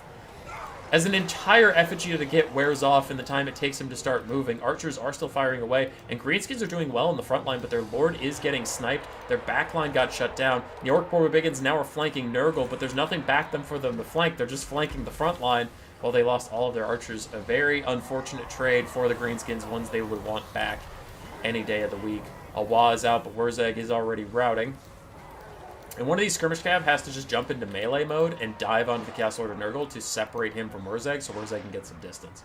And then honestly, what you should do, like not kidding around at all, is if you peel for Wurzag, just like take him and put him in the back corner of the map. Like his global leadership buff is more worth it to you than having him around to cast 1 or 2 more spells before Rancid Visitations finishes him off. Just like a tip out there. If your lord is super low HP and the game isn't like really, really close where obviously you need your lord, like just fuck off. Like just take him and fuck off.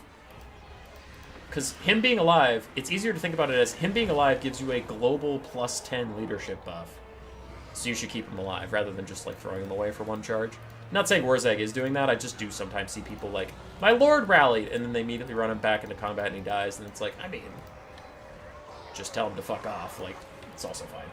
Spinning loons back through the Nurgle front line. The Nurgle front line is looking quite haggard. The Orc Barbarians starting to lose against the single entities of Nurgle. I don't even know where the Broken Tusk mob is. Looks like they died entirely. Nope, there they are. But yeah, the Greenskins are starting to get ground down. Wurzag died, it appears. Do you have the Lord died recently? Yeah. No. So Wurzag just shattered. Okay. No Lord is dead debuff for you guys.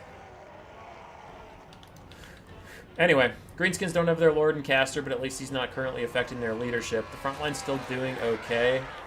The Chaos Furies are still going nuts. This one Orc Arboy is still firing, but he only has like 200 value. Sad. Final Spinning Loon is out through the Plague Bearers of Nurgle. 3 leadership is all that separates them from a Demonic Instability Fate. The Savage Orcs closing back in on the fight. But this is the opposite of what we talked about last time we saw this Greenskin build, is where Tamaron had no chance because the Greenskins had mobility and range, so they could either kite you or cycle charge you. This is the opposite. The Greenskins' advantage that's left is in their infantry, and they still have some archers, but Nurgle has the mobility advantage, so they can get to your archers, shut them down, and then they can cycle charge you. They also could kite a little bit with the Soul Grinder, though he's mostly just offering it as a bit of terror right now.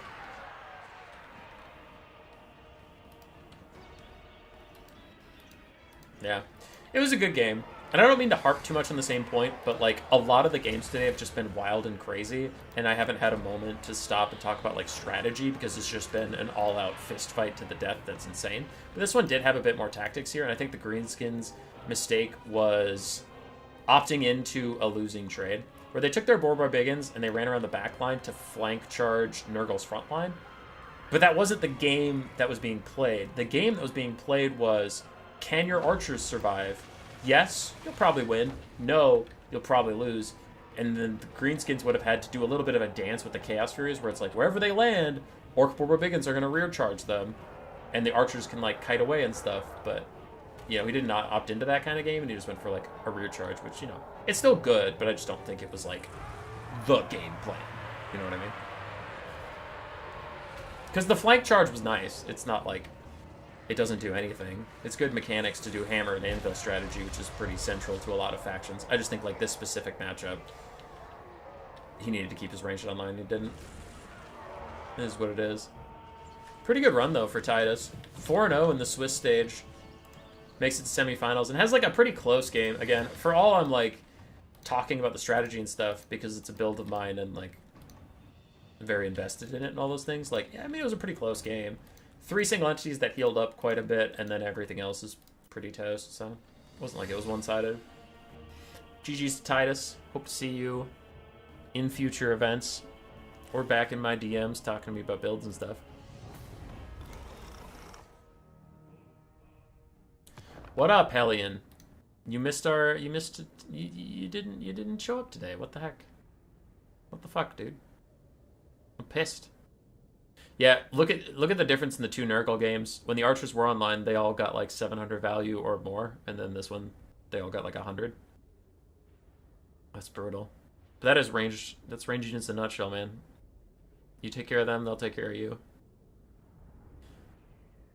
This message provided by the Skaven propaganda gang.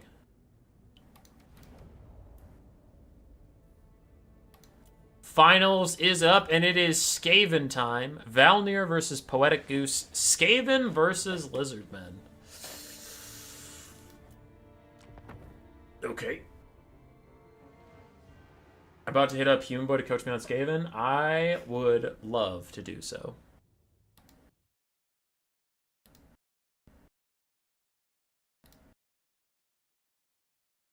I'm on the list of coaches. I'm under Skaven. Feel free to hit me up.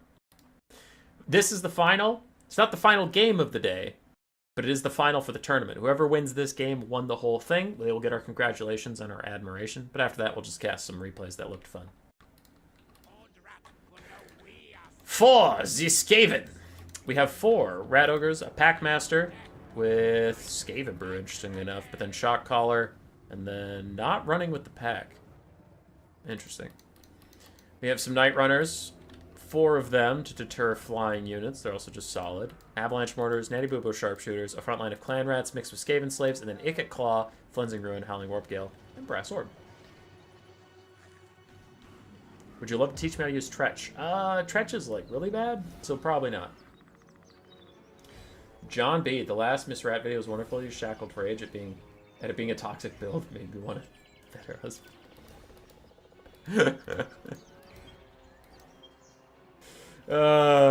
I did try to keep it in line. On the other side for Lizardmen, we have Cold One Riders and Feral Cold Ones on the flanks. Front line of Skinks, Skink Coats with Javelins. Then we have some Skink Skirmishers. A single Solar Dino, Son Mage Priest of Fire with Banishment and Burning Head. And then Croc Scores and more Cold Ones. And they're going to have to get aggressive real fast. The Lizardmen are not going to win the ranged fight. One Solar Dino does not outduel Natty Boobos and the Avalanche Mortars. And this advance is going to be painful. Their hope for turning the game around is after the front lines hit, because this front line's actually rather thin. And I really hope you use Burning Head on the front line. Never, never, ever use Burning Head on the Skaven ranged. It doesn't do enough damage, but also it's just so much better on the front line. But look at the Avalanche Mortars punishing those clumped up troops. Oof. That's 2 Skinks out of it. And with his side charge, Ikit's also probably going to get rid of these guys. Yeah, there they go. 3 Skinks off the map. But this is, I mean, the Skaven invested a lot of money in these ranged things, so they're getting the damage they need to out. It's really going to turn if the Lizardmen can get this mass involved. If all these Cold Ones and Feral Cold Ones and Croc Scores can hit that front line, it'll be pretty huge, but it looks like the Skinks are not going to hold up. And one piece to note, if you're out there and you care, I really actually don't like the 400 gold Skink Skirmishers, the 360 shooting ones versus Skaven. Because they're a skirmish unit and Skaven are always going to outshoot you, you need to just, like, hard rush them. So I think the Skink Skirmishers are just kind of wasted. Normally it's a unit that's very cost effective and you almost want to put it in every build, but versus Skaven you need to just, like, they're a crowbar faction. You need to, like, pick what you're doing and do that and just that and do the fuck out of it. Because if you do a generic build, they'll kind of delete your front line and then you won't have much of it. No, don't Burning Head Daddy Boobos! It doesn't do enough damage, man! Just Burning Head the front line and then get through the front line and then your front line can get to their back line. Don't Burning Head the Daddy. It never does any. I hate it! Okay. Oh, I'm so mad. So mad. Avalanche Mortars fuck up a little bit. Accidentally waddle into the front line. A Banishment's going to chase them away as it also gets rid of the Skaven Slaves. And the mass of the Lizardmen is here, trying to push through the Clan Rats of Spears. But without a Burning Head to help clear out this front line, the Clan Rat secondary line is holding for now. And some Cold Ones on the back line are getting pushed off. Ikit Claw has used a Flensing Ruin Overcast on the Salon Mage Priest of Fire. And the little Skinks that could are trying to. Night Runners, all 4 of them going to gang up and peel off on these Feral Cold Ones. And I'm very concerned about the Lizardmen's chances at this point. Route the front line, fire against rats, yeah.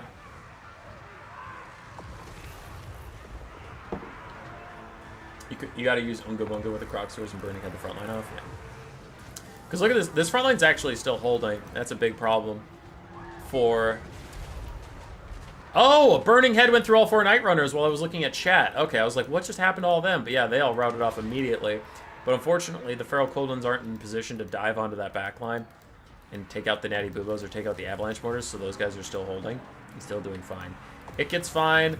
Packmaster's fine, and some of our Rat Ogres are fine. Some of the other Rat Ogres are taking decent damage, but it's not enough. Lizardmen are just in mass just right now. So you're saying stay here, I'll get help is not a good choice for Lord? No. No. No. Not at all. Not at all, bro. It's the Avalanche Mortars. Take out more of the King Skirmishers that are routing. And honestly, it's just the full health Slon that's keeping the balance of power out of Army Losses territory. The rest of this is just doomed. Solar Engine gets a nice shot on the Avalanche Mortars. But it's not enough. Oh, Burning Head! Yeah! Burning Head! Now that's how you use it! Now that's how you use it! Say goodbye to the clan rats! Skaven slaves get tickled with it, and even just a little tickle does get them to rout. Wow, they were -1 for a very long time, but they rallied somehow. Cleansing Ruin will end the game, and I believe our tournament winner will, in fact, be the Skaven player Volnir. Is it Volnir? Did I remember correctly? Let's find out. I believe it was. Avalanche Mortar still firing up and over as the Cleansing Ruin slowly ticks us down to army losses. Come on. Man, this game really believes in the Lizardmen if it thinks that this Solar Engine and this Slon can kill everything the Skaven have. Okay, with the Avalanche Mortars helping them, they might. They might. That friendly fire is kind of nuts, but there we go. GG, and let's see if I remembered correctly who was playing.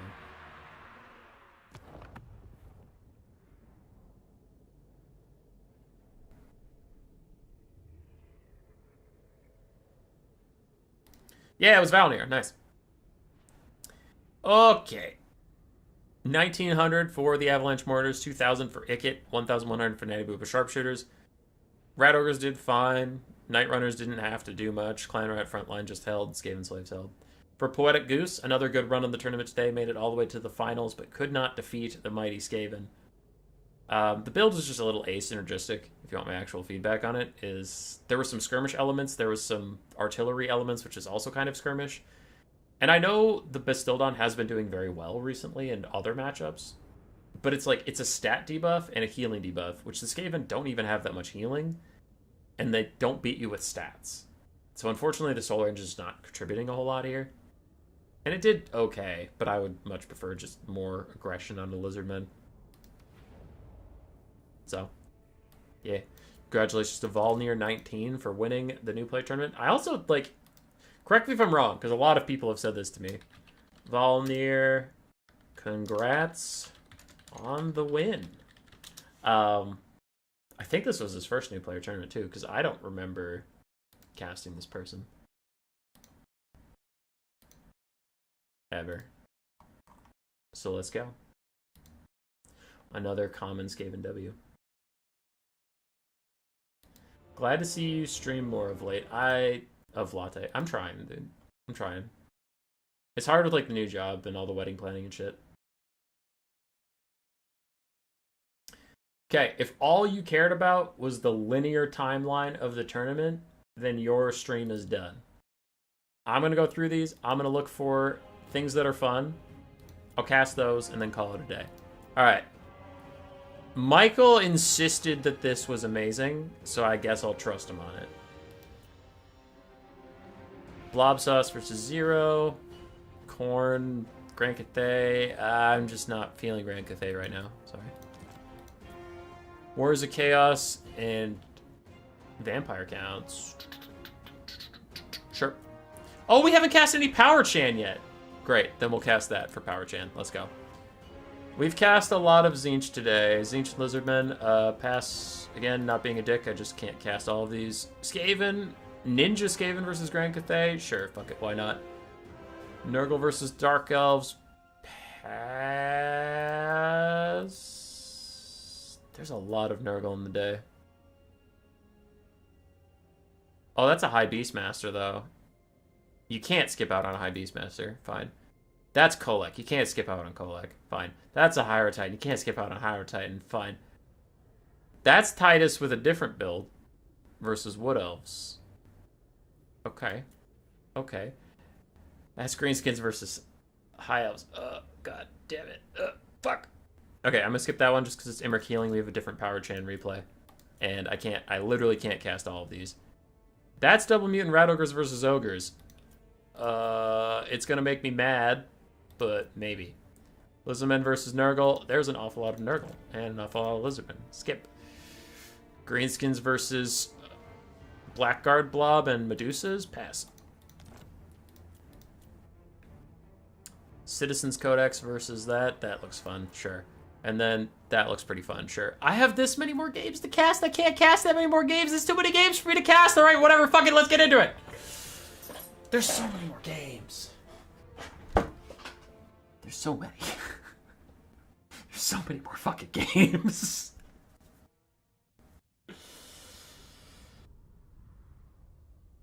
Okay. The Hyro Titan's still in there, don't worry. Hyro Titan's still in there. Hazel's busy being cute. The Norska Nurgle is one of those close screen great winner loss to watch. Great. Okay. For Norska, we have Skin Wolves, 1 Marauder Horsemaster in the trees, 2 Marauder Hunters with Javelins, more Skin Wolf Werekin, Throg the Troll King, Shaman Sorcerer Fire with Flame Sword of Rune, and Burning Head. 5 Berserkers for a front line. For Nurgle, we have Tree Pestigors being out there in the trees, regular Pestigors over here, Bile Trolls, Marauders of Nurgle, Tamaron, the Maggot Lord, and a Chaos Sorcerer of Nurgle with Fleshy Abundance and Rancid Visitations.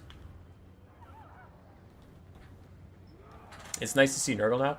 I agree. I really don't think Nurgle is that toxic. I think they're, like, solid. I wouldn't even put them in good, but I put them in solid.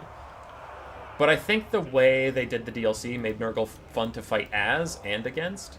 Whereas previously Nurgle, Nurgle was shit before, but even for being shit, I didn't want to see them because they were just blobbing, and it was really dumb. And it was just Hero Hammer every single game.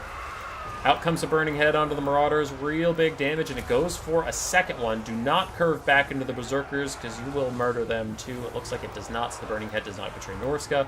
Instead gets really good damage out. Now the Bile Trolls are going to route away from the Troll King,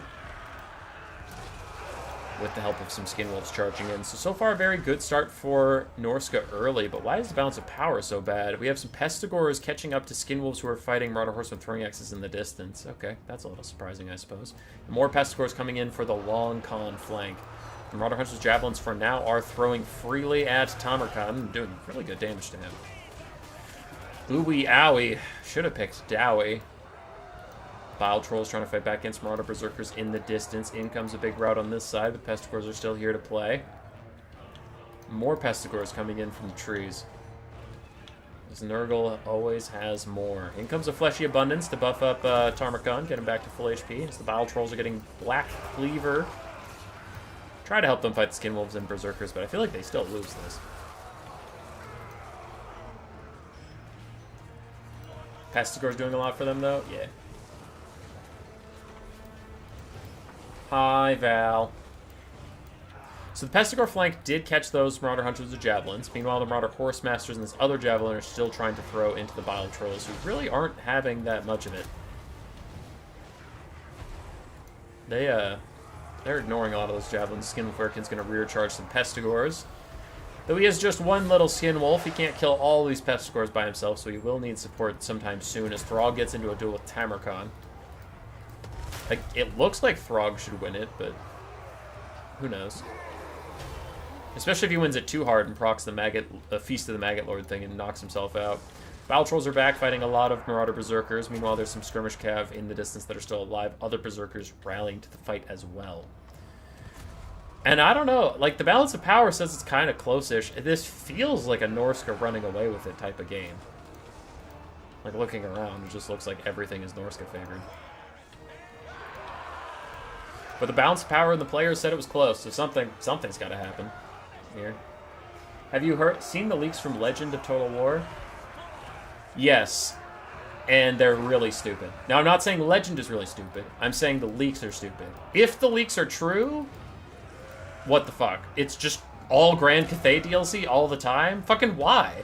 No Corn, no Slaanesh? That's stupid. That's stupid. That is the dumbest thing I've ever heard in my entire life. Again, Not saying Legend is the dumbest thing. Just saying if his leaks are true, then fucking why? Ugh, gross.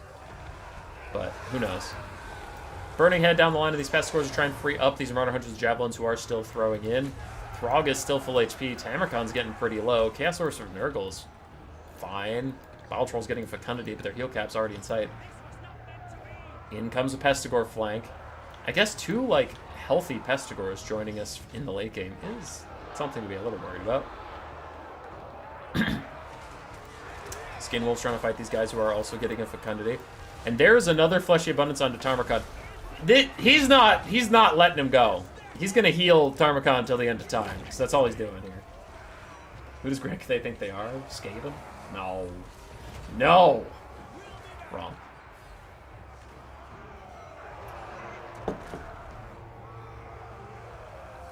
Alright, there's no more healing for Tamarcon. He's... Okay, we're done. We're done with this. He is heal capped. Skinwolf Werekin and Throg still wandering around. I am getting a little concerned about the sheer weight of Pestigores running around. Bile Troll's getting very low. Tamarcon is getting low considering that he's heal capped. I mean, he's 3/4 HP, but now that's all the HP he gets. I wonder if Norska has to be cagey with their burning heads now. They have to save it for if they can get a really good one down the line of Pestigores. Pestigore's taking a lot of damage. Skinwolf Werekin also gets hit in the face. As Fight or Die is popped from Throg, keeps some other Horsemasters in the battle for a little bit. Throg and his Skinwolf Werekin are also doing good damage all around. We have some Skinwolves rallying. Berserkers are rallying, but they're so low I don't think they're really going to matter. As Norska is just about out of infantry. Tamarcon hits the half HP mark. The Firecaster is back. Do we have a Burning Head? Right here would be solid. Marauders and Pestigores stacked on each other. Just go down the line. Just go right there. Just a big ol'... Not that one! No! Flaming Sword of Ruin, no! Why would we do that? There's a Burning Head right there. Unless he has both. Do you have both? Doesn't look like he has both. Why would we do that one? Oh, God, he's routing. No! Burning Head would have been so clutch. Throg is still trying to hold it down because the Burning Head also applies the leadership debuff, is what I'm bitching about. I saw something go down, but I'm not sure what it was or if it was canceled or something. There it is. Marauders of Nurgle getting a Fleshy Abundance as another Flaming Sword of Ruin? Overcast. How did you cast 2 that close together? How did you cast 2 that close together? What? What just happened? Okay, I'm confused. I am confused. Throg with the Flaming Sword of Ruin is going to rout any second to Tamarcon. Ow. Skinwolf Werekin tries to opt back in. Norska's way down in the balance of power.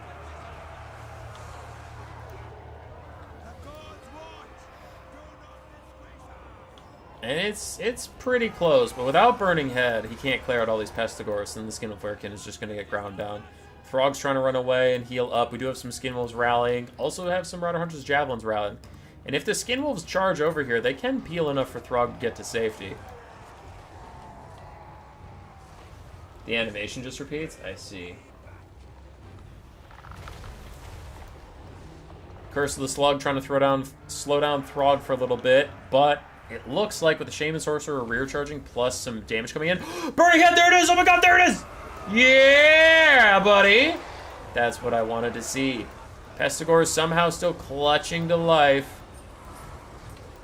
But it's still good damage. There goes the mass rout. All of them are gone. That's what you love to see. And these Skinwolves need to get activated. They need to dive Tamarcon to hold him in place for the Javelins to keep throwing, but also to save Throg, save Throg, save Throg, save Throg. Please! Please! Please save him! He's right there! No! No! Berserkers are back in. Skinwolves are back in. Throg's still trying to just rally somewhere and get some healing back in. As Tamarcon gets low, but you can't let him get too low or the Maggot Lord will maggot out Throg as this Skinwolf Werekin is chasing all of these units. It looks so silly for him to be chasing all of these guys. It's the correct play. It just looks funny that they're even routing from him at all. Throg gets the distance. Throg is going to rally and bring Norska back into this game. Tamarcon getting dangerously low, and once again, he has no healing left. He does become impossible to kill for a little bit. The Feast of the Maggot Lord. Don't go back in, Throg. Don't go back in. I can see the temptation in your eyes to charge him, but if you charge him, you're just going to get feasted on. Just stay there. Just stay there, buddy. Just keep healing up. You're fine. You're good. You're good. You're good. He's almost dead. He's almost dead. Throg gets Rancid Visitations. Tamaron dies. There's no Maggot Lord proc. Though Rancid Visitations might be enough to take out Throg, it is undercast, and he does have enough healing. He's going to rout again. He will not die. Chaos Sorcerer of Nurgle trying to hold it down against these Skin Wolves, almost routs them off, and the Berserkers behind them, but so far Norska is holding on to power. Skin Wolf still chasing down all this stuff with his Berserker buddy, and there's another Berserker way in the distance. And Throg has enough leadership to rally yet again. If he routs one more time, he is shattered. But it doesn't look like Nurgle will get that chance. A Marauder and a Foot Sorcerer does not a winning combination make. Throg is trying to opt back in. Fight or die gives him more leadership just to make sure he doesn't rout. Burning Head on the Marauders as they're trying to rejoin the fight. They get cooked and even shatter. Another Curse of the Slug slows down Throg on his way in. Chaos Sorcerer Nurgle is still fighting with some Berserkers. Do you have another Rancid Visitations or something? Skinflarekin in the distance regenerating up. There's no way. There's no way.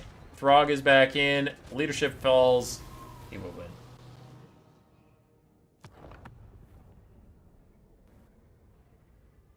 That Werekin keeping 5 units routing. Yeah, it was a sheepdog. It was hurting them. It was hurting them all off the map. Berserkers did pretty well. Runhards Javelins did very well. Skinwolves did okay. Throg did amazing. Skinflarekin did fine. GG. For Nardu, you had a Rancid coming up soon in the chat. I don't know if that could have won you the game from, like, just the horrible state the map was in. Like, the Skinwolf Werekin and the Berserkers. The Berserkers that were in the trees could have come back and finished you off. But, might have. Bile Trolls did alright. Pestigors did very, very well. Marauders mostly got rolled.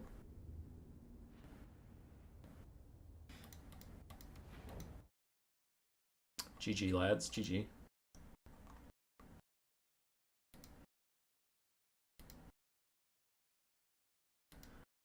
Okay. So I think I guilt kept one just because I felt like I hadn't cast enough Nardu. Yeah, this one. Oh, but it has a high Beastmaster. But there's so many left. I'll leave it till the end. A lot of people are asking for the Hyro Titans, so let's get it over with before they shoot me. Pra2 and Michael. McCallium. Bringing a Bone Giant and a Hyro Titan versus the Vampire Coast.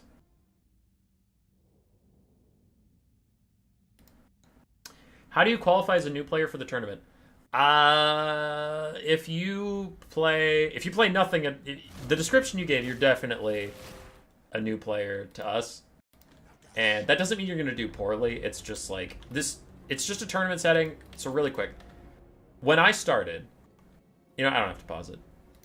When I started playing, I joined just Turin tournaments. That was all there was for me at the time. I joined Turin tournaments. I got Anticity 2 times in a row, or Xiphos 2 times in a row. I actually forget. And then I got the other one once after that. So my first 3 rounds were against Anticity and Xiphos. And it took me 6 tournaments to even win a single game. Not win a best of 3, win a game.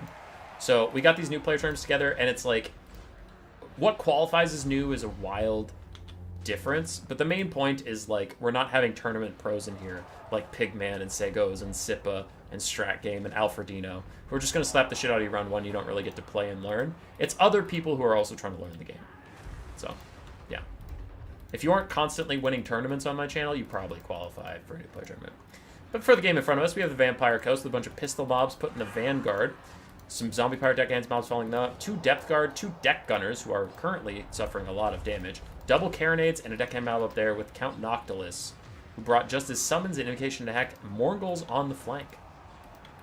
For the side of the Tomb Kings, Skeleton Warrior front line that's not feeling too great. A Bone Giant, a Hyro Titan, Chosen the Gods with Shop to Great Bows, ROR, a Necrotech with Restore, and then we have some Nekar Warriors, Tomb Guard, and the Kepper Guard. With Arkin in the distance, running over here. I think he wants to throw a skeleton summon on top of the Carronades. I think that's what he's doing up here.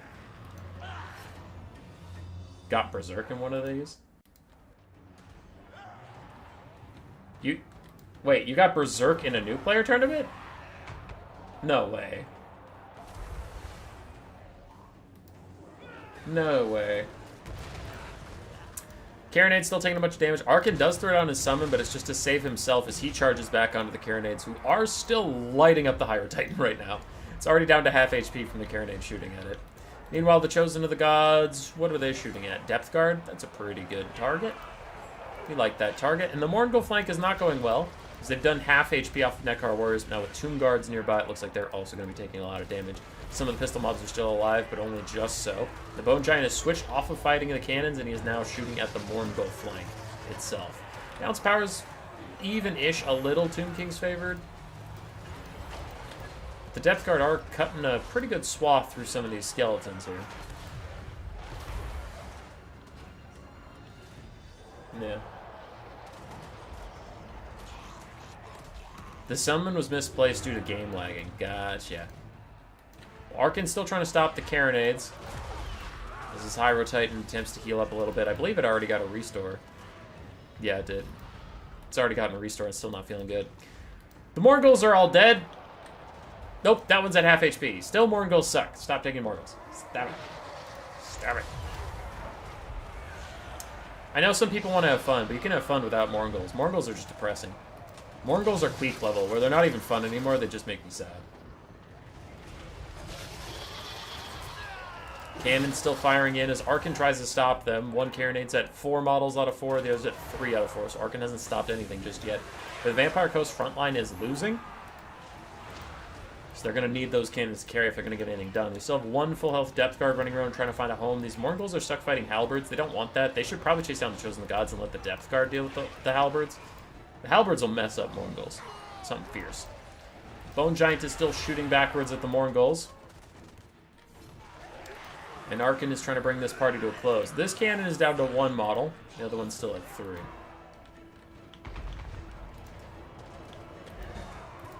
Morgul's getting very low. And that was a really big shot from the Bone Giant onto that deckhand mob. A lot of undead are fading away, cleaning up the battlefield for us, making things a little more obvious where everything stands. Currently it stands in the Tomb King's favor. Ah, that was some friendly fire from you, Mr. Bone Giant. Chosen Gods, 3 shots left. All of them going into the backs of this clumped up Depth Guard. Pretty decent damage from those guys. Noctilus does throw a summon out. Noctilus is dueling with the Hyro Titan. Didn't fully notice this was happening. Hyro Titan does have pretty good weapon strength if it ever manages to hit Noctilus. I'm not against it. Bone Giant continues to shoot the Depth Guard, sacrificing the Tomb Guard with Halberds to friendly fire, but to get rid of those healthy Depth Guard, I suppose it is pretty worth it. Another restore is out for the Hyro Titan, making him a very big tanky lad. Looks like both the Carronades are dead, as Arkin did get his Skeleton Warrior summon off at last onto the second Carronade, so no Carronade take out the Hyro Titan. Army losses will hit. And the Hyro Titan's OP. It's OP, OP, OP.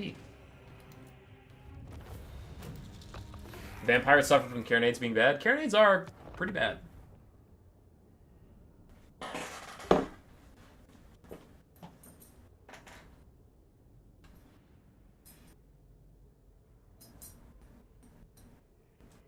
Are what really that bad? Oh, Morguls? Yeah, I think Morguls are trash, personally.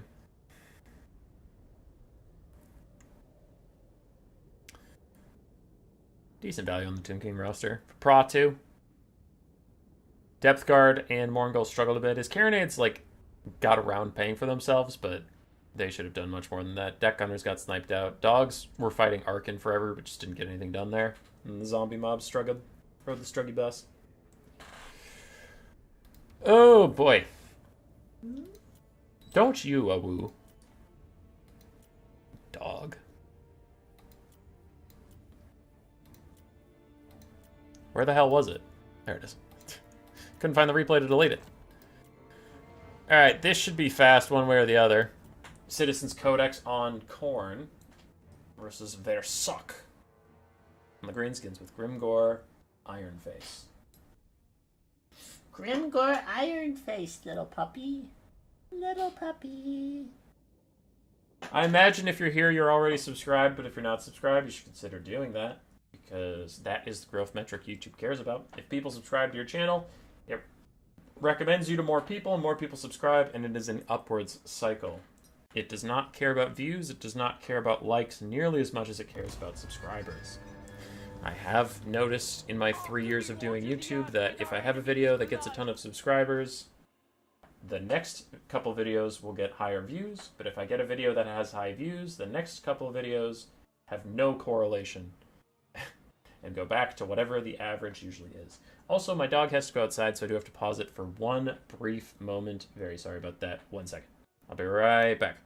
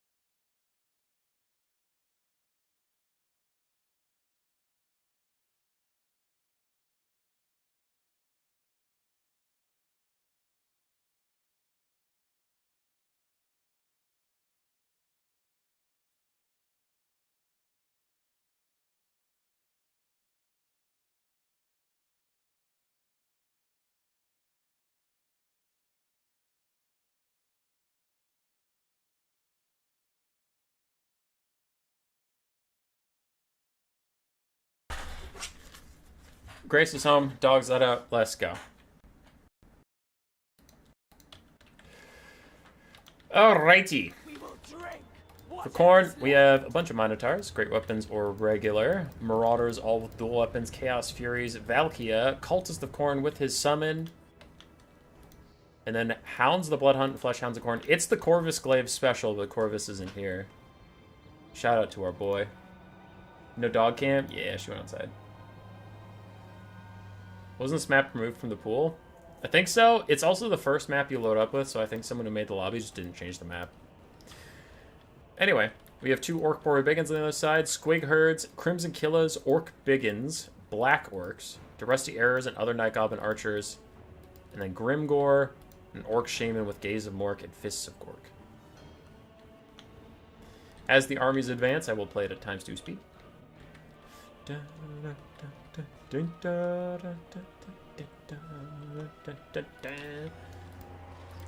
Valky is trying to line up a Spear Slap near the Rust Errors, most likely. I suspect that's what she's doing here. She's just waiting for them to stop fidgeting around so she can hit them. Maybe not. Maybe she's not going for it.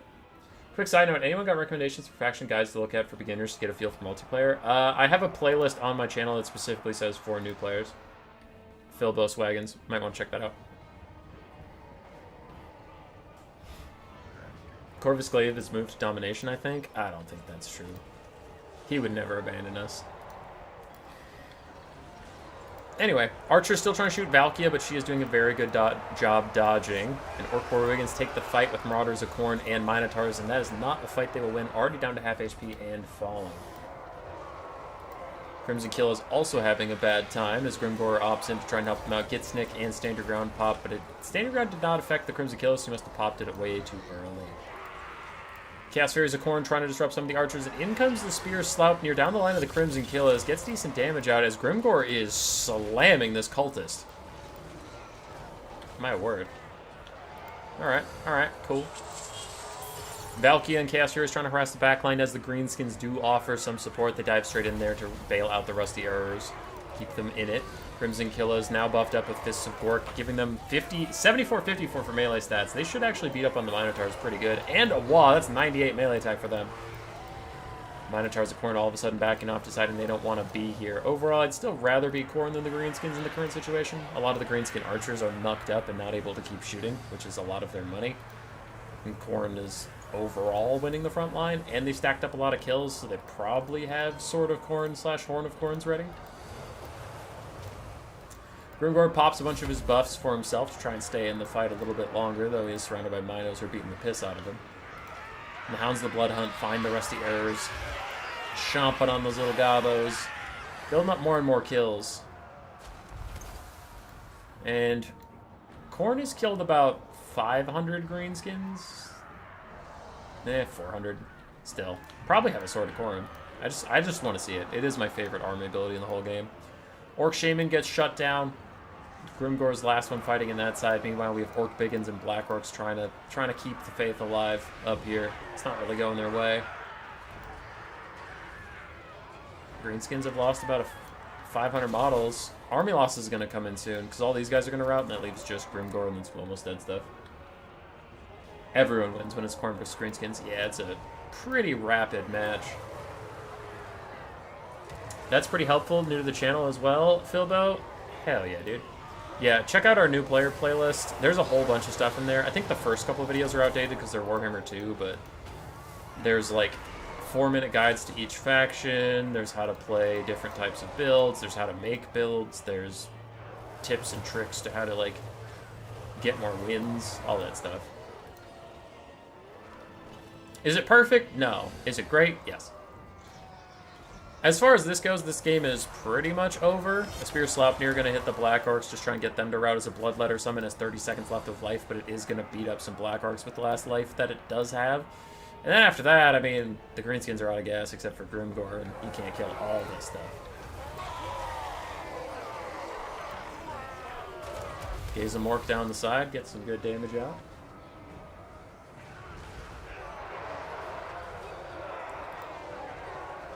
And that is looking like GG. Grimgor is just a man's man over here. Cleaving through some fools. I feel like if Grimgor was like 100 or 200 gold cheaper, he would actually become meta for the Greenskins. Because he's on the cusp of being meta. But their Rampage casters, the Night Goblin War Boss, is better. Azhag is better, because Azhag is just a caster. So, I get it. Like, Grimgor is so close to actually being considered good. His stats are crazy, and his personal buffs are good. He has no mount options, though, so it makes him a little harder to take. So if he was at least, like, a cheap-ish infantry lord, I wouldn't want him to be cheap, because he does have high stats, but, like, cheaper. Minotaurs all did fantastically. Marauders did okay. Fleshhounds did alright. Except for Versock. Grimgor did good. The rest of his army didn't hold up its end of the bargain as much as Grimgor did. Grimgor did fine.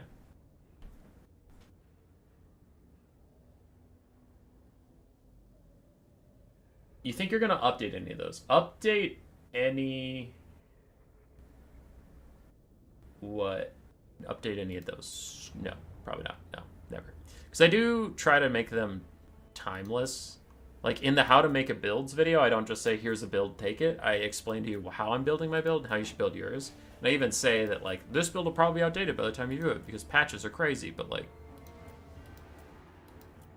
you know, we do our best. Where the hell? There it is. I was like, why can't I find this replay I just watched? Rito versus Titus.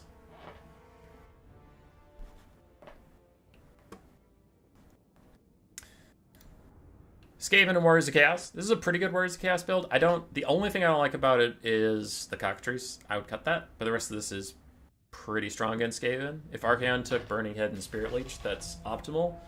But again, Burning Head the front line. Burning Head the front line, please. Alright, he did bring Burning Head and Spirit Leech. Warriors of Chaos build, straightforward. 2 Chaos Warhounds, 3 Spawn, 4 Forsaken, 4 Marauders, a Cockatrice for some Flying Terror. I get that, but I still think it's overpriced for what it does.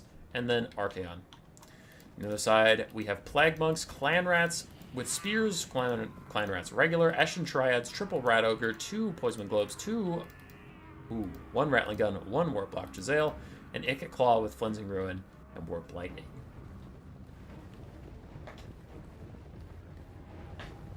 Okay. Icket is chilling. Shooting at Archaon with his little mini caster thing. And the battle lines are being drawn. Archaon is just going to charge straight into Icket. Icket's going to want to be careful. Probably want to back off. Slayer of Kings is down. Archaon's stats are juiced, and Icket is no match for that. Needs to leave immediately. Loses about a quarter, maybe a third of his HP on the retreat. Definitely a third now. The Skaven are set up. Rattling guns need to find a target, and they're going to try to shoot at Archaon, but Icket is in the way, and Icket is just about dead. Me forgetting to micro Icket was sad. That'll get you, but he's still alive, and as long as he's alive, it is fine. Rattling gun's going to start shooting at Archaon. And if you ever wonder why I don't take Rattling guns anymore, that'd be about why. That was really sad. They're still firing at Archaon. They're still doing middling damage, and they just get attacked by dogs, and now they're all dead. Burning Head through the Eshin Triads and the Warplock Jezzails, though. I feel like I've said this a million times this stream. But don't do that. Don't do that. Just Burning Head the Clan Rats and get through the front line, and then your front line will harass their back line. You don't need to Burning Head their back line. As the dog's now going to do more damage to the Warplock Jezzails than those Burning Head ever would. Now, to be fair to Rito, I do believe he was using the Burning Head to try and hit the Eshin Triads, which is a fine target, but I still think the front line is just more important. And, like, real quick to explain it, I know some people don't like tactics, but some people do. So for the people who are wondering why I keep saying that, the important part of dealing with a defensive faction, and why I keep saying Burning Head the front line, is it's not just a Skaven thing. It's defensive factions in general. It's why Burning Head is so good against Tomb Kings. You want to do this versus Skaven, you want to do this versus Tomb Kings, you want to do this against anyone who's trying to protect the back line. Because what is the front line for?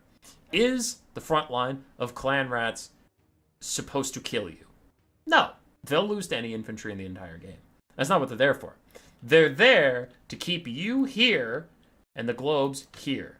The globes do not want you to be here while they're here. That's terrible for them. So if you use the Burning Head on the front line, you fuck with the Skaven's battle plan. And then, I tell this to people a lot when they ask me things. If the Skaven go for a box formation, which they didn't, but if they have, your standard box, like Grand Cathay box, Skaven box, whatever, you have 360 surround.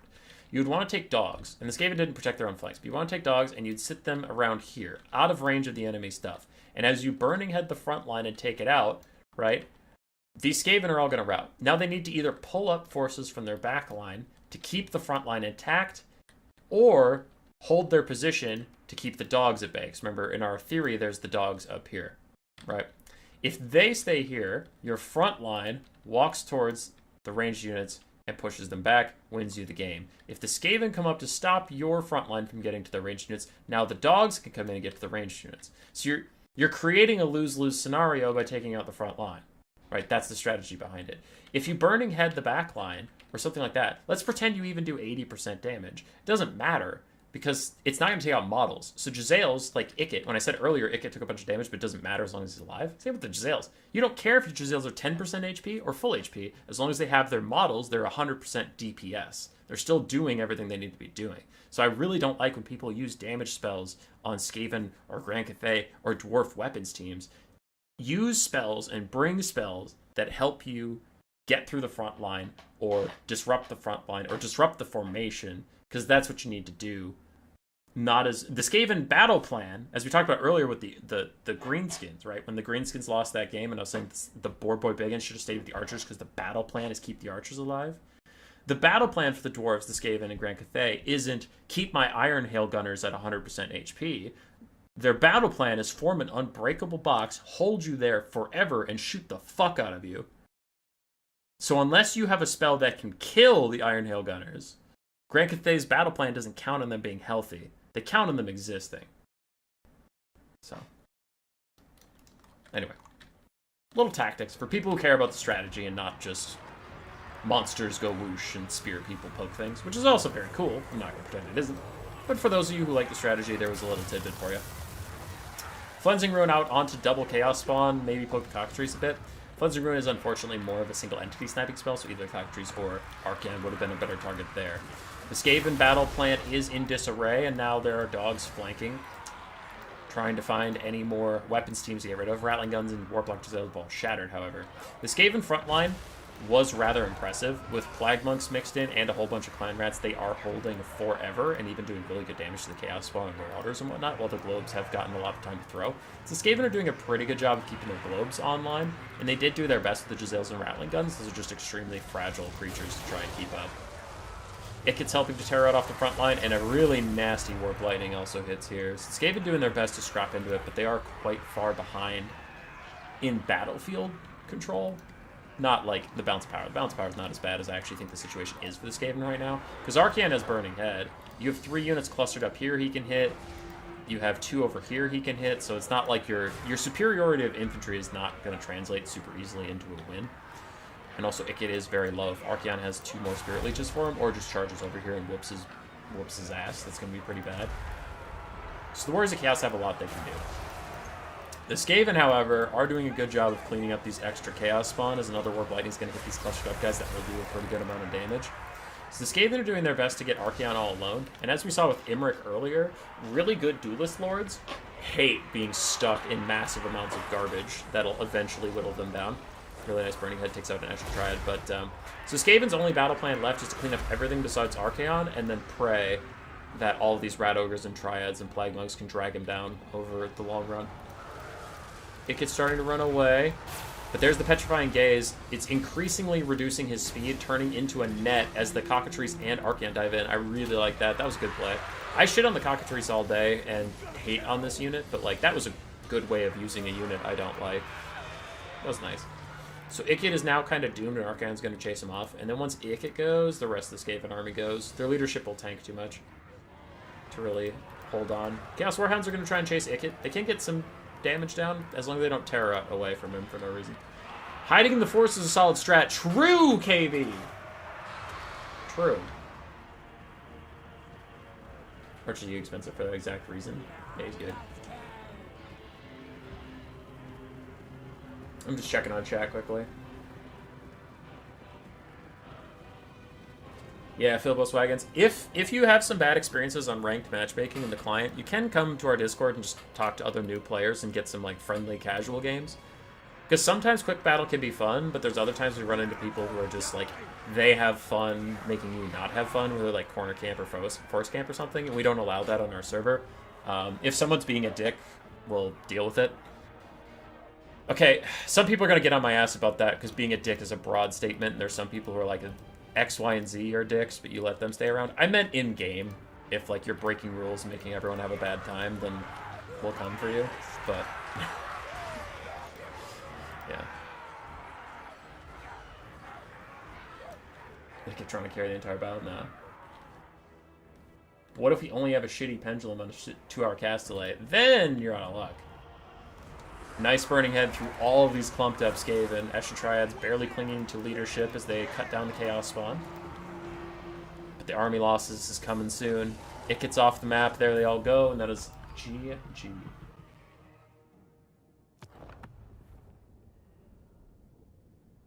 Mr. Hummus's Discord? Yeah. Yeah.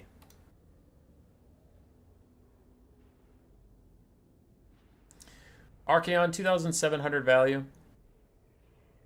Dogs also got a lot of value for killing the weapons teams. Nothing else got a lot of value, but that's kind of Skaven life. When you route something that's at like above half HP, it's very hard to get your value off of it, but you pushed it off the map, so like you completed the objective. For the Skaven, Ikit did okay.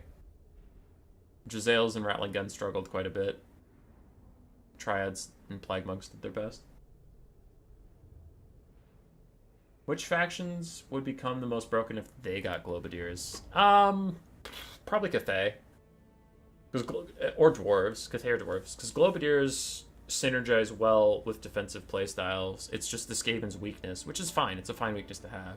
Skaven's weakness is holding the line, so the Globes don't have a ton of time to throw. Which, Globes are fucking busted on a roster that needs help. So, like, in my ideal world, I would get Globes nerfed and then Skaven buffed. Let's pop in with Valnir 19 versus Rito. Now, Valnir did win today's tournament. We know he's undefeated, so mild spoilers on how that goes. But I also could have told you that Rito lost this game because I see Codex Suneater on my fucking screen. and that's just a loss. I love the boldness, but that is just a loss. Alright. For Rito, we have Marauder Horsemen front line, Marauders in the back, Chosen with great weapons, and a Chaos Lord with great weapons, so 2 Chosen with great weapons. Sorcerer of Nurgle with Fleshy Abundance, then the Summoners of Rage, and Kolek motherfucking Suneater. The coolest and worst lord on the Warriors of Chaos roster. On the other side for Nurgle, Pestigors and Marauders. We have 2 Marauders of Nurgle with throwing axes, a couple Chaos Furies, a Rot Knight, and then a Sorcerer of Nurgle with Rancid Visitations and Stream of Corruption, Chaos Lord of Nurgle, and a Soul Grinder. Interesting, we have 2 Nurgle casters and no shared spells. Soul Grinder at close range is messing up these Marauder Horsemen. Something fierce. And these guys are actually really nicely clustered for a volley if he can get one off. He's taking too long to fire. Not the player's fault, but the reload time. So, didn't get to punish that Blob formation, unfortunately. Still hammers on the way out. He's still horrible with the Nurgle caster. Yes, Kolek has something bugged with him where his animations don't sync up well with the hitbox. So, like, he has actual issues with swinging at stuff and never hitting despite how high his melee stats are. It's not reproducible very easily, but it most happens with infantry-sized characters. And if it happens at all, like, it's not like...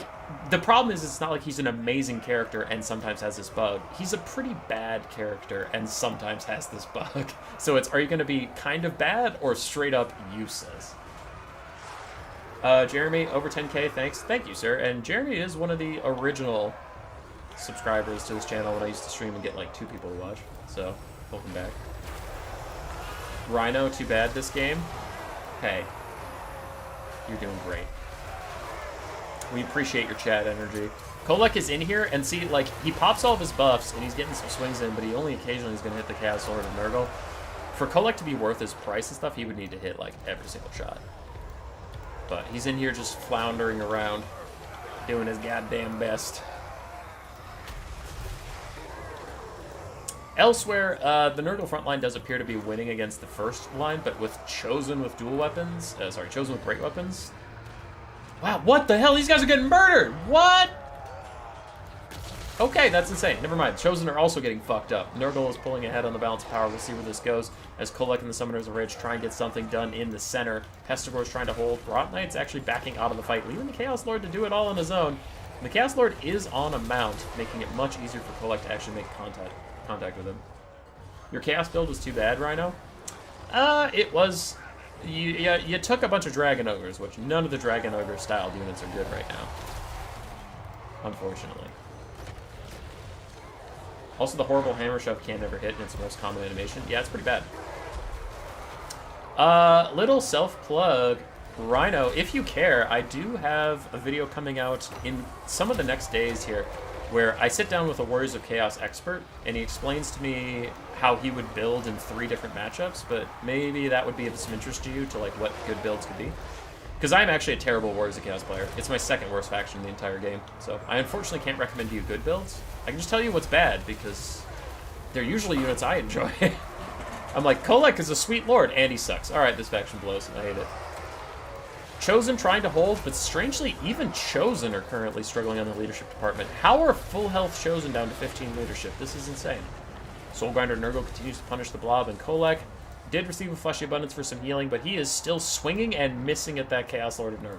71 melee defense is a bit of a bitch, I'll give you that, but Kolek is 66 melee attack, 28 bonus versus large. He, like, in theory should do so much better versus large targets than he does, but he just does not. Rot Knights are back in, fighting the Summoners of Rage. The balance power keeps going back towards the middle for a little bit as the Warriors of Chaos get a bit of a foothold here and there. But what is going on with these Chosen's leadership? It just never is coming back up. Attacked in the rear. Melee contact. What melee contact? Where is that -6 leadership melee contact coming from? I don't know, but Tempest Rage is out, and Kolek's healing cap has even appeared, and he's still struggling to even get the Chaos Lord of Nurgle's healing cap to show up. Rot Knights are surrounding him. His Summoners of Rage have abandoned him. The Soul Grinder used all of its ammo. Now Kolek even routes.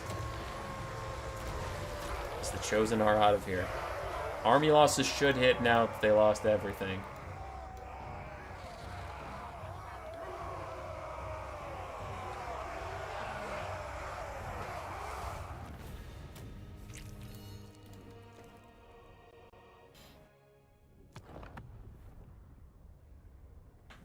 Kolek's my favorite. Dude, Kolek's my favorite too. I love Kolek in design. Like, in concept and design, a fast, anti-large, armor-piercing Centaur Lord is awesome. But they, over the years, his kit has become outdated, but also, like, his model seems to have become outdated. Because I feel like he used to hit a lot more in Game 2. But that is not the case in Game 3. He is so outdated. But hey, at least the Warriors of Chaos are going to be the next DLC. Oh wait, it's Grand Cathay. Fuck. Shit.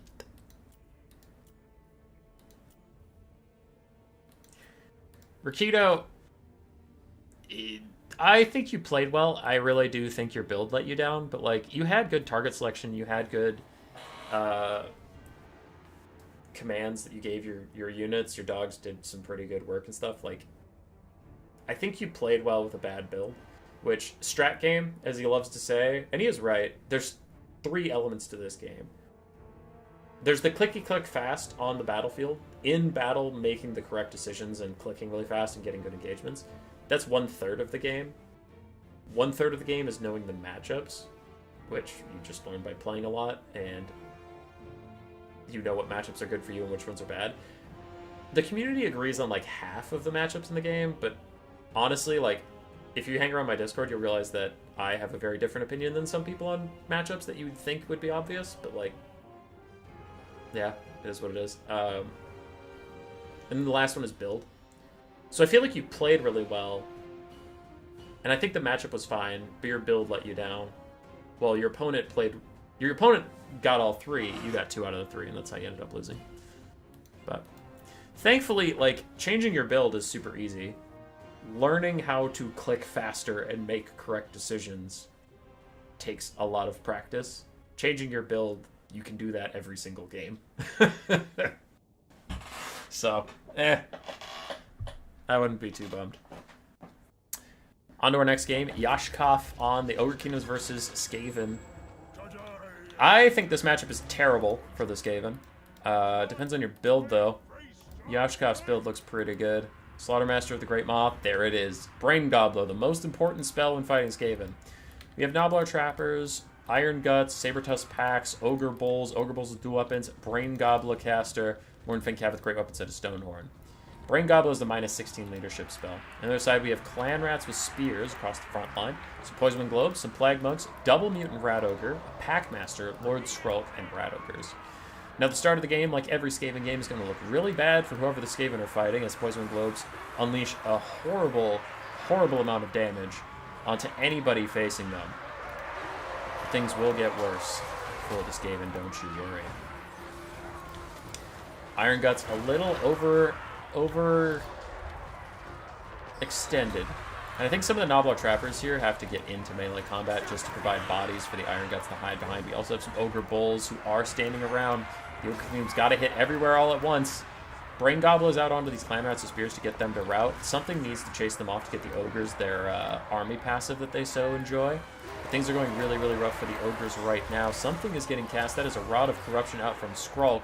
The Mournfang Cav are joining the fight. The Skaven aren't routing fast enough for the Ogres, and the Ogres are falling further and further behind in the balance of power. I'm getting very worried about them, as the Mutant Rat Ogre is about to charge up the Slaughtermaster of the Great Maw. Stonehorn is in deep, but he is taking a lot of damage. Plague Monk Summon is behind him. These Mournfang Cav do probably have to charge into this blob and take care of it, as Plague Monks are about to rout away from these Ogre Bulls. But what sucks for the Ogres right here is they don't have the units that can chase down the Skaven and get that army passive, while also having units that can stay in the fight. Troll Guts is trying to heal up the Stonehorn right now as the Mutant Rat Ogre chases off the Slaughtermaster of the Great Maw. Iron Guts and Ogre Bowls trying to take out these guys while Sabertooth packs fuck off and do something else. The Stonehorn did rout, unfortunately, for the Ogres. Now the Mournfang Cav getting Poison Globed. I don't know if the Ogres can win at this point. Their engagement kind of came in 3 different parts when it needed to come all at once. And then the Noblar Trappers just kind of acting as archer units when they needed to be melee units and defend the Ogre Bowl's feetsies.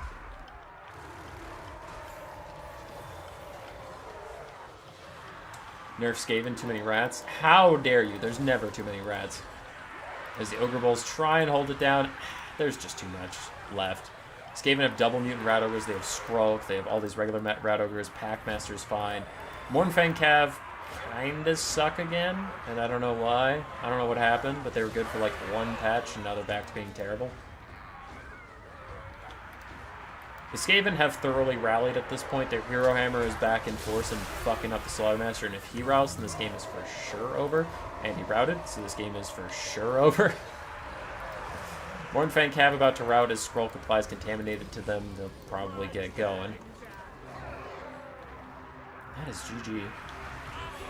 Fat W for the Skaven.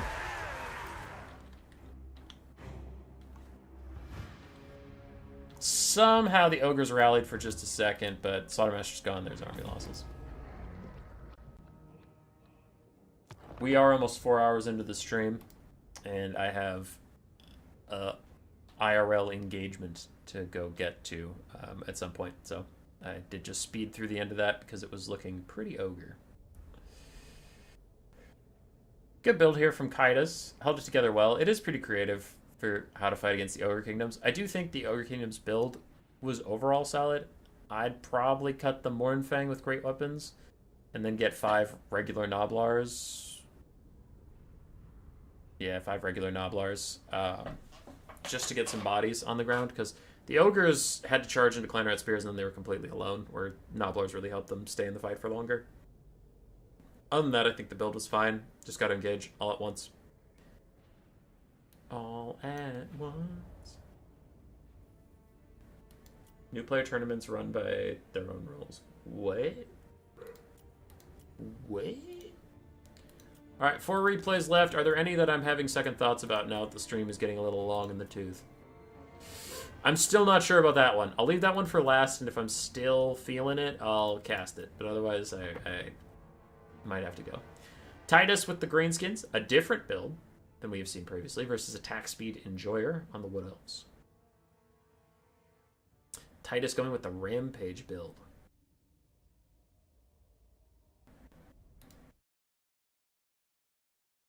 Rampage build. Rampage build.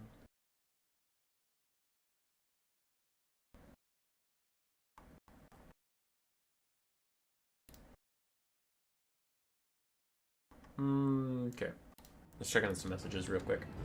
But I'm back, and I am focusing.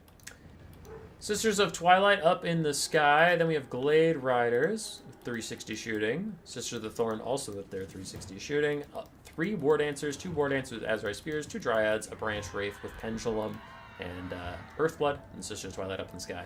On the other side, for the Greenskins, Savage Orc Biggins, Goblins across the front line, Forest Goblin Spider Riders, and Orc Boar with Biggins on the flanks. Bunch of Squig Herds, 2 Trolls, one of which is Stone Trolls, one is the Swamp Things. Then we have a Giant River Troll Hag and the Night Goblin War Boss. The new hotness since the Rampage changes is guaranteed Fermented Fungi. Rampage can drag expensive targets it to their death. Like, maybe this is just Twilight, as they're flying dangerously close to someone who can instantly bring them to the ground. Greenskins charging into the front line fight. Already 1 Goblin has routed, but the Trolls are just joining now. We'll see what they can get done. They're backed up by Squigs, which the War Dancers don't love as much. I would not Rampage the Sisters right now, because there's nothing to punish it. Like, it's just going to land and nothing's going to happen. There's no Orc Boar Biggins, there's no Stone Trolls to really crush them. Orc Boar Biggins are charging the front line, trying to deal with these War Dancers, getting them awfully close to routing as a nice pendulum comes to the side. The Savage Orc Biggins are not to be deterred, and they will fight back against the War Dancers as long as possible. They will need a wall if they want to stay in this fight, however. They need those extra melee stats.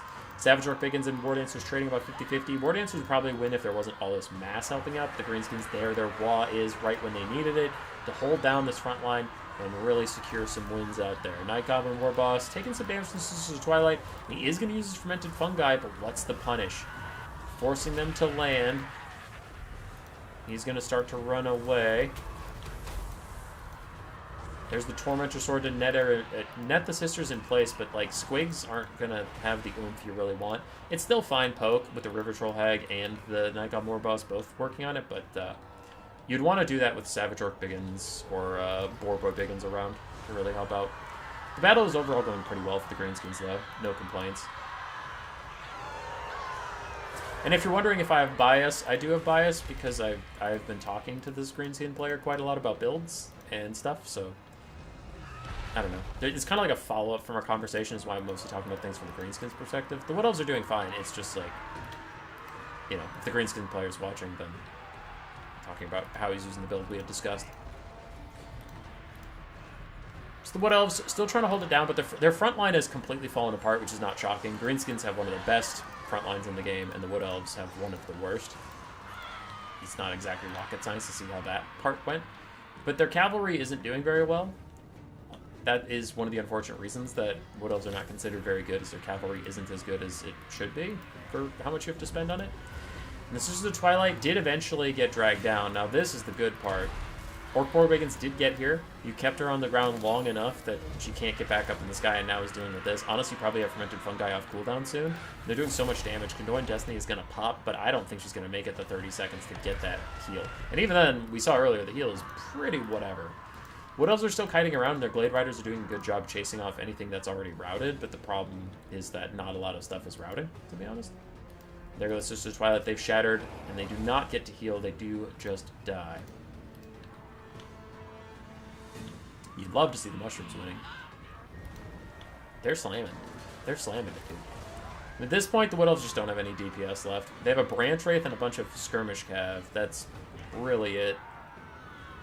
Greenskins have a ton left. War Dancer's taking some damage. Fermented Fungi, now that you've taken out all the high priority stuff, you could either Fermented Fungi the Sisters of the Thorn, or you could just throw it on the War Dancers to reduce their melee defense even further and make it easier for your warriors to hit them. Get through those elven stats. Branch Wraith is going to rout after throwing out a Vengeful Pendulum. Never mind, she gets knocked over by the trolls. No pendulum for you.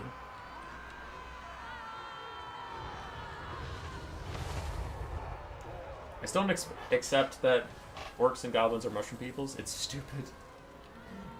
Like the War of Vengeance.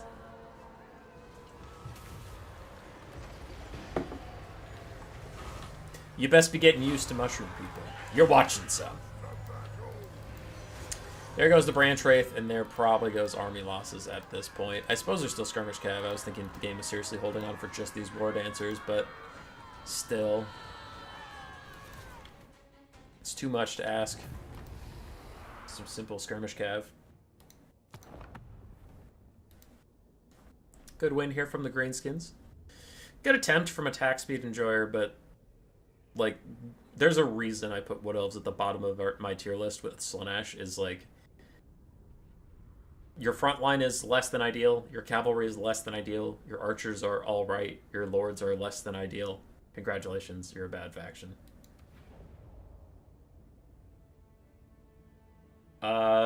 It has no effect on enemies with 0. 0 is the bottom. You can't go negative.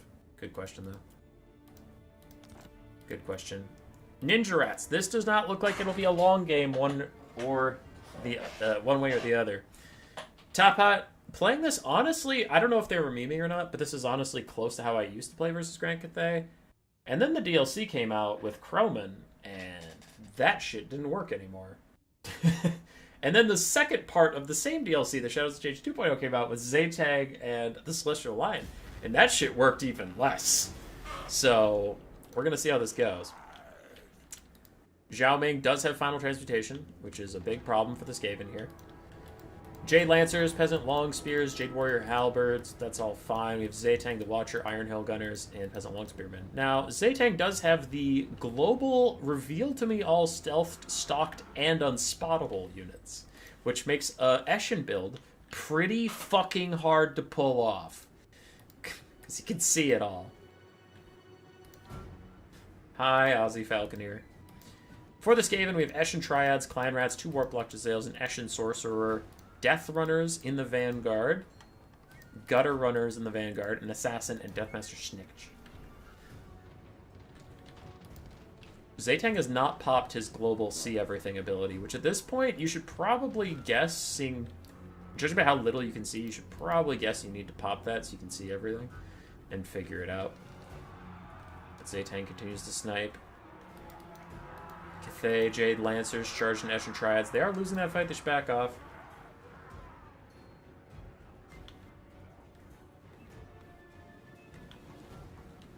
And Tzeentch does get surprised and spooked. He did not pop his I see you spell.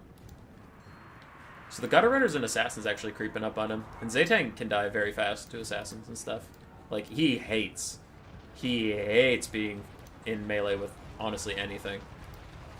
Death Runner's getting destroyed by Iron Hail Gunners right now. Okay, alright. Then a rear charging from Jade Lancers, and goodbye Death Runners. But what will Zhao Ming do with his time on this earth as Tzeentch is already down to half HP, and that is a big win for the Skaven. They're getting a ton of value out onto Tzeentch right now. Death Runner's about pushed off the map, and the Jade Lancers are doing their best to, like, kind of peel for this backline and reset the map a little bit. Iron Hail Gunner's trying to figure out what just happened as Jezzails are lighting up Peasant Long Spears. Cathay's pretty whatever about that occurring. Zhao Ming and the Jade Lancers try and peel off the Gutter Runners. But all the while, the Assassin is slowly poking down the feet of Tzeentch the Watcher.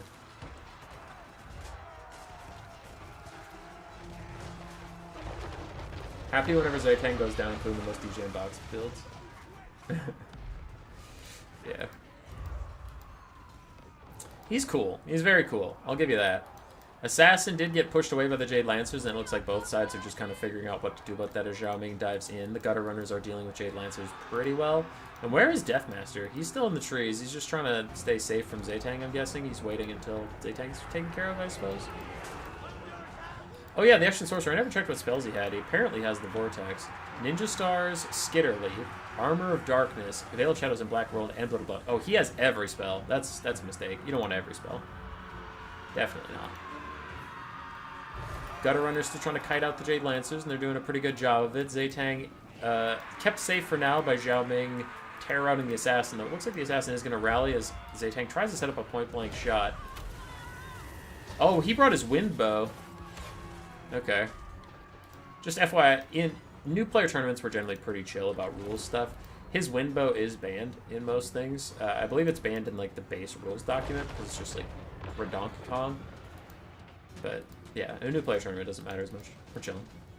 Jezzail's back here, still staying safe and firing. Really liking that. I like their decision to pull back and just stay safe for a while. Tzeentch is very low, and Deathmaster Tzeentch does have his scaling damage based on how low the target already is. So he could have pretty high weapon strength against Tzeentch. It looks like he doesn't want to deal with Zhao Ming and Tzeentch, so he's trying to fall back. As the Jade Lancers charge him, and Zhao Ming gets in on this action too. Somehow, the Eshin Sorcerer is still alive throughout this whole game. And Grand Cathay is slowly losing ground. I mean, the Jezzails are very healthy. Their Hero Core is doing fine. Ow, that's a big chunk of damage from Zhao Ming. This all could turn on ahead if Zhao Ming transforms into human form and gets a overcast Final Transmutation on Deathmaster Tzeentch. And then Tzeentch, like, snipes him out a little bit. If they kill Tzeentch, they can still win. It's hard. It's going to be a hard game no matter what, but that's probably their best shot of winning. Is getting that Final Trans off. Tzeentch's not entirely sure what he wants to do, so he's going to charge into melee with the Assassin, which Tzeentch never does damage in melee. I really don't know if it's like a bug or just his stats, but I do feel like, and I'm not saying it's a bad thing, but I feel like Tzeentch never hits in melee, which is fine. He is a very strong character. It's not like, fix this man immediately. I also want him dumpstering my ass in melee. Because the Ninja Stars hit Zhao Ming. Zhao Ming brought Final Transmutation, which is like the perfect counter spell to Skaven, but him not transforming back into his human form and using it is proving rather detrimental. Tzeentch's taking a whole bunch of damage. Zhao, you need to transform! Oh, you've done so much damage to Tzeentch. Alright, now's the time. Final Trans! Final Trans! Final Trans is this! Get him! He did not get him.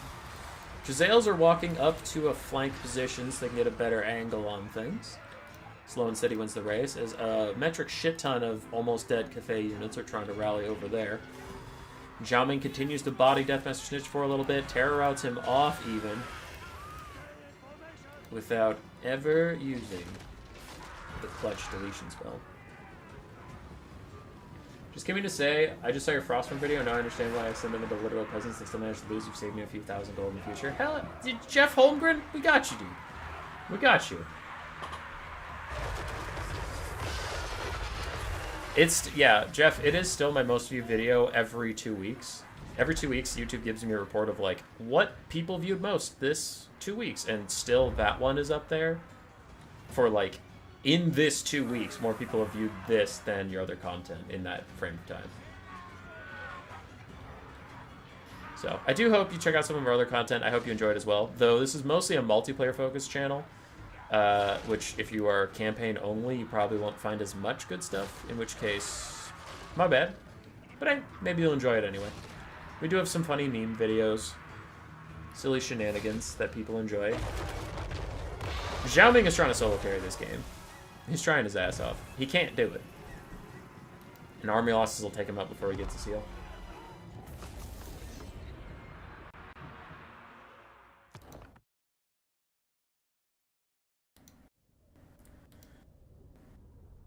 The Skaven Eshin build takes down Cathay. Gutter Runner's doing very well. For Jedit, Jeditite, Jedituti. Yeah. I don't know how to say his name, but he had a good Cathay build. I think he just overextended without realizing that he was getting flanked by spooky, scary things, and then Zaytang took a bunch of damage.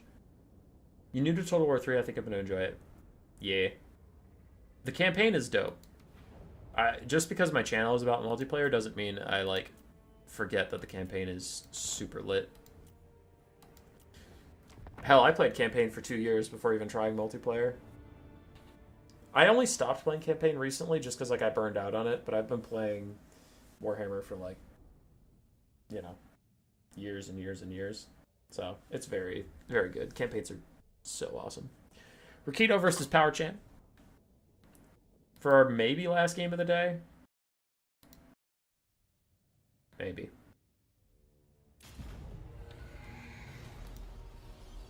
Yeah, I got to the point with the campaign where I was, like, learning too much about the AI. You know? And that happens in any game, not just Warhammer. But when you kind of, like, learn the AI's patterns and you start to game the AI instead of, like, playing the game. I enjoyed it a lot more when I was like, look at all these cool units doing cool things, and I'm like a super badass vampire man, or I'm like a lizard man, and I have 19 dinosaurs, and that's pretty awesome. But after you play something too much, you're like, I know how to get the AI to do what I want them to do. And all the mystery is gone, so I'm kind of done with this. So then I played multiplayer against, like, human players, because humans still provide that air of mystery, because I don't know what you're going to do. I can't force you to... I can't cheese you, I can't do all those things, because, like, a human player is going to be like, no, I'm not a fucking idiot. Hi, Rhino. Alright, for this game in front of us, we have 4 Graveguard with great weapons, a bunch of zombies, 2 Corpse Guard with Unholy Lodestones, Blood Knight, 2 Vargeist, Manfred and Karstein with Spirit Leech, Doom and Darkness? Doom and Darkness, and then Van Hell's Dance Macabre.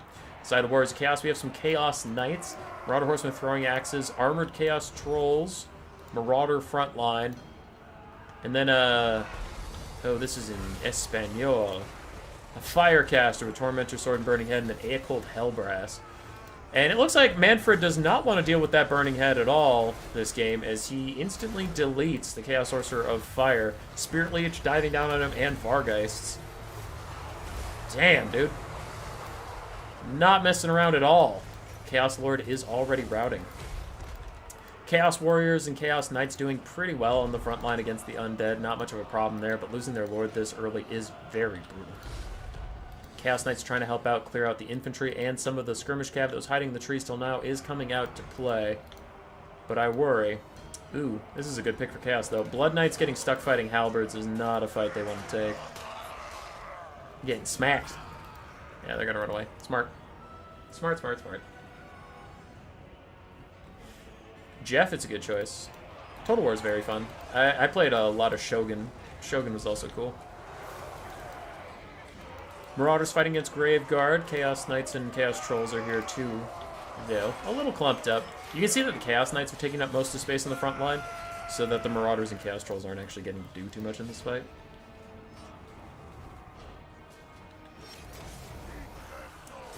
Feeling similar with both Warhammer and Three Kingdoms, though I suck at PvP. Bossman Kane, you'll get better. You'll always get better. See, for me, there was a game called Endless Legend that was so close to being my jam, but just kind of like wasn't. It's not bad. It's not bad at all, but it just wasn't perfect for me. And then I feel like Warhammer, well, Total War in general, filled that. Because Endless Legend kind of flirts with, like, you can do the city management and then you zoom into the battles, but their battles were just meh. They weren't for me. I thought they were very janky and hard to control and just not responsive. Whereas Total War, the map isn't as good as Endless Legend is, like controlling the cities and stuff, but the battles are so much better that I way prefer Total War overall. But like Endless Legend was close to being a game I would get obsessed with. But it's just like, you know, just didn't hit.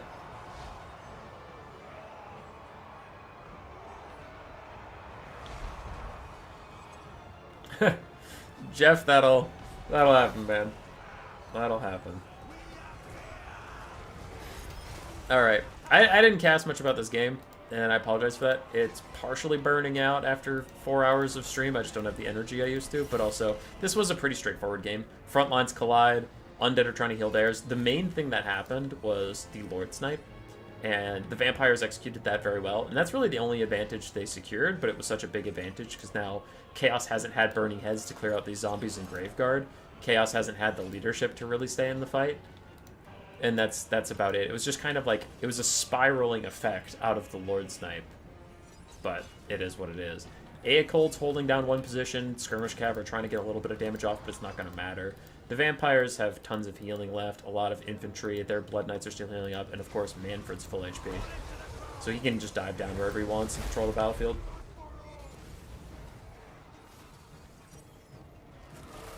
Oh, Mountain Blade is very fun.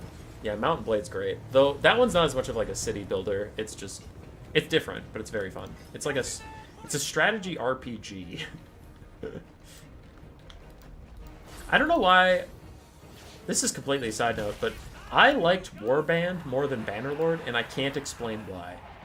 I feel like Bannerlord is better in every single way, yet I still find myself going, I should load up Warband before I feel like I should load up Bannerlord.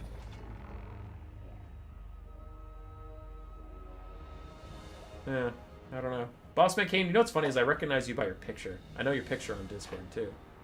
I know who you are. I won't DOS you, but I know who you are. Now, anyone on my Discord could just look for your picture now, but I'm not going to be like, you're this. You modded it with like 100 mods to make it more strategic. Nice, dude, nice. My one thing about Mountain Blade, and this isn't like an actual complaint. It's not a complaint. It's just like a... It's a funny story, but not something I would change, right? My thing about Mountain Blade that's so annoying and funny is if you have like, you know, you have your army of like 200 guys that you've set up, and I'm probably not going to cast this. Sorry, Blob, Sauce, and Nardu. It's been a long stream and I do have to get going here soon. But anyway, you have your army of like 200 guys and you're fighting 20 or so barbarians. You're just trying to clean up. It's not a big deal. And you have like cataphracts or one of those super expensive knights. And as you're charging, you see the barbarians are throwing like literally sticks at you. Just fucking sticks. And pebbles and shit. And you're riding forward and you just see one of your cataphracts take it in the face. Like the stick goes through his helmet visor and hits him like dead center of the head, or the rock goes through his visor and hits him in the eye or something. And you see him go down. You go, oh, well, fuck, okay. And when you get to the end of the battle, you have one casualty, and it's a cataphract. And you're like, fuck, man! And your loot is, you got 4 pennies, a bucket, and a tattered cloth shirt. I'm like, that cataphract is 200 fucking gold. So he was worth more than all of them combined, and I lost him to a stupid fucking stick. Or if you're in one of those tournaments, right, trying to get some money or whatever, and you start off and you have just a spear but no shield. You just have a spear. And you're like, what am I supposed to do with this? And then one of the other mounted guys is a mounted crossbowman. And you're like, he has like 60 shots and he's 5 times as fast as me. What the fuck am I supposed to do? And he's just riding around in circles just shooting your ass. And you're like, okay, whatever, dude. Whatever. No, it's a cool game. It's cool. It's fine. And you might be like, how did you end up in a 1v1?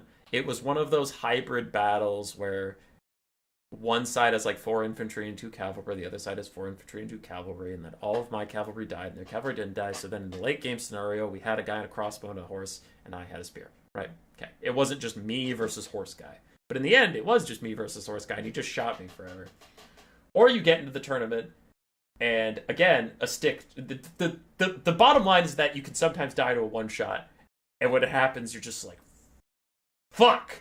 Because you get dicked really hard. But anyway, you just start a tournament, you just see a javelin go up, and you're like, that's coming for me, isn't it? And then it comes down, and you're like, yeah, it's coming straight for me.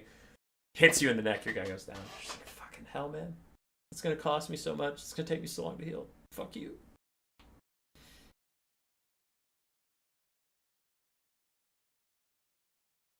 Those turrets are ringed 100%? Yeah, dude. Yeah. You can pick up weapons from the ground, it's true. Okay. That is it for me, ladies and gentlemen. It was a fun stream. It was very good. We had a lot of great, amazing games. Thank you to everybody who played. We have a ton of participation. That stuff's all great. I'm tired. My voice is tired. And yes. That's all I have. Subscribe if you're not. If you don't feel like it, fuck you, do it anyway.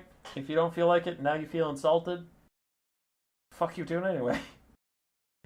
It's all YouTube cares about. I can't get that point across. If people subscribe, YouTube recommends it to more people. If people watch my content and don't subscribe, YouTube doesn't give a single shit. Is it right? No. Is it how it goes? Yes. So, like, just do it, bro. Just do it. We gotta get out there. Okay, here's the last thing, then I'll leave it alone. I cried a little inside. I've been doing this for 3 years. We're growing okay, but it's definitely been slow. It's been very slow. If you compare it to how channels were growing in like Warhammer 2 and stuff, we are not crushing it. We are just kind of going. And I was talking to Legend of Total War, and he was like, oh, hey, I'll make a community post about that tournament thing you're doing. And I was like, sweet. That's great of him to do. Not complaining at all. And he put up this community post. It was fine. Whatever. And then I got like 100 people from that, which is good. Again, none of this is a complaint. And then he popped in himself and watched some of my content. And he messaged me after the stream, and he was like, yo, you're really good at this. I like the energy you put in. I really like the way you stream. I think you're a funny guy. We got to get you big. And then he officially rated us, which was super great. Again, no complaints. But it's just funny that you're like, but why am I so fucking small? Like, Legend of Total War, the biggest streamer in Warhammer, shows up and he's like, hey, you're pretty good at this. I'm like, I've been good at this for 3 years. And it has gone nowhere. And if you're wondering, you're like, wow, this is really conceited. Wow, this is really self-centered. There is an 8-year-old doing a dance somewhere that has 10 times as many subscribers as me. He's made 1 video, and he's made more money off this platform than I ever will in my entire life.